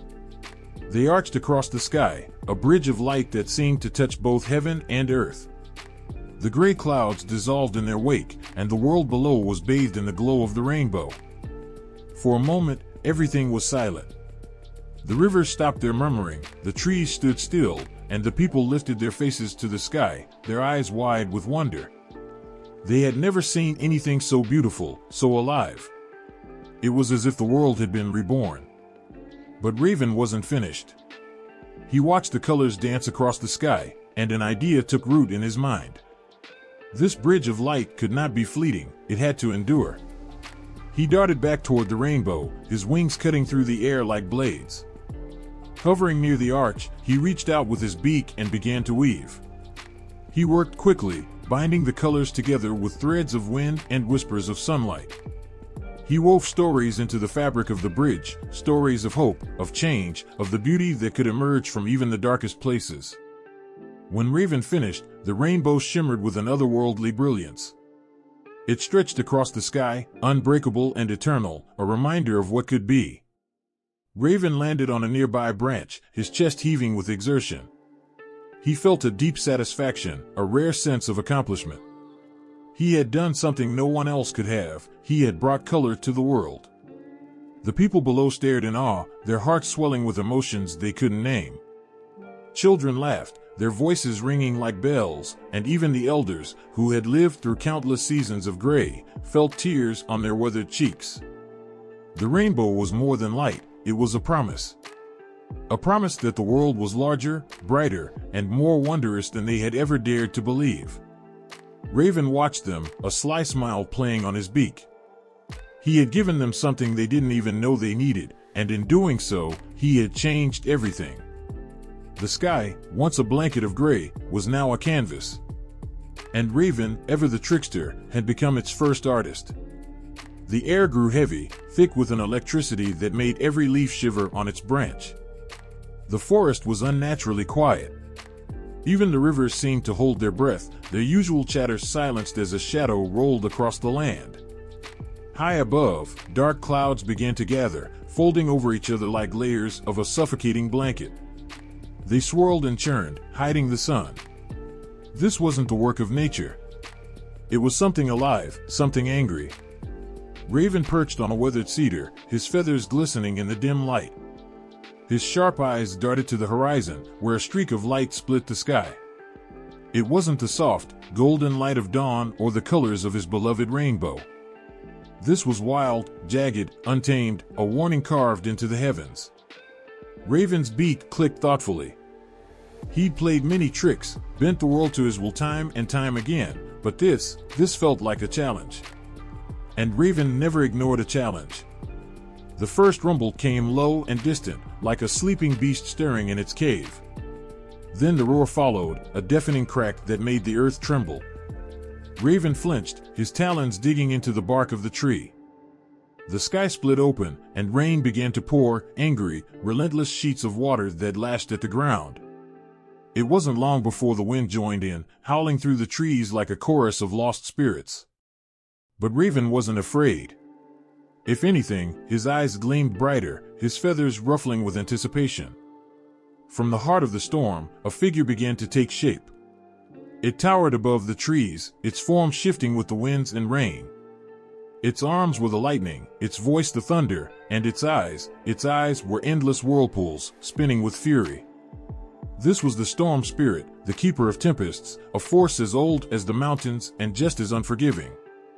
It moved with purpose, sweeping destruction in its wake. Raven, the storm spirit boomed, its voice shaking the very bones of the earth. You meddle too much. The skies, the winds, the light, they are not yours to command. Raven tilted his head, feigning innocence. Oh, but I thought they were for everyone, he replied, his voice smooth, almost mocking. I only brought a little color to a dull world. Surely, there's no harm in that? The storm spirit growled, the sound vibrating through the air like the roll of distant thunder. You've stolen, twisted, and reshaped what was not yours to take. The balance is fragile, trickster. And now, you must answer for it. Raven hopped to the end of his branch, his wings partially spread as if readying for flight. Balance, he echoed with a chuckle. You speak of balance, yet here you are, tearing through the land with your storms. Perhaps it's you who should answer for your actions. The storm spirit didn't reply with words. Instead, it raised a massive arm, and a bolt of lightning shot toward the cedar where Raven perched. The strike split the tree in two, the force sending splinters flying. But Raven was already in the air, his wings slicing through the rain as he cawed in defiance. You'll have to be faster than that, he called, his voice carried by the wind. The storm roared in fury, unleashing its full wrath. Lightning crisscrossed the sky, the rain falling so hard it felt like needles piercing the earth. The wind screamed, bending ancient trees as if they were twigs. Raven darted through it all, a shadow against the chaos, his movements swift and unpredictable. He led the storm spirit on a wild chase, weaving through canyons and over rivers, his laughter echoing even in the midst of the tempest. But this was no mere game. Raven's cunning mind was at work, analyzing every move, every surge of the storm's power. He knew he couldn't match the storm spirit in raw strength. But strength had never been his weapon of choice. It was as they reached the edge of a vast cliff that Raven saw his chance. The winds howled around him, the storm's fury reaching its peak. The cliff overlooked a raging sea, its waves crashing against the rocks with a force that shook the ground. Raven hovered in the air, his wings working hard against the gale, and called out to the storm spirit. Is this all you have? He taunted. I expected more from a force so ancient, so powerful. The storm spirit's form grew denser, its rage manifesting in an even darker, more menacing shape. It surged forward, ready to engulf Raven in its fury. But Raven had already set his trap. At the last moment, he dove toward the cliff, his wings folding close to his body. The storm spirit followed, its momentum carrying it straight toward the edge. But Raven, small and nimble, veered sharply upward, escaping the trap. The storm spirit, vast and unyielding, crashed against the cliffside, its form unraveling as it collided with the rocks. The impact sent a shockwave through the air, and for a moment, the world seemed to hold its breath. The rain slowed, the winds quieted, and the clouds began to break apart. The storm spirit's voice echoed faintly, a low rumble that carried both anger and reluctant respect. You are clever, Raven, it admitted. But remember this, even the clever can be caught in the storm. With that, the storm spirit began to fade, its form dissolving into the remnants of the storm. The skies cleared, and sunlight broke through, casting its golden glow over the land. The forest, battered but still standing, seemed to sigh in relief. Raven landed on a nearby branch, his feathers ruffled but unscathed. He watched the last traces of the storm fade into the horizon, his chest puffed out with pride. He had faced the storm spirit and lived to tell the tale. But more than that, he had reminded the forces of nature that even they could not outmatch the wit of the trickster. As the sun warmed his feathers, Raven let out a triumphant caw. The world was his canvas, and no storm, no matter how fierce, could stop him from shaping it as he pleased. The sky was darker than ink, stretching endlessly in every direction, a silence so profound it felt alive. Stars blinked timidly, like tiny, frightened eyes, as if they knew something was stirring. Then, with no warning, a ripple of light broke the darkness, a faint shimmer that quickly spread and twisted, like a ghost breathing into the night. It wasn't the stars or the moon. It was something otherworldly, and it carried the unmistakable touch of Raven's mischief. He perched on a jagged rock at the top of the world, his black feathers glossy against the frost. The bitter wind howled around him, tugging at his wings, but he didn't move. His sharp eyes fixed on the sky as if daring it to challenge him. This was his moment. Tonight, he would leave his mark where even the bravest dared not tread. Raven was no stranger to shaping the world. He had stolen the sun, unleashed the winds, and danced with the storms. But the cold north? It was a land of secrets, of harshness and silence, a place where light rarely lingered. It fascinated him, this endless darkness, this sky that refused to sparkle like the rest. It was stubborn, and Raven didn't like stubbornness, unless it was his own. For days, he had watched, pacing along frozen ridges and towering glaciers. The cold bit at his feathers, the frost crept into his bones, but he didn't care. The sky above taunted him with its emptiness. There was nothing to bend, nothing to trick, nothing to steal. It was just black and blank. A void. Raven hated voids. And so, he plotted. He thought of the light he had hidden away from the world, the sparks he had tucked into the corners of his mind. They weren't stars, they were brighter, wilder, untamed. They hummed with colors no one had ever seen, with a beauty so fierce it could break the coldest silence. He would unleash them here, where the world was raw and lonely, and he would make the sky his own. With a sharp caw, he spread his wings and leaped into the frozen air.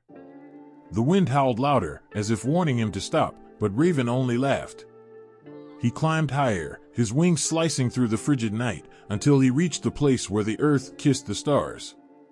There, in the thin, freezing air, he opened his beak and called out to the lights hidden deep within his soul. At first, there was nothing. Just the sound of his voice, echoing into the vast emptiness. Then, slowly, a flicker appeared, a single thread of green, faint and fragile, weaving its way through the sky. Raven's eyes gleamed. He called again, louder this time, and the thread grew, twisting and curling like a serpent waking from a long sleep.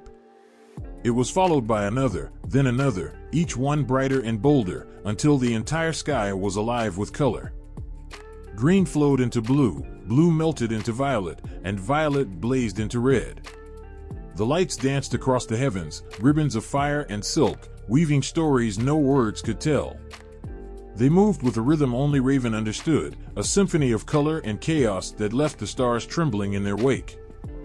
The cold north was no longer dark. It was a masterpiece, and Raven was its creator. But the lights were wild, untamed, and they didn't come without a price.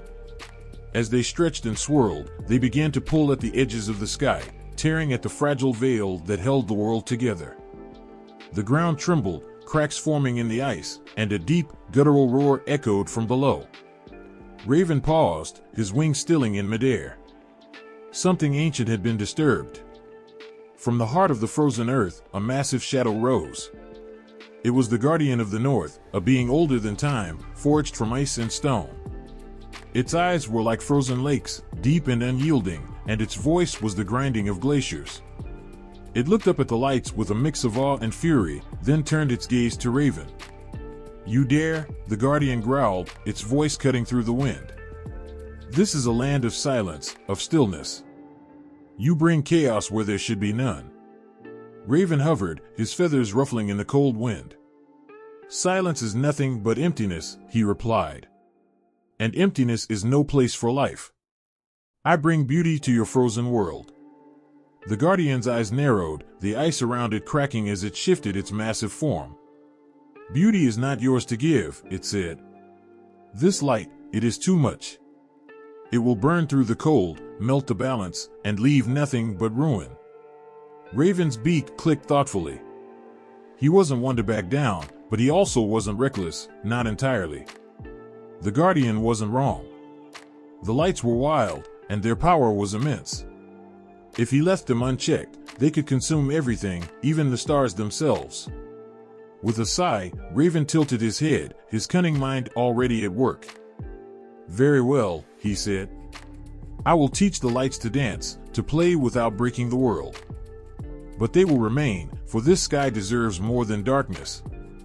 The guardian studied him for a long moment, the air between them heavy with tension.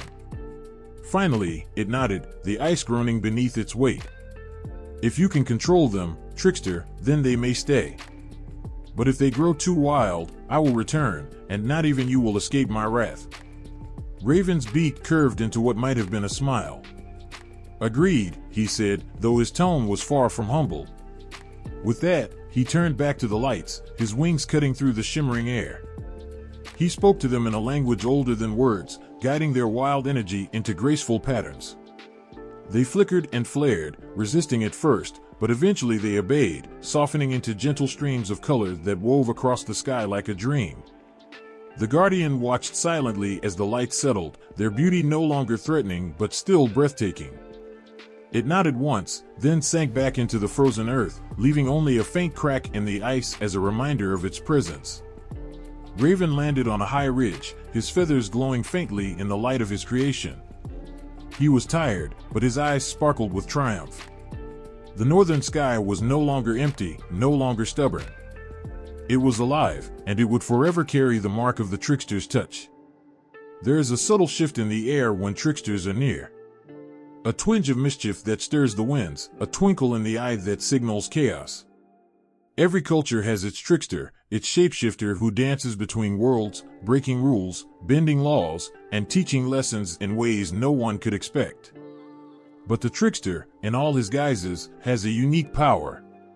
He does not just break the rules for his own amusement, he reshapes the world itself, forever changing the very fabric of existence. Raven was one such trickster. His wings cut through the air like whispers, and his sharp beak was forever scheming. He roamed the northern skies, weaving in and out of the clouds, pulling the world into his grasp, and leaving a trail of chaos behind. But he was not alone in his mischievous ways. There was another, closer to the heart of the earth, whose cunning matched Raven's at every turn, the coyote. Coyote lived where the land met the sun. His home was the dry desert, the rocky plains, the endless stretch of wilderness where the earth cracked and the wind howled. While Raven played in the high, cold places, Coyote was grounded in the dust, his paws sinking into the soil. And yet, their roles were the same. They both knew the secret of laughter, the power of trickery, and the deep understanding that life is shaped by both order and disorder. It was once, in the heart of the wilderness, where Raven and Coyote met under the same sky. The sun was just dipping below the horizon, painting the world in hues of purple and orange, when Raven, ever curious, spotted Coyote by the edge of a small river. Coyote's golden eyes glinted as he crouched low, his nose twitching in the cool evening breeze. Raven swooped down, his wings beating the air with purpose. "What are you doing here, Coyote?" he called, his voice filled with amusement. "You're far from your desert home." Coyote's head tilted to the side, his smile as sly as the moon itself. "I might ask you the same thing, Raven. You're far from the north. What is it you want?" Raven fluttered onto a rock nearby, his eyes sharp with intrigue. "I've come to see if your tricks are as clever as mine. You've stolen fire from the sun, haven't you?" Coyote chuckled, his tail flicking like a snake's tongue. "Fire, yes, but I've also made the stars dance and the winds howl." "And you? What have you done, Raven? Have you stolen the sun again? Or perhaps you've brought the rains?" Raven spread his wings wide, casting a shadow over the land. "I've brought much more than that. I've tricked the sky itself and changed the world in ways even you wouldn't understand." Coyote's grin widened. "Oh, I understand more than you think. The world is full of tricks, Raven. It is nothing but one big, tangled web of chaos and order, and we, tricksters, are the ones who hold the threads." They stared at each other for a long moment, a silent understanding passing between them. In their hearts, they knew the truth, both of them were necessary for the world to remain as it was. Without tricksters, the world would fall into stagnation, locked in rigid rules and predictability. But with tricksters, The world was alive, always shifting, always changing. Chaos and order, woven together in a delicate dance. And yet, there was something different between them, something that set their tricks apart. Raven, with his dark feathers and cold wings, was the trickster of the sky. He was the manipulator of the unseen forces, pulling strings in ways that no one could trace. His tricks often had a grand scope, shaking the heavens and stirring the winds, like when he stole the sun and hid it away. His tricks were powerful, but they were also distant, less about the earth and more about the shifting, invisible forces that shaped the world. Coyote, on the other hand, was grounded. His tricks came from the earth itself. He was the one who played with the land, the animals, and the stars. He made the rivers flow in unexpected directions, and he taught the mountains to speak. Coyote's tricks were personal. They were about changing the world at its core, altering the very foundations of life itself. Where Raven dealt with the heavens, Coyote shaped the earth, making it twist and turn with a simple word or a wink. They were both cunning, both devious, both capable of twisting the rules to suit their needs. But where Raven's tricks were driven by an insatiable desire for knowledge, for the beauty of creation itself, Coyote's tricks came from a place of joy. His laughter echoed through the canyons, bouncing off the rocks and spreading across the land. Coyote's tricks were about fun, about playing the game of life with no rules at all. If Raven's tricks were about reshaping the world with a quiet purpose, Coyote's tricks were about shaking the earth to its very bones, making it laugh. And yet, despite their differences, the two tricksters shared something deeper, a fundamental understanding of balance. Raven may have stolen the sun, but Coyote knew that without the darkness, the light would have no meaning. Raven might have bent the winds to his will, but Coyote understood that the earth, too, had a voice, and it must be listened to. They both shaped the world in ways no one else could. But their tricks weren't always perfect. Sometimes, their laughter would echo too loudly, shaking the ground beneath them, causing ripples that no one could foresee. And sometimes, they would get caught in their own webs, trapped by their own cleverness. For every success, there was a failure, but that was the nature of the trickster. In the end, it wasn't just the tricks they played on the world that mattered. It was the way they showed others that life was meant to be lived with a sense of wonder, that every twist and turn held a lesson, that every trick had a purpose. Whether in the high winds of the north or the dry dust of the desert, Raven and Coyote left their marks on the world, marks of laughter, marks of change, marks of chaos. And in their wake, the world would never be the same. The crackling of fire echoed through the forest as the old totem stood tall, a dark silhouette against the flickering flames. There, carved into the wood, was the figure of Raven, his wings outstretched, beak sharp, eyes gleaming with the secrets of the universe. As the light danced upon the surface, the raven seemed alive, its image shifting with the rhythm of the flames. The air felt charged, as if the very essence of Raven's spirit had been captured in those intricate carvings, his presence still lingering in the world, etched into the heart of the earth. Totems like these were not just images to be admired, they were symbols of something far greater, deeper. They were living stories, each line and curve a reminder of Raven's cunning, his laughter, his ability to shape the world in his own image. The raven wasn't simply a bird in the art, he was a force, a presence woven into the fabric of the world, immortalized in the art of those who revered him. Every stroke of the chisel, every line of the carving, held a memory, a story that transcended time. In the cold, silent hours of the night, as the moon rose high above the earth, Raven's image appeared on the walls of sacred places, caves where the whispers of ancestors still lingered, and the quiet spaces between words. The figures were always bold, almost larger than life. In one carving, Raven stood proudly on the edge of a cliff, wings spread wide, as though he had just taken flight. The artist's hands had captured every detail, the delicate curve of each feather, the sharpness of his eyes, the power in his stance. It wasn't just a bird, it was a god, a creator, a trickster whose heart beat in the very earth itself. The figures weren't just for decoration. They were bridges, connecting the people with something far beyond their understanding, reaching into the very soul of the universe. The stories that surrounded the carvings weren't just stories, they were the threads that held the world together. Raven had stolen the sun, brought fire to the people, and carved the rivers with his wings. These were not just myths, they were the laws of nature, the very principles upon which existence was built. And so, the totems and carvings weren't just art, they were acts of reverence, acts of worship, expressions of the very heart of life itself. As time passed, the stories grew and changed. But one thing remained constant: the raven, always in the center, always holding the key to creation.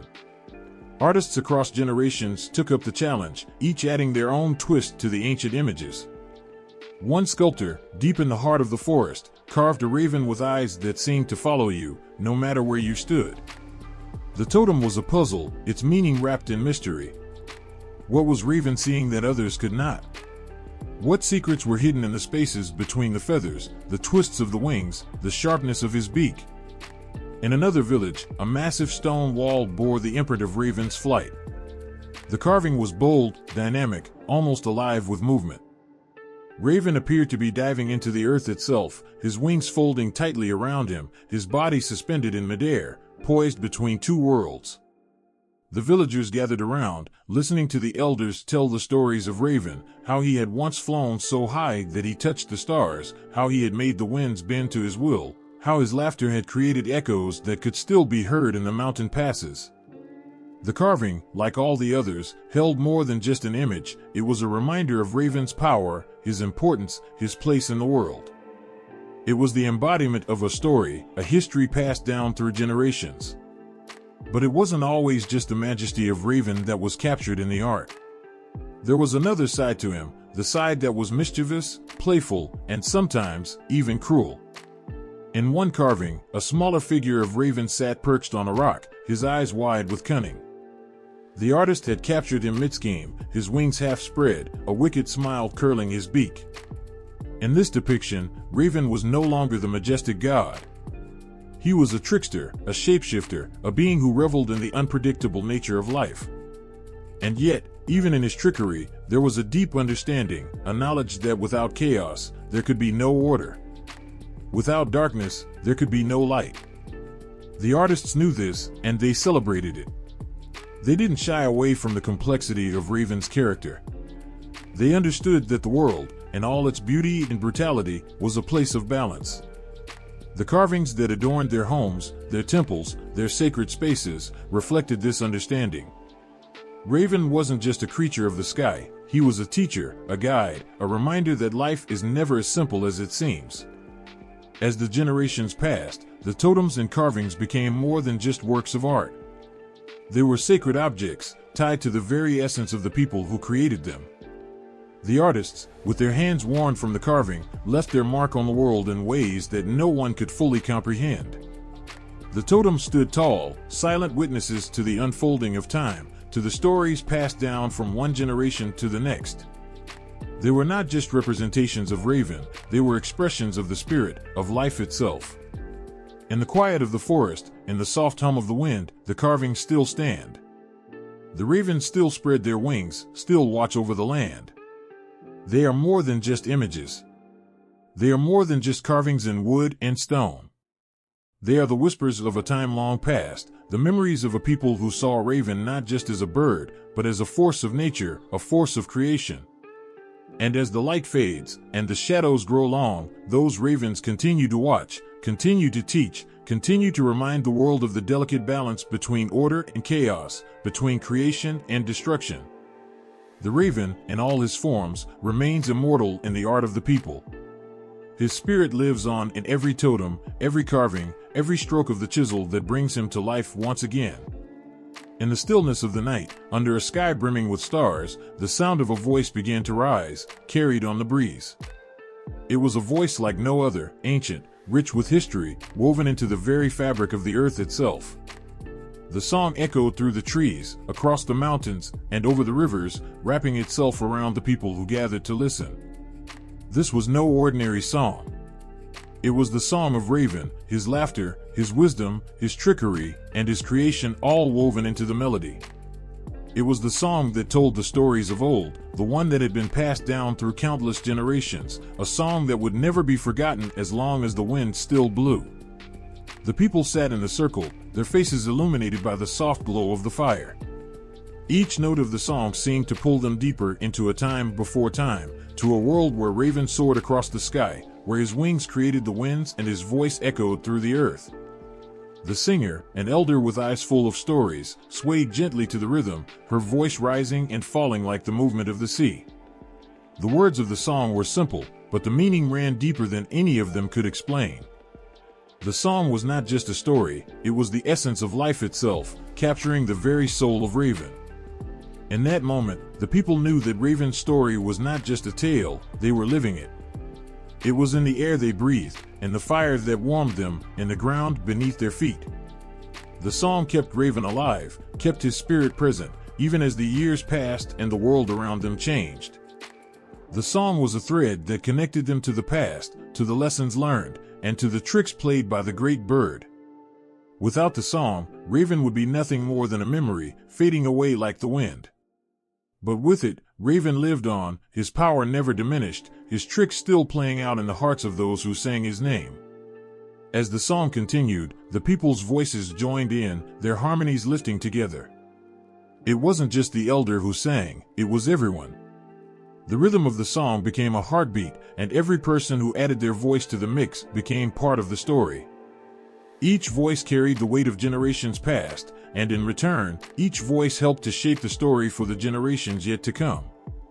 The Song of Raven was not a single tale, but a living, breathing thing, growing, shifting, changing, yet always rooted in the same place. It was as much a part of the people as it was of Raven himself. Children learned the song from the moment they could speak.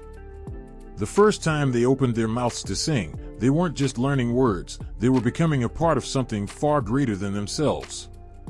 The elders taught the children not only the notes, but the meaning behind them. The song was not just for remembering, it was for understanding. It was for knowing that Raven's tricks were not just for fun, but for teaching lessons about the balance of the world. That even in mischief, there was wisdom. That even in chaos, there was order. The song wasn't a lesson, it was life itself, made simple and pure. And so, the song passed from generation to generation, carried by the wind, by the voices of those who remembered. The people sang the song in the morning, as the sun began to rise, its first rays brushing against the earth. They sang it in the evening, when the sky turned golden and the stars began to pierce the night. They sang it in times of joy and in times of sorrow, because they knew that as long as they sang, Raven would always be with them.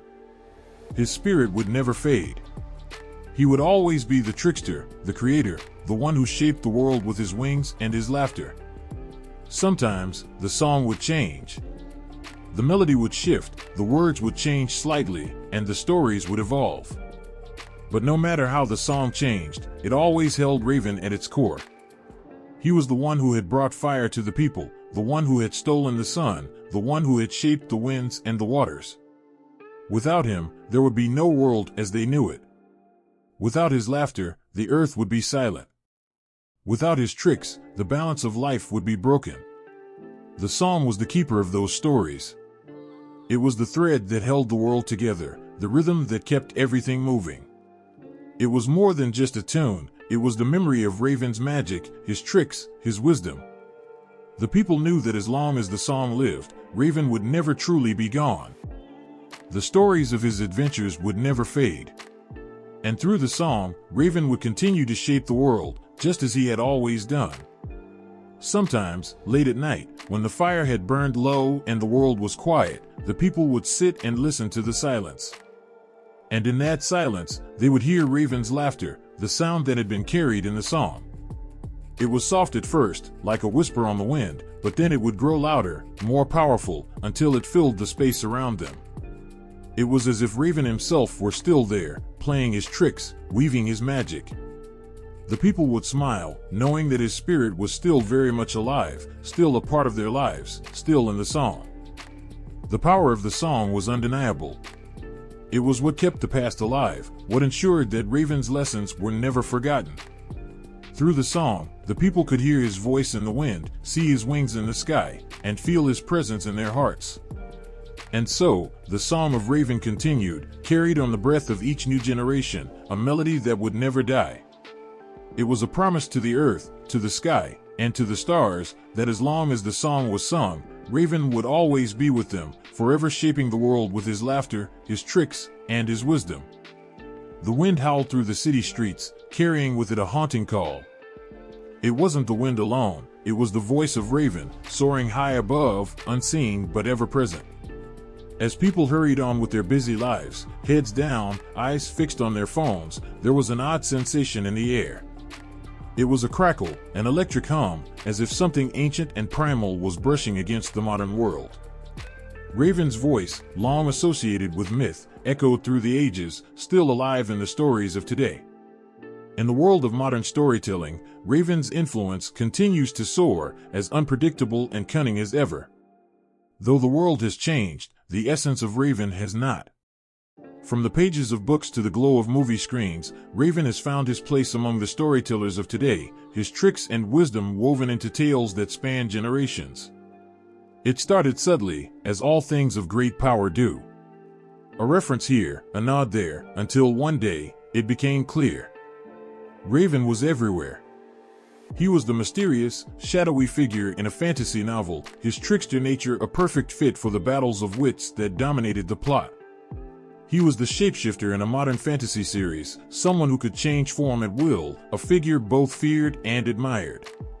In a dystopian tale, Raven could be seen as a symbol of rebellion, a trickster standing against the oppressive forces that sought to control. He was no longer just a myth from ancient times, he was a character, a force, alive in the stories of the present. The people who created these tales knew what they were doing. Raven was more than just a character. He was an embodiment of something deeper, something primal. His ability to change shape, to play tricks, to shape the world with his will, these traits resonated with readers and audiences in ways they didn't fully understand. Raven was chaos, yes, but he was also creation. He was the spark of innovation, the moment of brilliance that came from breaking the rules. He was the character who didn't follow the path, but instead created his own. It was this that made him so alluring to the modern world. He represented something that everyone felt in their bones, but struggled to articulate. In one novel, Raven appeared as a character who seemed to live outside the rules of time. He would appear in different places, in different forms, leaving behind only the slightest traces of his presence. His motives were unclear, his actions unpredictable, but there was always something to learn. The protagonist would find themselves caught in one of Raven's tricks, and at first, they were frustrated, confused, unsure of what to do. But in the end, they always gained something. Raven's trickery was not malicious, it was a tool for growth. Through his games, the characters learned more about themselves, about the world, and about the strange, wonderful nature of life itself. Raven was the teacher, the one who pushed them to think differently, to see beyond what was immediately in front of them. In another story, Raven's influence was more direct, but no less powerful. He was not simply a figure in the shadows, but an active force in the narrative. His actions set off a chain reaction, a domino effect that changed the course of the story forever. His decisions were based on his own agenda. Of course, he was a trickster, after all, but his involvement brought about a shift in the world around him. Characters who were once complacent were forced to act, to confront their deepest fears, to break free from the limitations that had been imposed upon them. Raven was the catalyst for change, the one who sparked the rebellion, who challenged the status quo. His power was not just in his ability to deceive, but in his ability to inspire. The influence of Raven didn't stop there.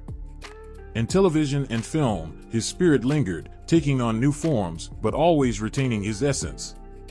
There were the darker figures who mirrored Raven's unpredictability, appearing in stories as shadows, lurking at the edges, always just out of reach, but always influencing the events.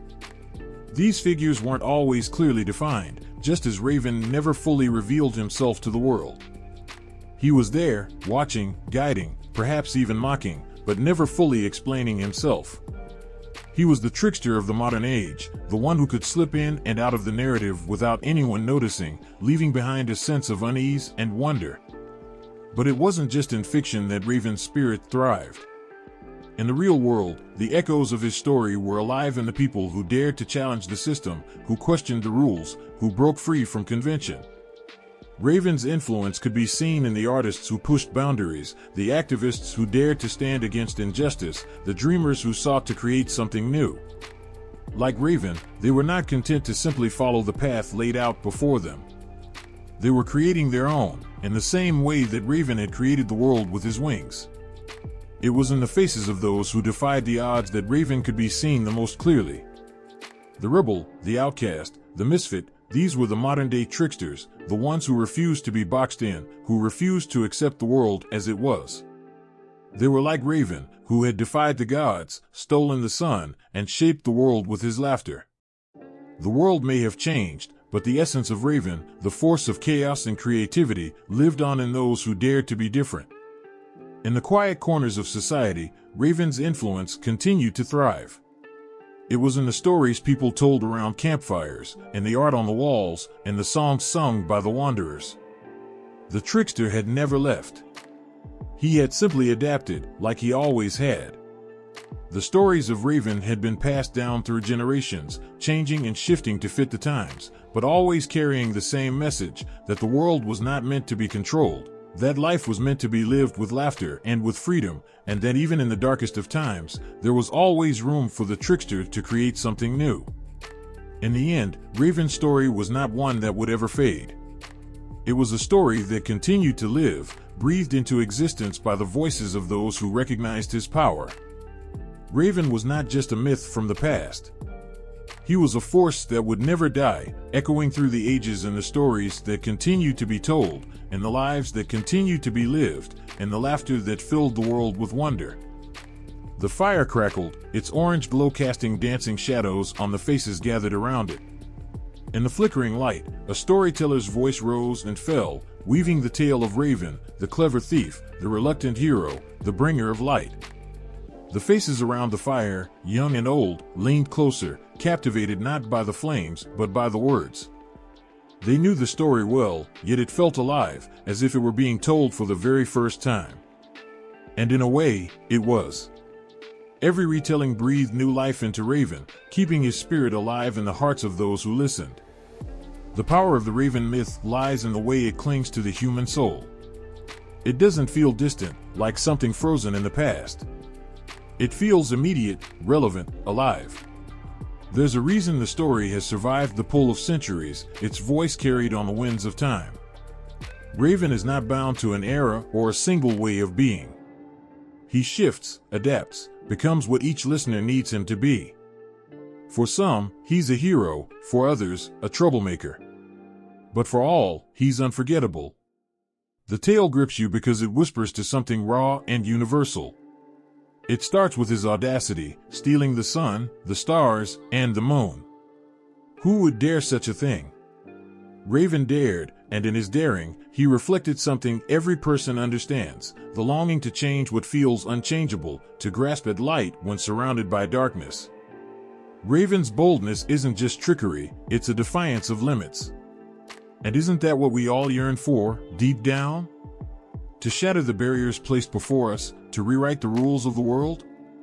In every culture where Raven's story is told, it sparks recognition. He's not a figure confined to the skies or carved into totems, he's an echo in the human spirit. His mischief mirrors the restless creativity that pushes us forward. His cunning speaks to the instincts we rely on when survival feels fragile. And his ability to bring light, even if by questionable means, resonates with our endless search for hope. The fire dims slightly, and the storyteller's voice softens. This is the part where Raven faces consequences for his actions. The audience holds its breath. There's a tension here, a vulnerability, because Raven's missteps are not unfamiliar. They're the same mistakes we make when we reach too far, when our cleverness outpaces our wisdom. But in those mistakes lies the beauty of the myth. Raven doesn't crumble under the weight of his flaws. He carries them, laughs at them, and keeps moving forward. In him, we see resilience, the refusal to let failure define the end of the story. The tale continues, and the faces around the fire change. They aren't just listeners anymore, they're participants. They feel the weight of the darkness Raven steals the light from. They feel his frustration when his plans go awry, his triumph when the world is illuminated. They carry those emotions with them, beyond the circle of the fire, because the story refuses to let go. It clings, weaving itself into their thoughts, their dreams, their lives. The power of the raven myth isn't just in its words, it's in its ability to transform. It adapts to every ear that hears it, every voice that speaks it.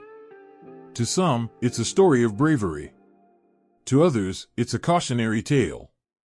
But to everyone, it's a reminder that even the smallest, seemingly insignificant creature can change the course of everything.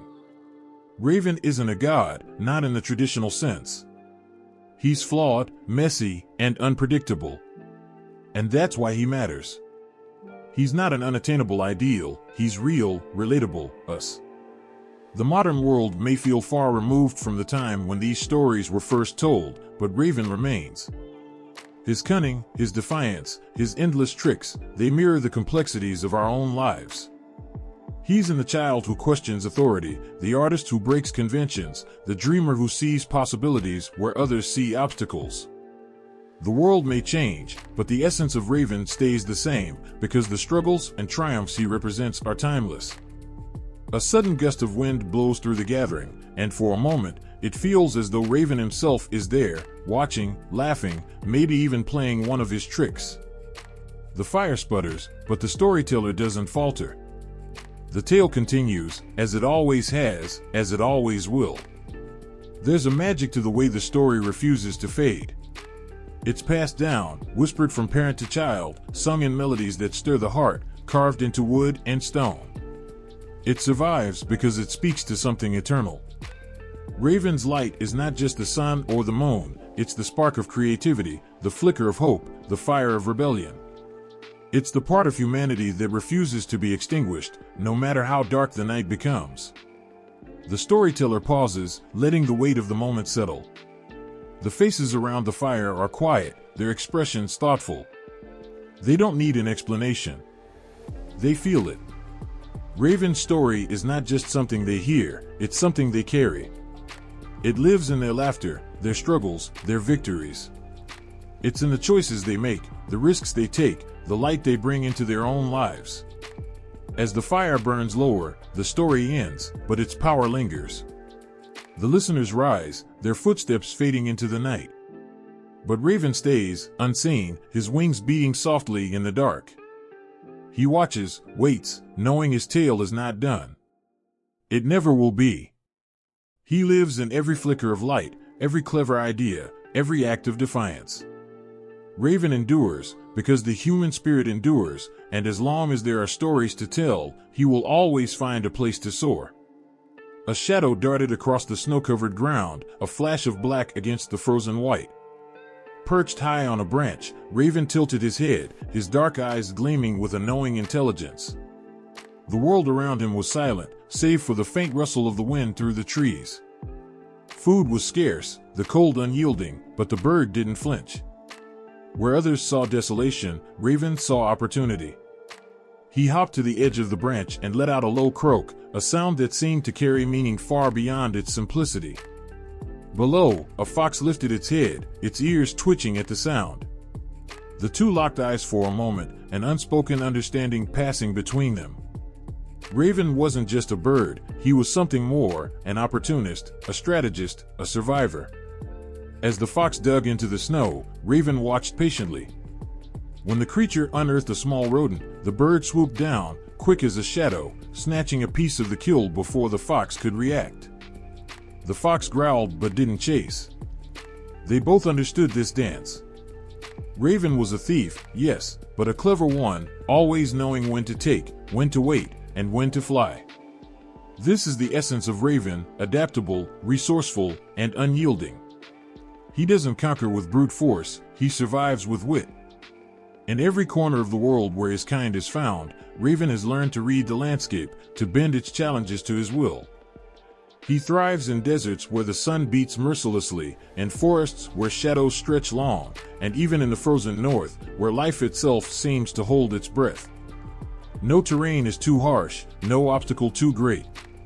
Raven always finds a way. In the mountains, they say Raven is the trickster who scatters seeds, ensuring the forest renews itself. He's not just a scavenger but a creator in disguise, spreading life even as he takes. In the cities, his kind perch on telephone wires, their sharp eyes scanning the streets below. A discarded sandwich, an unattended bag, a careless hand, all become opportunities in Raven's world. He has no shame, no hesitation. He does what he must to survive, and in doing so, he becomes unstoppable. There's a story of a raven who once outwitted an entire village. The people had grown tired of his antics, of his constant stealing and mischievous games.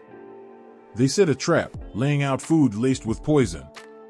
Raven, watching from the safety of a nearby tree, studied their movements. He saw the bait, smelled the danger, and knew better than to take it. Instead, he waited. Days passed, and the villagers grew complacent, thinking the bird had finally been defeated. Then, in the dead of night, Raven struck. He tipped over water jugs, tore through sacks of grain, and scattered the food stores. By morning, the village was in chaos, and Raven was long gone, his cause echoing through the hills like laughter. This is who Raven is, not just a creature but a symbol. His cunning isn't malicious, it's necessary. The world is harsh, and those who survive it must be sharper, quicker, smarter than the forces that seek to break them. Raven teaches this lesson without words, his actions a testament to the power of adaptability. In the wilderness, where life hangs by a thread, Raven's ingenuity shines brightest. He uses tools, breaking open shells with stones or dropping them from great heights. He mimics the calls of predators, tricking smaller animals into fleeing and leaving behind their food. He even plays, rolling in the snow or sliding down icy slopes, as if to remind the world that survival doesn't have to mean losing the joy of living. But it's not just his actions that make Raven so compelling, it's his presence. There's something about the way he watches, his head cocked to the side as if he's always one step ahead, always thinking, always scheming.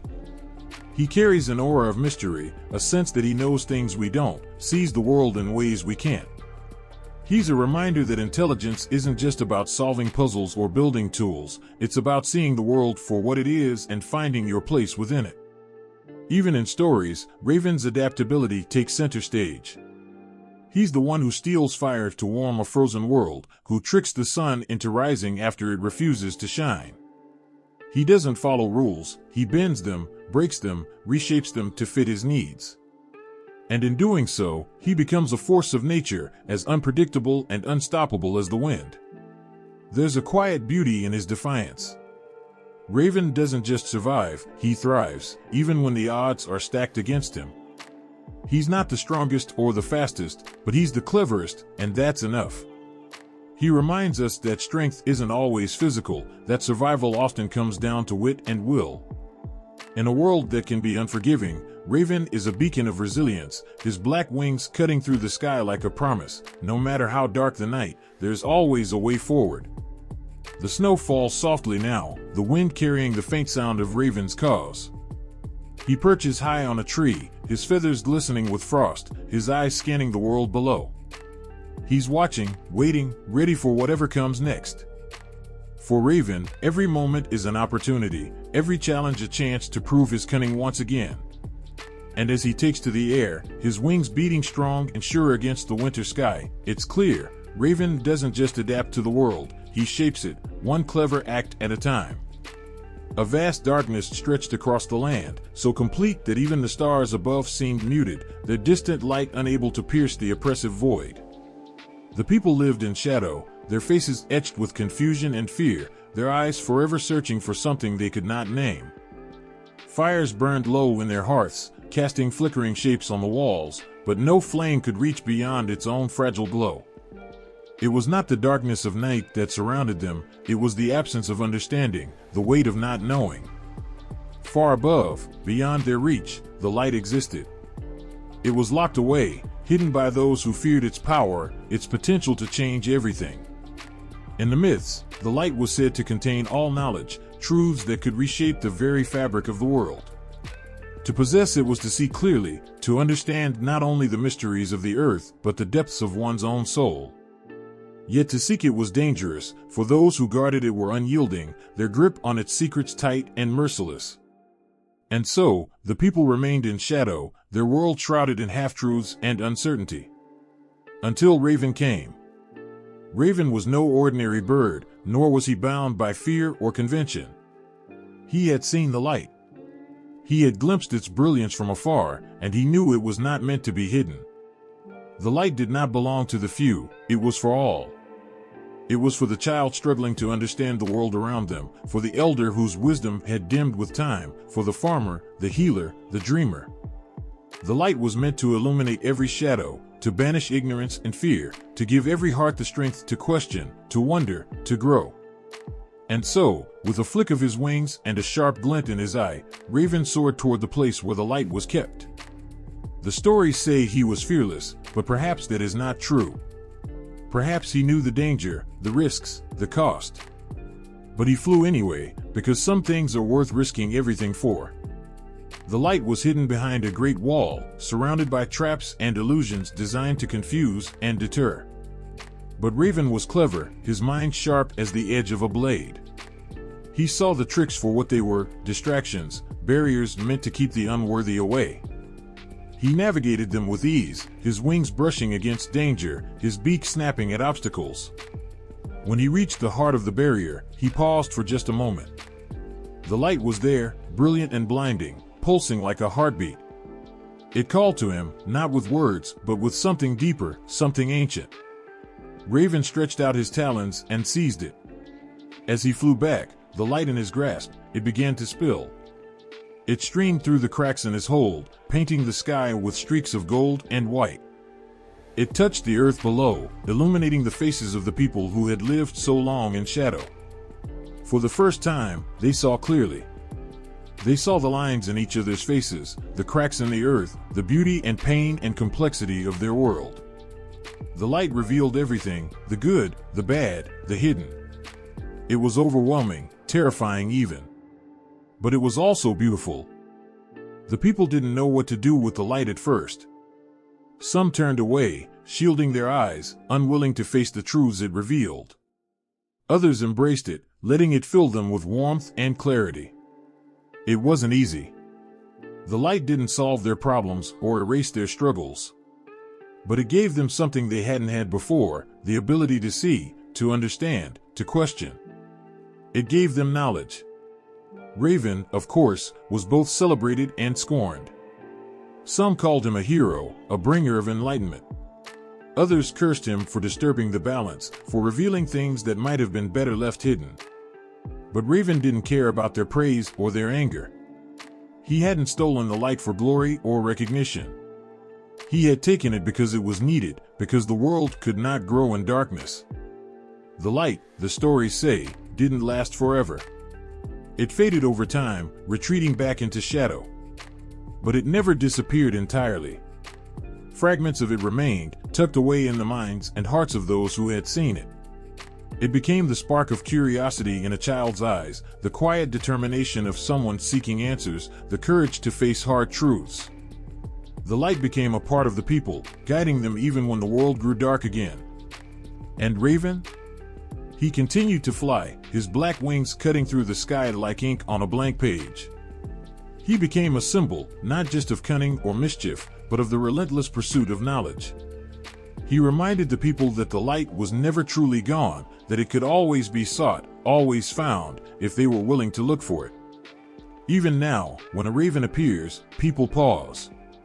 They watch him, wondering what he sees with those sharp eyes, what truths he carries in his flight. For Raven is not just a bird. He is the bringer of light, the harbinger of knowledge, the one who dared to challenge the darkness and won. The chief sat in his grand hall, surrounded by treasures that gleamed in the dim firelight. Stacks of furs lined the walls, baskets overflowed with rare foods, and ornaments of bone, stone, and shell were piled high in every corner. Yet, for all the wealth surrounding him, his eyes were cold and empty, scanning his hoard with a restless hunger. Nothing ever seemed enough. Beyond the walls of his hall, the people in his village scraped by. The children's ribs showed beneath their thin skin, the elders' voices were weak from hunger, and the hunters whispered of empty traps and barren trails. They approached the chief, their eyes filled with hope, but he turned them away with excuses. The stores were his, he said, to protect and ration as he saw fit.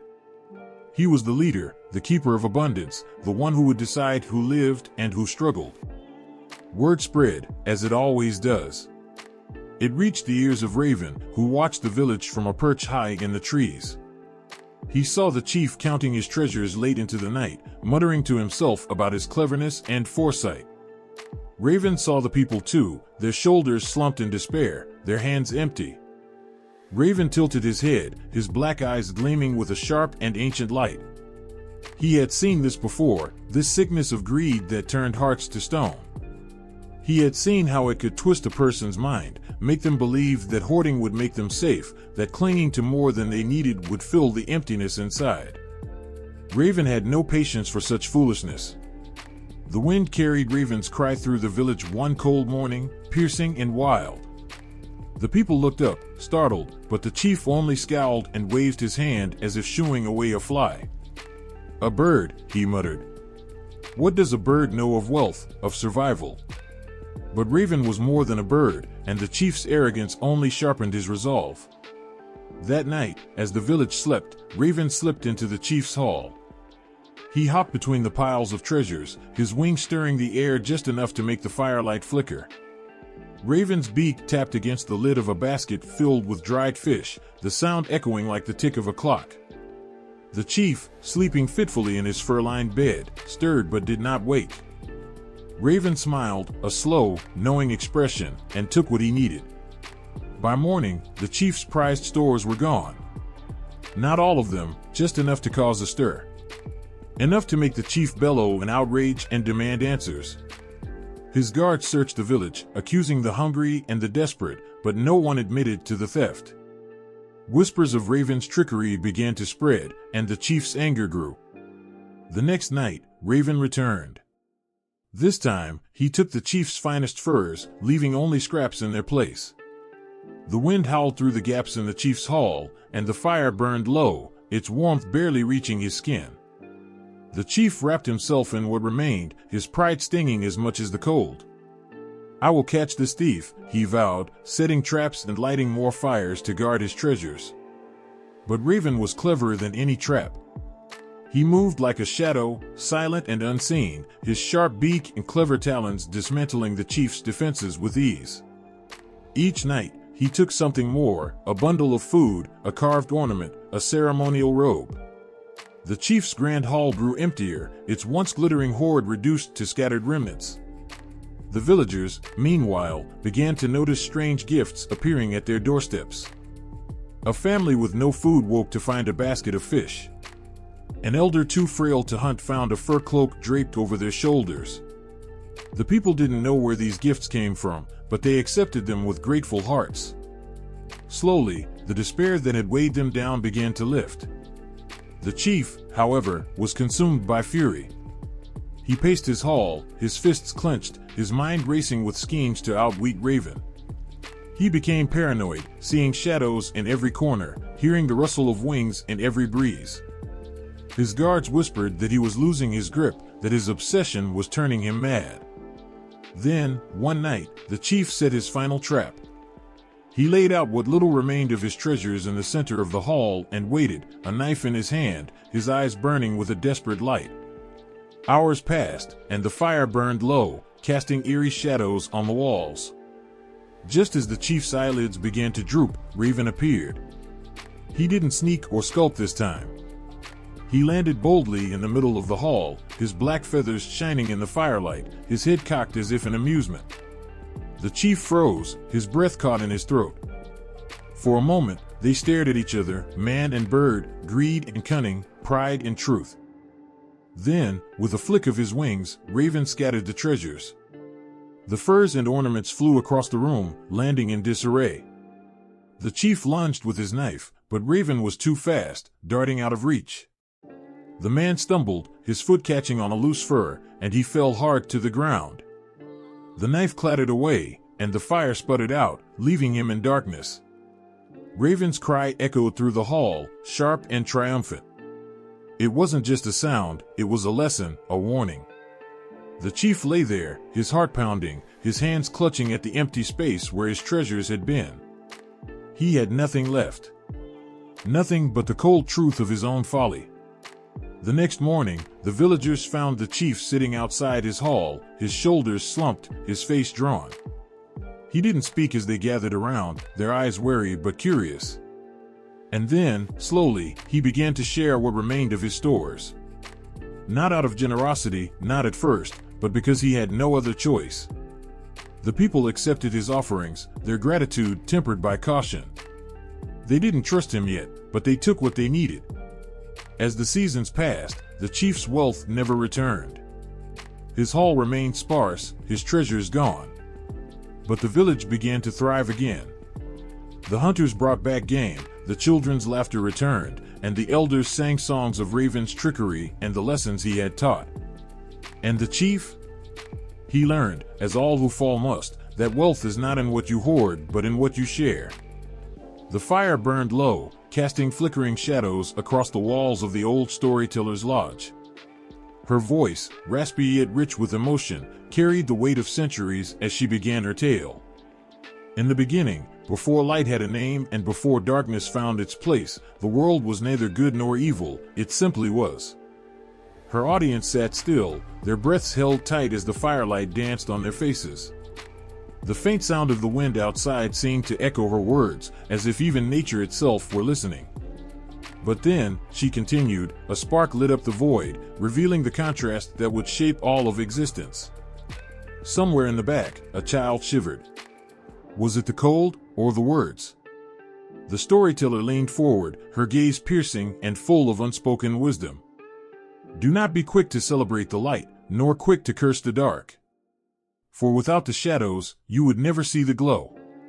And without the glow, the shadows would consume you. She told them of Raven, the trickster who brought the sun to the world. But it was not a tale of triumph, not as they might expect. This time, the tale took a darker turn. Raven did not simply bring light and leave, he lingered, watching as the sun's brilliance revealed truths people weren't ready to face. The light illuminated their hopes and joys, yes, but it also cast harsh clarity on their greed, jealousy, and fear. It chased away the comforting veil of darkness, exposing everything for what it was. People wept in the face of truths they had hidden even from themselves. The storyteller's voice dropped to a whisper. The light can save, but it can also burn. Her words hung heavy in the air, pressing on hearts and stirring unspoken thoughts. Just as the audience began to squirm in the silence, she spoke again, her tone shifting like the wind after a storm. But the darkness, oh, the darkness, it is not innocent either. She told them of the time the sun hid away, leaving the world to the shadows. Without light, warmth vanished, and with it, hope. People stumbled blindly, clinging to each other, terrified of what they couldn't see. The darkness became a cloak for fear, anger, and unspeakable acts. In that endless night, she murmured, people learned what they were capable of when no one could see them. A man in the crowd flinched, his face pale. Perhaps he was remembering a time when his own heart had been consumed by shadows. The storyteller saw it, but she did not pause. Her voice rose, steady and firm, carrying the weight of her next words. Yet, even in that darkness, there were moments of light. A shared fire. A whispered song. A touch of a hand when everything seemed lost. Her audience leaned in now, captivated. The fire crackled, breaking the silence. She smiled faintly, though her eyes were distant, as if she were watching a scene only she could see. You see, the light and the dark, they do not fight as we do. They are not enemies. They are lovers, bound together, shaping each other, one incomplete without the other. The tale shifted again, this time to a small village nestled in the mountains. In this village lived two brothers, one who rose with the sun and one who thrived in the moonlight. The elder brother, strong and golden, built great things by day, his laughter ringing through the valley. The younger brother, quiet and pale, roamed the hills at night, weaving stories and dreams. For years, they lived in harmony, each giving space for the other. But one day, the elder brother grew proud. He claimed the light was more powerful, more important. He mocked the younger brother's shadowed world, calling it empty and cold. Hurt and angered, the younger brother retreated further into the night, letting the darkness spread. At first, the elder brother relished his unchallenged days. He built higher, laughed louder. But the longer the darkness stretched, the more hollow his light became. Without shadows, his creations lost depth, their beauty washed out in the glaring sun.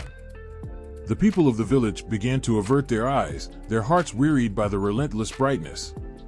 Too much light blinds, the storyteller said, her voice heavy with meaning. The younger brother, too, suffered. Alone in the deepening night, he found no joy in his stories, no warmth in his dreams.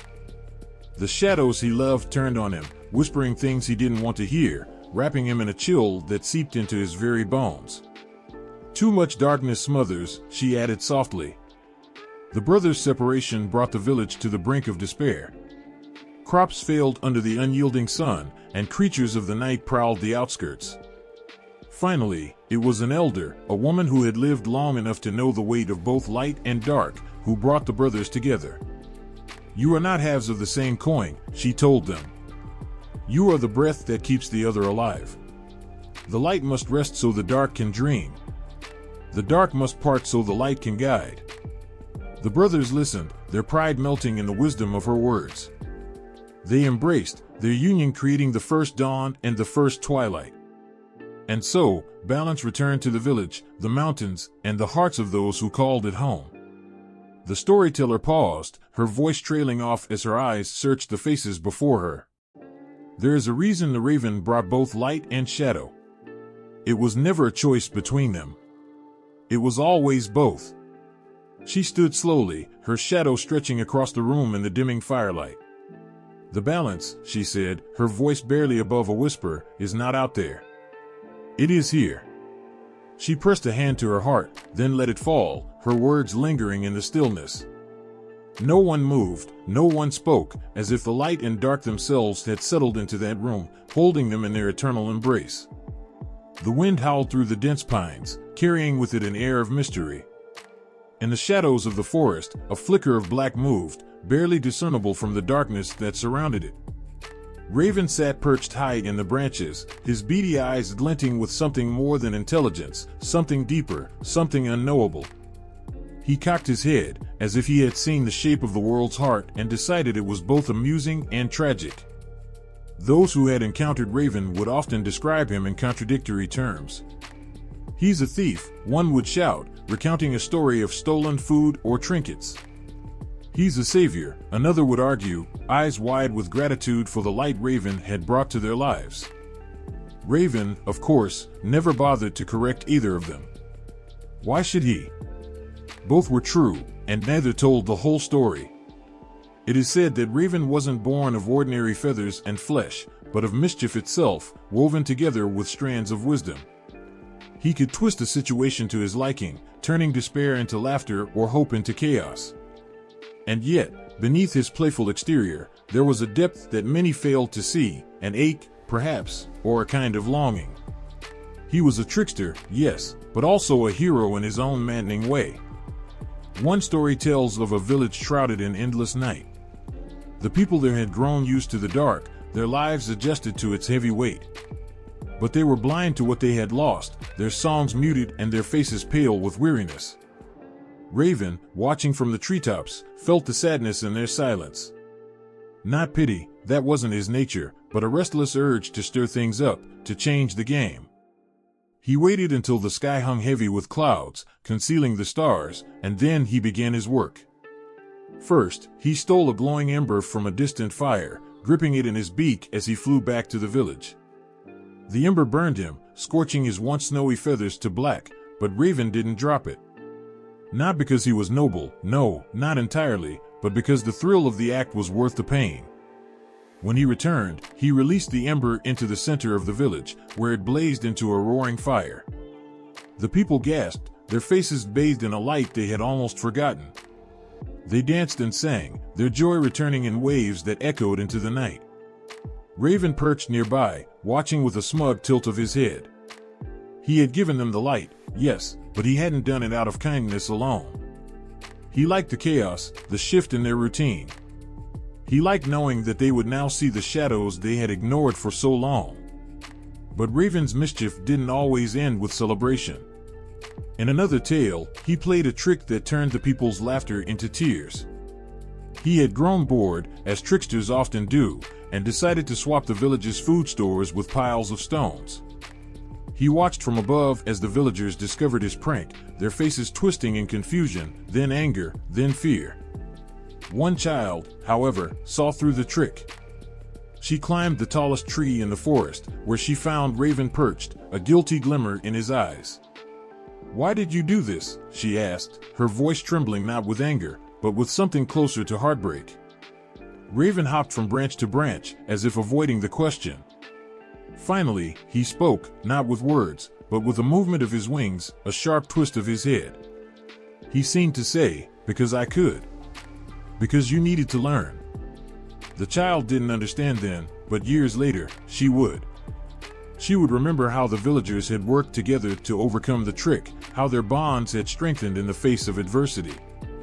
Raven had taken something precious, but in doing so, he had forced them to see their own resilience. Even Raven himself seemed unsure of his role at times. Was he a savior or a tormentor? A bringer of light or a harbinger of chaos? The lines blurred, shifting like the shadows he so often danced through. There were moments when he seemed almost remorseful, lingering longer than usual after one of his pranks, his gaze softening as he watched the aftermath. In one haunting tale, Raven found himself in a land where the people had everything they needed: food, shelter, warmth. But their hearts were cold, their lives devoid of joy. They moved through their days like ghosts, never laughing, never crying. Raven, restless as ever, decided to act. He stole their precious treasures, scattering them across the land. The people, furious, set out to retrieve what was lost, their quiet existence shattered by the chaos. At first, they cursed Raven's name, but as they searched, something shifted. They began to talk to one another, to share stories of their lives, their dreams, their fears. By the time they found their treasures, they no longer needed them.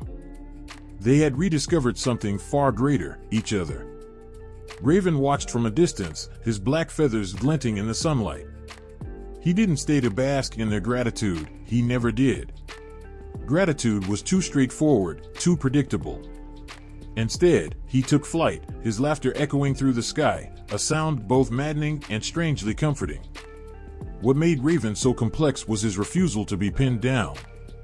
He wasn't good, but he wasn't evil either.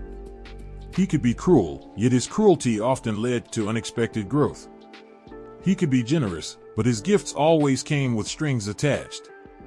He was a mirror, reflecting the best and worst of humanity, forcing people to confront truths they might otherwise ignore. To some, he was a hero. To others, he was a menace. But to those who truly understood him, Raven was something far greater, a reminder that life itself is messy, unpredictable, and endlessly layered. He wasn't just a trickster or a hero, he was both and neither. And in that, he was deeply, profoundly human. The first snowfall of the season blanketed the forest in a silence so profound it felt sacred. Trees stood tall and solemn, their branches heavy with icy white, while the river beneath its thin layer of ice whispered stories too ancient for human ears to understand. Amid this serene stillness, the call of Raven cut through like a blade, sharp and commanding.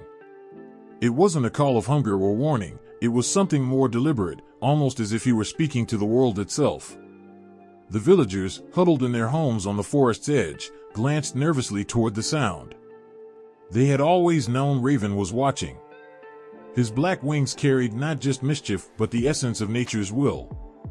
For generations, they had respected the balance of the land, taking only what they needed and giving thanks for every tree felled, every animal hunted.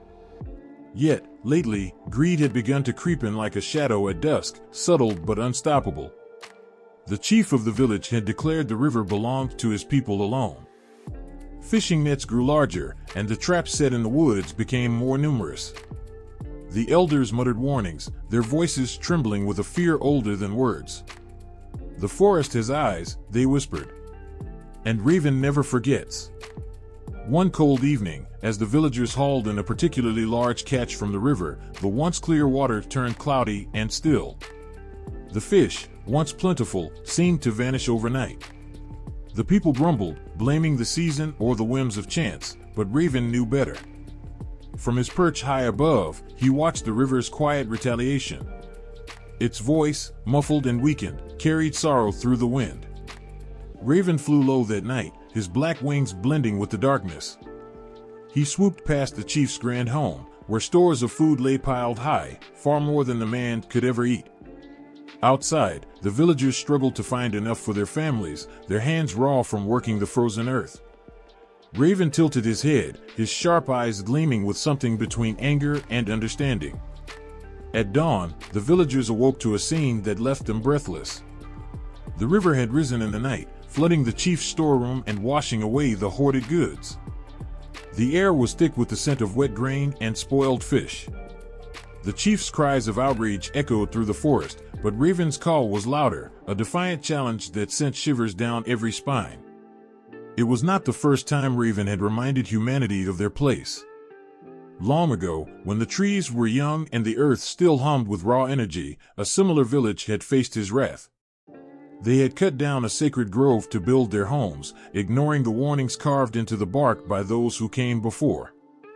Raven, furious, had summoned a storm so fierce it left nothing but ash in its wake.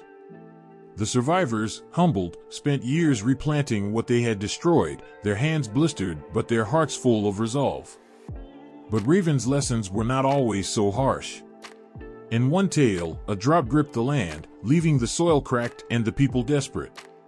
The villagers prayed, their voices rising like smoke into the starless sky. Raven, moved by their sincerity, plucked a single cloud from the heavens and carried it over the fields. He picked at its edges until the rain began to fall, gentle at first, then in torrents that quenched the earth's thirst. The people rejoiced, singing songs of gratitude to the bird who had saved them. Yet Raven didn't linger to soak in their praise. He flew back to the forest, his black feathers shimmering like oil in the moonlight. He hadn't done it for them, not entirely. He had done it for the balance, for the silent agreement between nature and those who lived within it. The villagers began to understand that their relationship with the land was not one of ownership but of stewardship. They saw how the river, the trees, and even the smallest creatures worked together in a delicate dance, each step vital to the next. Raven was not just a trickster or a messenger, he was the pulse of the earth, a reminder that every action had a consequence, and every gift came with a responsibility.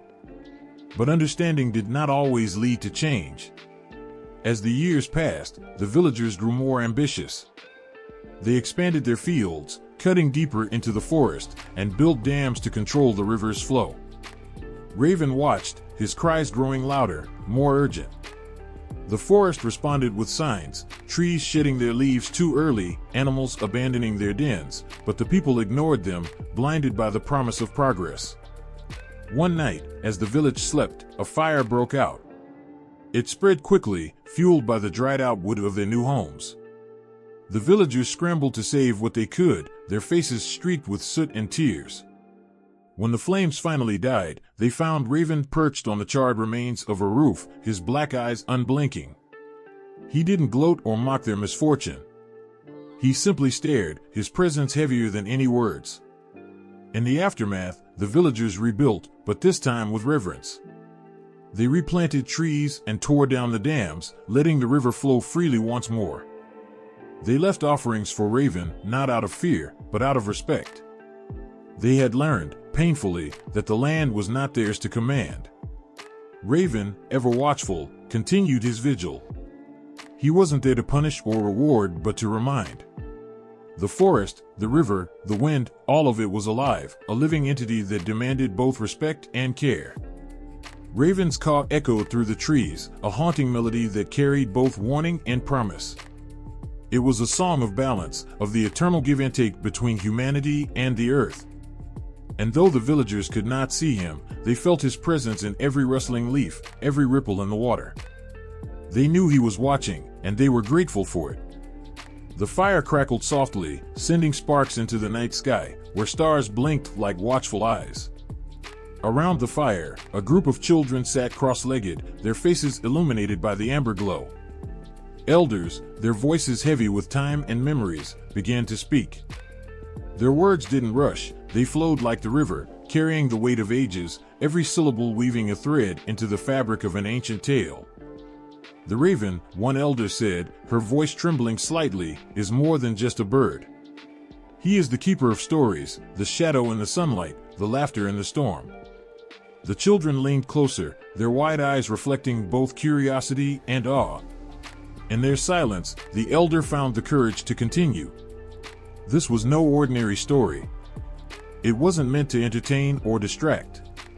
It was a lifeline, a fragile thread that connected the past to the present, reminding those who listened of who they were and where they came from. The elders had grown up with this tale, passed down from lips that no longer spoke, from voices that had long since turned to whispers on the wind. Now, it was their turn to pass it on, their turn to ensure Raven's story did not vanish into the void of forgetting. But time was a thief, and the world beyond the firelight was restless and loud. The sound of machines had replaced the hum of the forest. Skyscrapers now stood where trees once reached for the sky. The river that had once carried life through the land was now a trickle, choked by the hands of industry.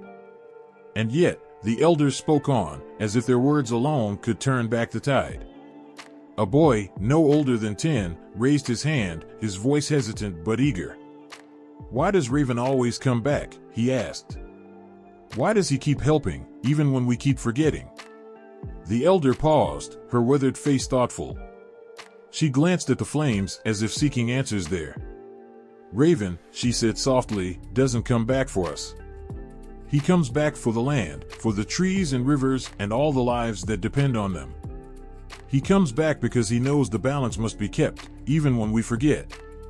And when we tell his story, we help him. We make him stronger." The boy's brow furrowed, his young mind grappling with the weight of those words. The other children, too, seemed lost in thought, their small hands clutching sticks they had gathered, as if to ground themselves in the moment. One of the elders began to hum, a low, mournful tune that seemed to rise from the earth itself. Slowly, the others joined in, their voices weaving together like the roots of an ancient tree. The song wasn't in any language the children understood, but it didn't need to be. It was a call, a plea, a reminder. The air around the fire seemed to thicken, as if Raven himself were watching, waiting. Outside the circle of light, the night grew darker. The wind picked up, rustling the leaves with an urgency that made the children glance nervously over their shoulders. But the elders continued, their voices steady, their faces calm. They knew Raven's presence wasn't a threat. It was a blessing, a sign that their words were being heard. A girl, clutching a carved wooden figure of a raven, asked quietly, "What if people forget again? What if they stop telling the story?"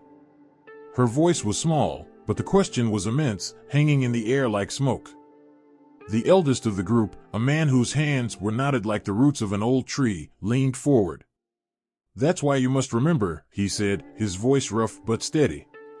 "You must carry the story in your heart, so that even if no one speaks it, it will live on. Stories are alive, child. They breathe through us, but they can also rest within us, waiting for the right time to be told." The children nodded solemnly, the weight of their responsibility sinking in.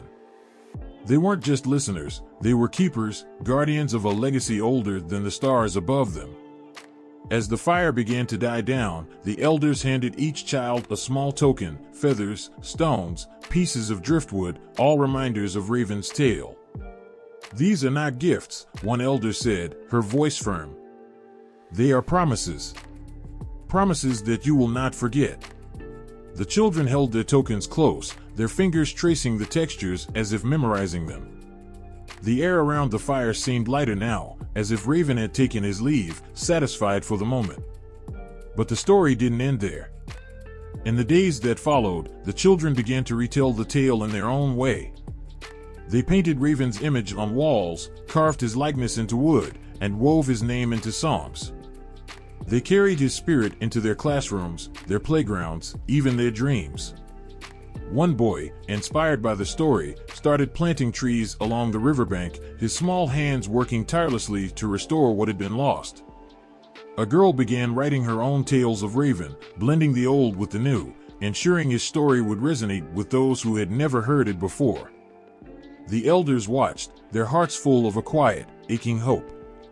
They knew the world outside their village would continue to change, that progress would march on, often at the expense of the past. But as long as Raven's story lived, there was a chance, just a chance, that the balance could be restored. And so the tale of Raven persisted, carried not just by the elders or the children, but by the wind, the water, the earth itself. It whispered through the leaves, sang in the rush of the river, and echoed in the cries of the real ravens that circled above. It became a part of the land, as inseparable as the roots of the oldest trees. In every corner of the village, reminders of Raven could be found. His image was etched into doorframes, his name spoken with reverence during rituals. The story wasn't just a tale, it was a lifeline, a bond between the people and the world they lived in. And though the elders knew their time was drawing to a close, they were unafraid. They had done their part. The story was safe, carried by hands younger and stronger than their own. Raven's tale would not be forgotten, not while the land still breathed, not while the stars still watched. The morning light spilled over the horizon like liquid gold, bathing the world in its warmth. The raven, its feathers dark as the void between stars, perched high on the branch of a cedar tree. It was quiet now, but in the silence, there was a weight, a presence. The bird tilted its head, its piercing eyes watching the first rays of sunlight caress the earth below. It was as if the raven understood, perhaps better than anyone, what that light meant, how much had been risked, how much had been stolen, to bring it to the world. There had been a time when the sun was hidden, trapped in a selfish darkness. The people lived in the shadow of despair, their faces pale, their eyes filled with longing for a light they couldn't name. The raven had seen their struggle, heard their cries in the cold winds of the night. Yet, what drove the raven wasn't pity. No, it was something far more primal, far more complicated. Perhaps it was curiosity. Perhaps it was defiance. Or perhaps it was the faint flicker of hope that no one else could see. The tale says the raven stole the sun, but words can't capture the sheer audacity of that act. It wasn't just a theft, it was a gamble, a dance with forces greater than itself. To hold the sun, even for a moment, was to risk everything, to be consumed, to burn, to disappear forever. And yet the raven did it, not because it was a hero, but because it couldn't bear to see the world left in shadow. The sun was meant to shine, and so it had to be free. As the raven carried the sun across the skies, its feathers began to change. Once pure white, they darkened, charred by the searing heat of the lighted boar. Every flap of its wings was agony, every moment a test of its resolve. The raven's cries echoed across the heavens, not of pain alone, but of determination. It flew higher, faster, until it could no longer feel its own suffering, consumed entirely by the need to complete its task. The people below watched in awe as the raven's silhouette passed overhead, the stolen sun glowing faintly in its grasp. They didn't know if they should cheer or weep. Was the raven a savior, or had it only awakened something even more dangerous? The answers didn't matter. All they knew was that the darkness had begun to break, and in its place, a fragile light was beginning to take hold. But the story didn't end with the sun's arrival. That light came with a price. The raven, once proud and unblemished, was forever changed. Its feathers, now black as coal, became a reminder of what it had endured. The people looked at the raven differently after that. Some saw it as a hero, others as a trickster, but all of them understood that it was no ordinary creature. It had danced with the sun, carried its fire, and survived. It had defied the natural order and, in doing so, had created a new one. Generations passed, and the story of the raven became more than just a tale. It was a lesson, a warning, a beacon. The light of the sun was not just a gift, it was a responsibility. The raven had paid for it with its wings, its voice, its very essence. And though it still soared across the skies, its cries were no longer sharp and carefree. They carried a weight, a gravity, as if the raven remembered every moment of its impossible flight. The elders told the story to their children, their voices trembling with reverence. "The light is ours now," they would say, "but it is not ours alone. It belongs to the trees, the rivers, the animals. It belongs to the earth itself. And we must honor it, just as the raven did." Sometimes, when the sun rose especially brightly, casting long shadows across the land, people would glance toward the heavens, half expecting to see the raven again. They never did, of course, but they felt its presence in the rustle of the leaves, the whisper of the wind. The raven wasn't gone, it never could be. It lived in the light it had stolen, in the warmth that touched every face, every leaf, every blade of grass. A young girl once asked her grandmother why the raven had taken such a risk, why it had burned itself for a world that might not even appreciate its sacrifice. The grandmother smiled, her eyes distant, as if she were looking through time itself. "The raven didn't think about what it would lose," she said. "It only thought about what the world needed. That's what makes the raven more than just a bird. It's why its story will never fade." And so, as the sun rose and set, the raven's story continued to shine, carried on the tongues of storytellers, etched into the hearts of those who listened. It wasn't just a story about light, it was a story about courage, about the willingness to face the fire and come out transformed. It was about the delicate balance between sacrifice and reward, about the scars that remain even after the battle is won. The light of the raven was not a thing you could hold or see. It was something you felt, a quiet strength that stirred in the chest when the world seemed too dark, too heavy. It was the reminder that even in the deepest shadows, there was a way forward, a way to bring the light back, no matter the cost. And for those who carried that story, the raven's cry would forever echo in their hearts, a call to rise, to fight, to shine.